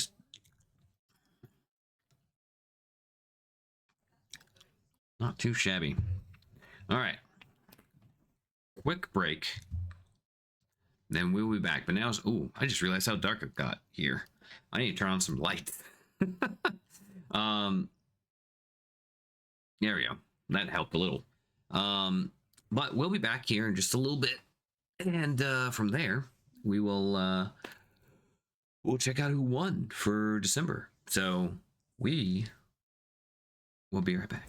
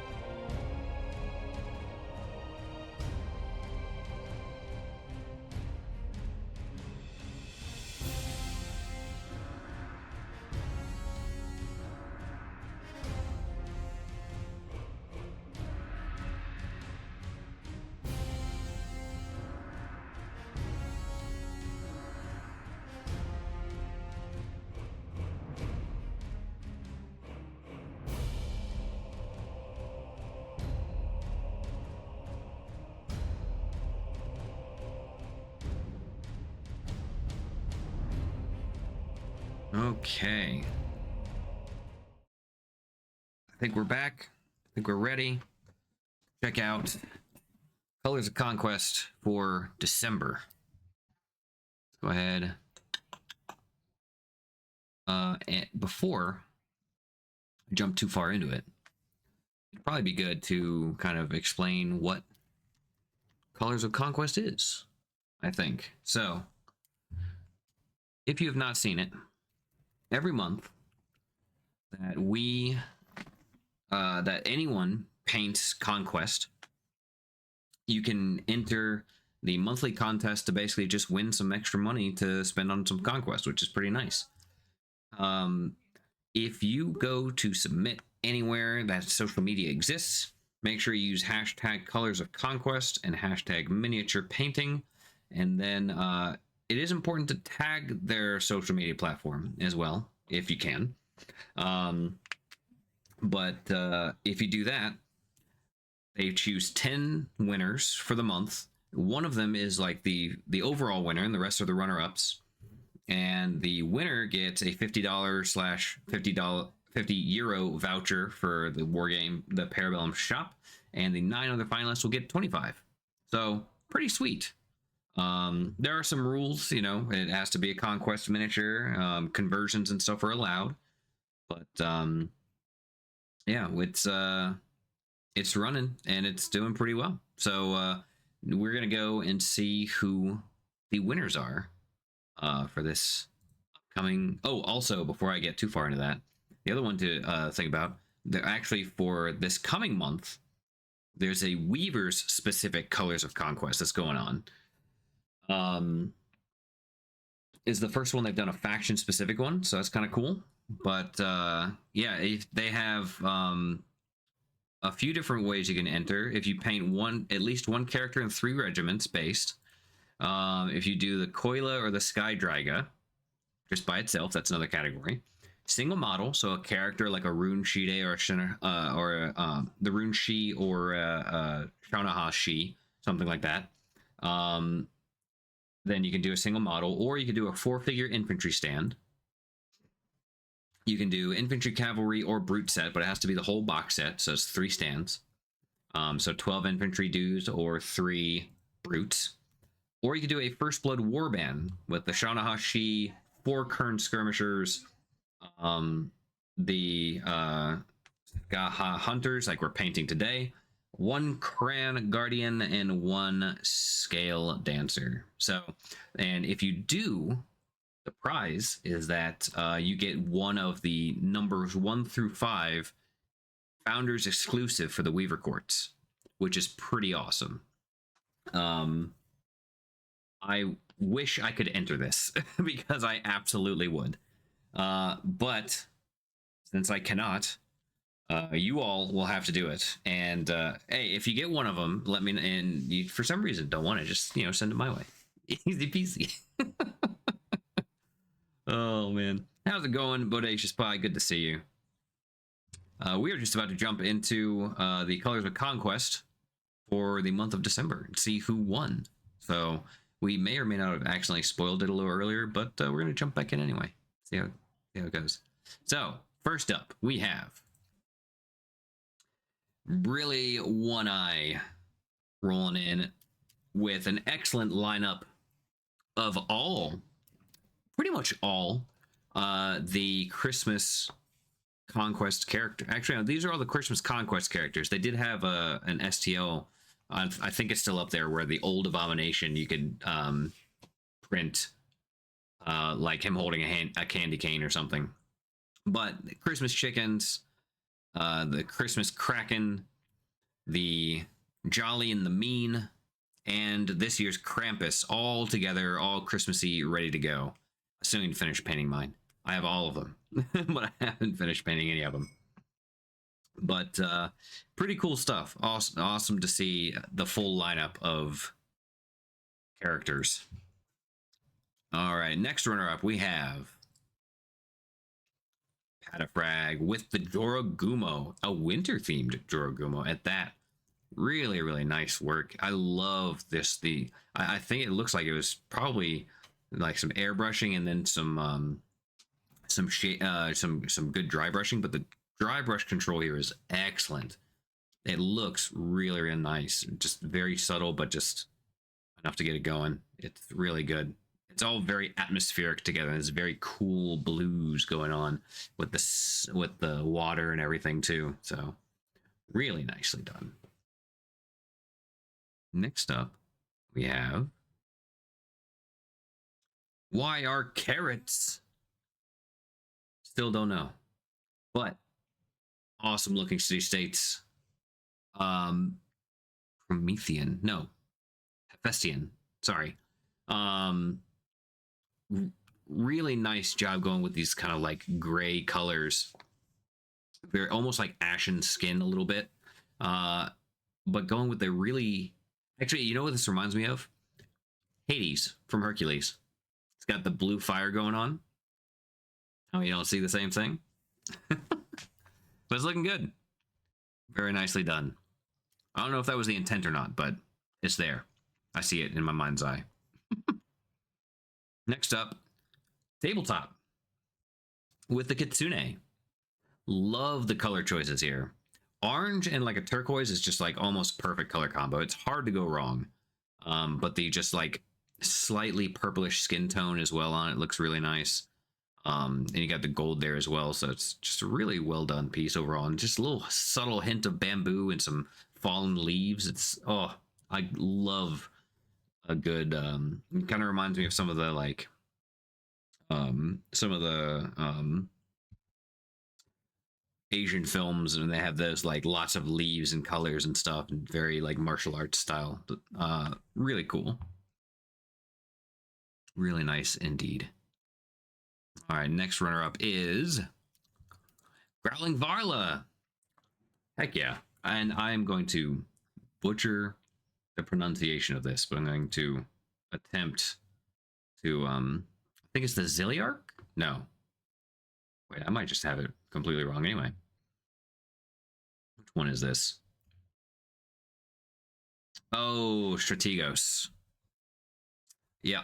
Well, the old Dominion Strategos looks excellent. Love the like verdigris in the armor. Definitely looks old and worn and with time.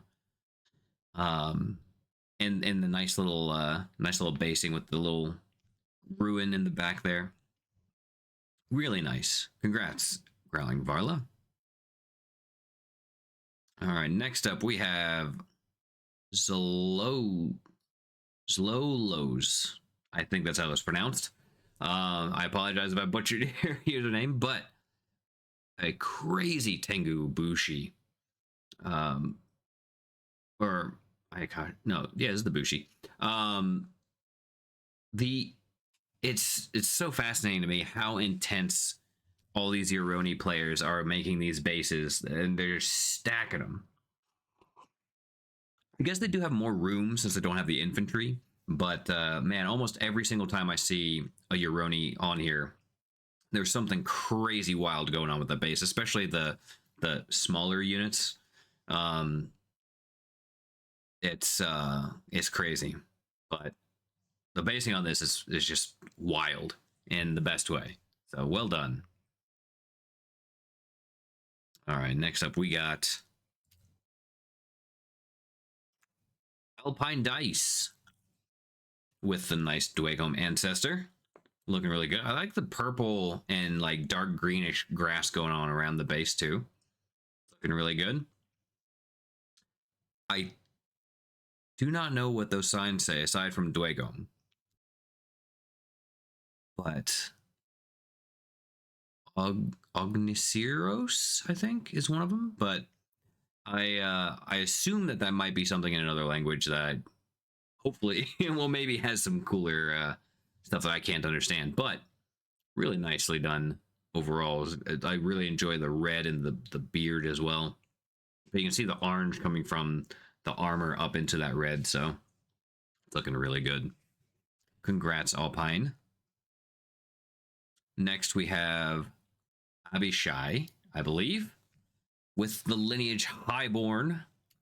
I haven't seen one of these in a while, but looking really nice. The off-white going together with that purple, and just some subtle hints of gold and stuff in there, and you can see like the red jewel on top.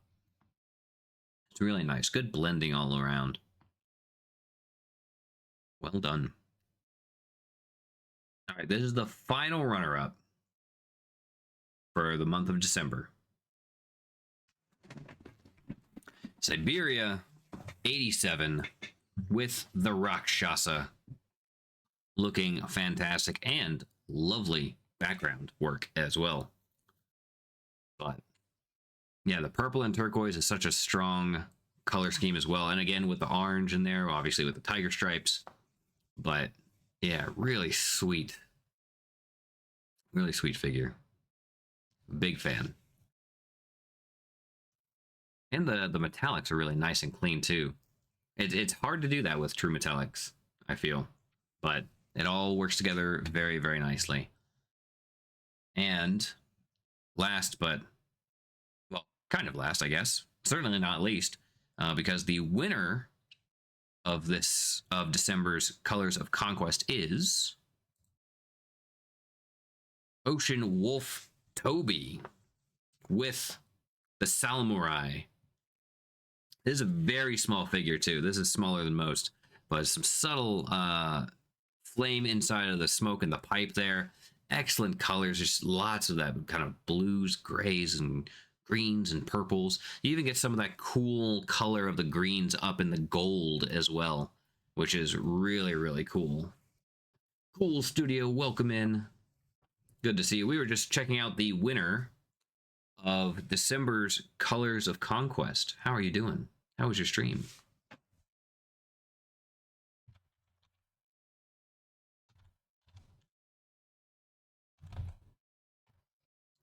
There we go. But yeah, congratulations to all the winners, and Ocean Wolf Toby, particularly, for winning December's Colors of Conquest with the Samurai. Let's pop over here real quick. How's it going, Ghoul? How was your stream? Good to see you. Hope your stream went super well. We were just working on the Skaha Hunters for the new Weaver Courts army. So pretty cool looking bug armored folk. Stream's fantastic as always. Congrats on the winners. Yeah, absolutely. Like that new bird for the Weavers. Oh, the big old dragon. That is a good one. And right now, just as a reminder, for anyone who is interested, there is the Colors of Conquest Weaver Court specific painting competition going on right now. Oh yeah, okay, Sky Draga. Or that's the one. Yeah. So this is I believe the Sky Draga, which is it is spelled Skoth Drake, or Koila Draga. It's very hard to pronounce names. I've been doing my best to try to memorize them as best I can. But yeah, so there is a Weaver Quartz painting competition going on right now. If you for Colors of Conquest, so next month we're gonna be seeing nothing but Weavers and determining the top 5 winners. Right now, you can enter a playable army, which is 1 character plus 3 regiments at least. Either the Koila or Sky Draga by itself as another category. A single model, a character, or which counts as a character, or a 4-figure stand. You can do infantry, cavalry, or brute set. So like a box set that you buy, the full set, which would be either 12 infantry or 3 brutes. And lastly, the First Blood Warband, which would be the Shonahashi, the 4 current skirmishers, 4 Skaha Hunters, 1 Cran Guardian, and 1 Scaly Dancer. So, if you enter any of those, you are and make sure to use the hashtags Colors of Conquest and all that when you post online and tag the Parabellum social media. Then you will be entered. Oh, the Conquest runs until February 24th. It says, but up here it says the 14th. Interesting. Slightly conflicting information, but I would try to get it done before the 14th if you could. But use Colors of Conquest and Weaver Courts, as well as tag both the accounts or any of their social media accounts. Then you are entered to win a Founders exclusive Weaver Court model. The Founders exclusives are numbered exclusive miniatures that they only do at the beginning of when a faction launches. They will never be made again. And you will get either one of numbers 1 through 5 if you win. which is super cool. I would love to get number 1. But I cannot enter this, unfortunately. But you can right now. So, yeah, right? So, hopefully we'll get some folks in and we'll see some really awesome weavers next time. Love to participate, however, shipping, I don't think I'll have it done in time for me. That's fair. Understandable. But we do feel like if I really put my head down, I could likely do it, but I can't enter, so it doesn't matter. But we've been rocking these awesome Skaha hunters, doing pretty well on those. Not quite what I was intending on when I was paying these, but they're turning out pretty okay, so I'm not upset about it one bit. But we'll continue to jam on those a little bit, but they're pretty much there. But in the last month we did one of the Gevra Knights, which is pretty cool. And then the month before that we did the Shonaha Shi, which is pretty awesome too. So lots of awesome weavers going around. And hopefully we'll see some more. Nitro Spectra, welcome in. Thank you so much for the follow. But we're actually just about close to ending. This is about that time. But I appreciate the raid, Ghoul. It's great to see you. Hope you're having a good weekend. Hope everyone's staying warm. Maybe we'll take a look and see if anyone's working on some Conquest, maybe.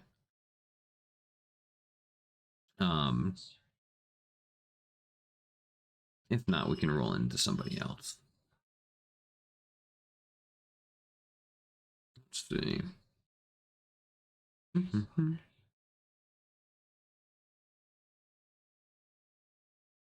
Oh, also as a reminder, if anyone is in the South Carolina area, there is on the Parabellum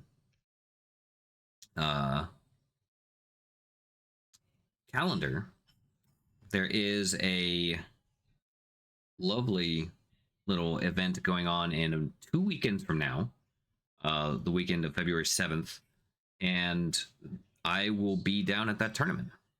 I'll be judging the armies for best painted, which will be a lot of fun. But otherwise, I'm just there to hang out and learn how to run some events and stuff. But I think we're going to go ahead and roll into Painty Paints, I do believe.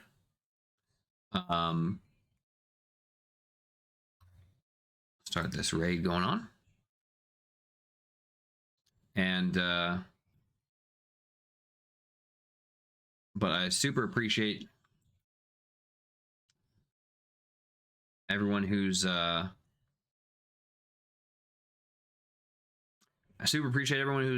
jumped in and hung out with us today. I'm not sure what we're going to be playing next month, but it'll be cool. And it'll be Conquest. So looking forward to seeing what everyone's been working on. Thank you again, Ghoul, for the raid. I do appreciate it. And all the new followers, welcome in. Welcome to the world of Aya and Conquest. I hope you all have an excellent weekend. Stay warm, and we will see you next month. Thank you so much for hanging out. I appreciate you guys. See ya.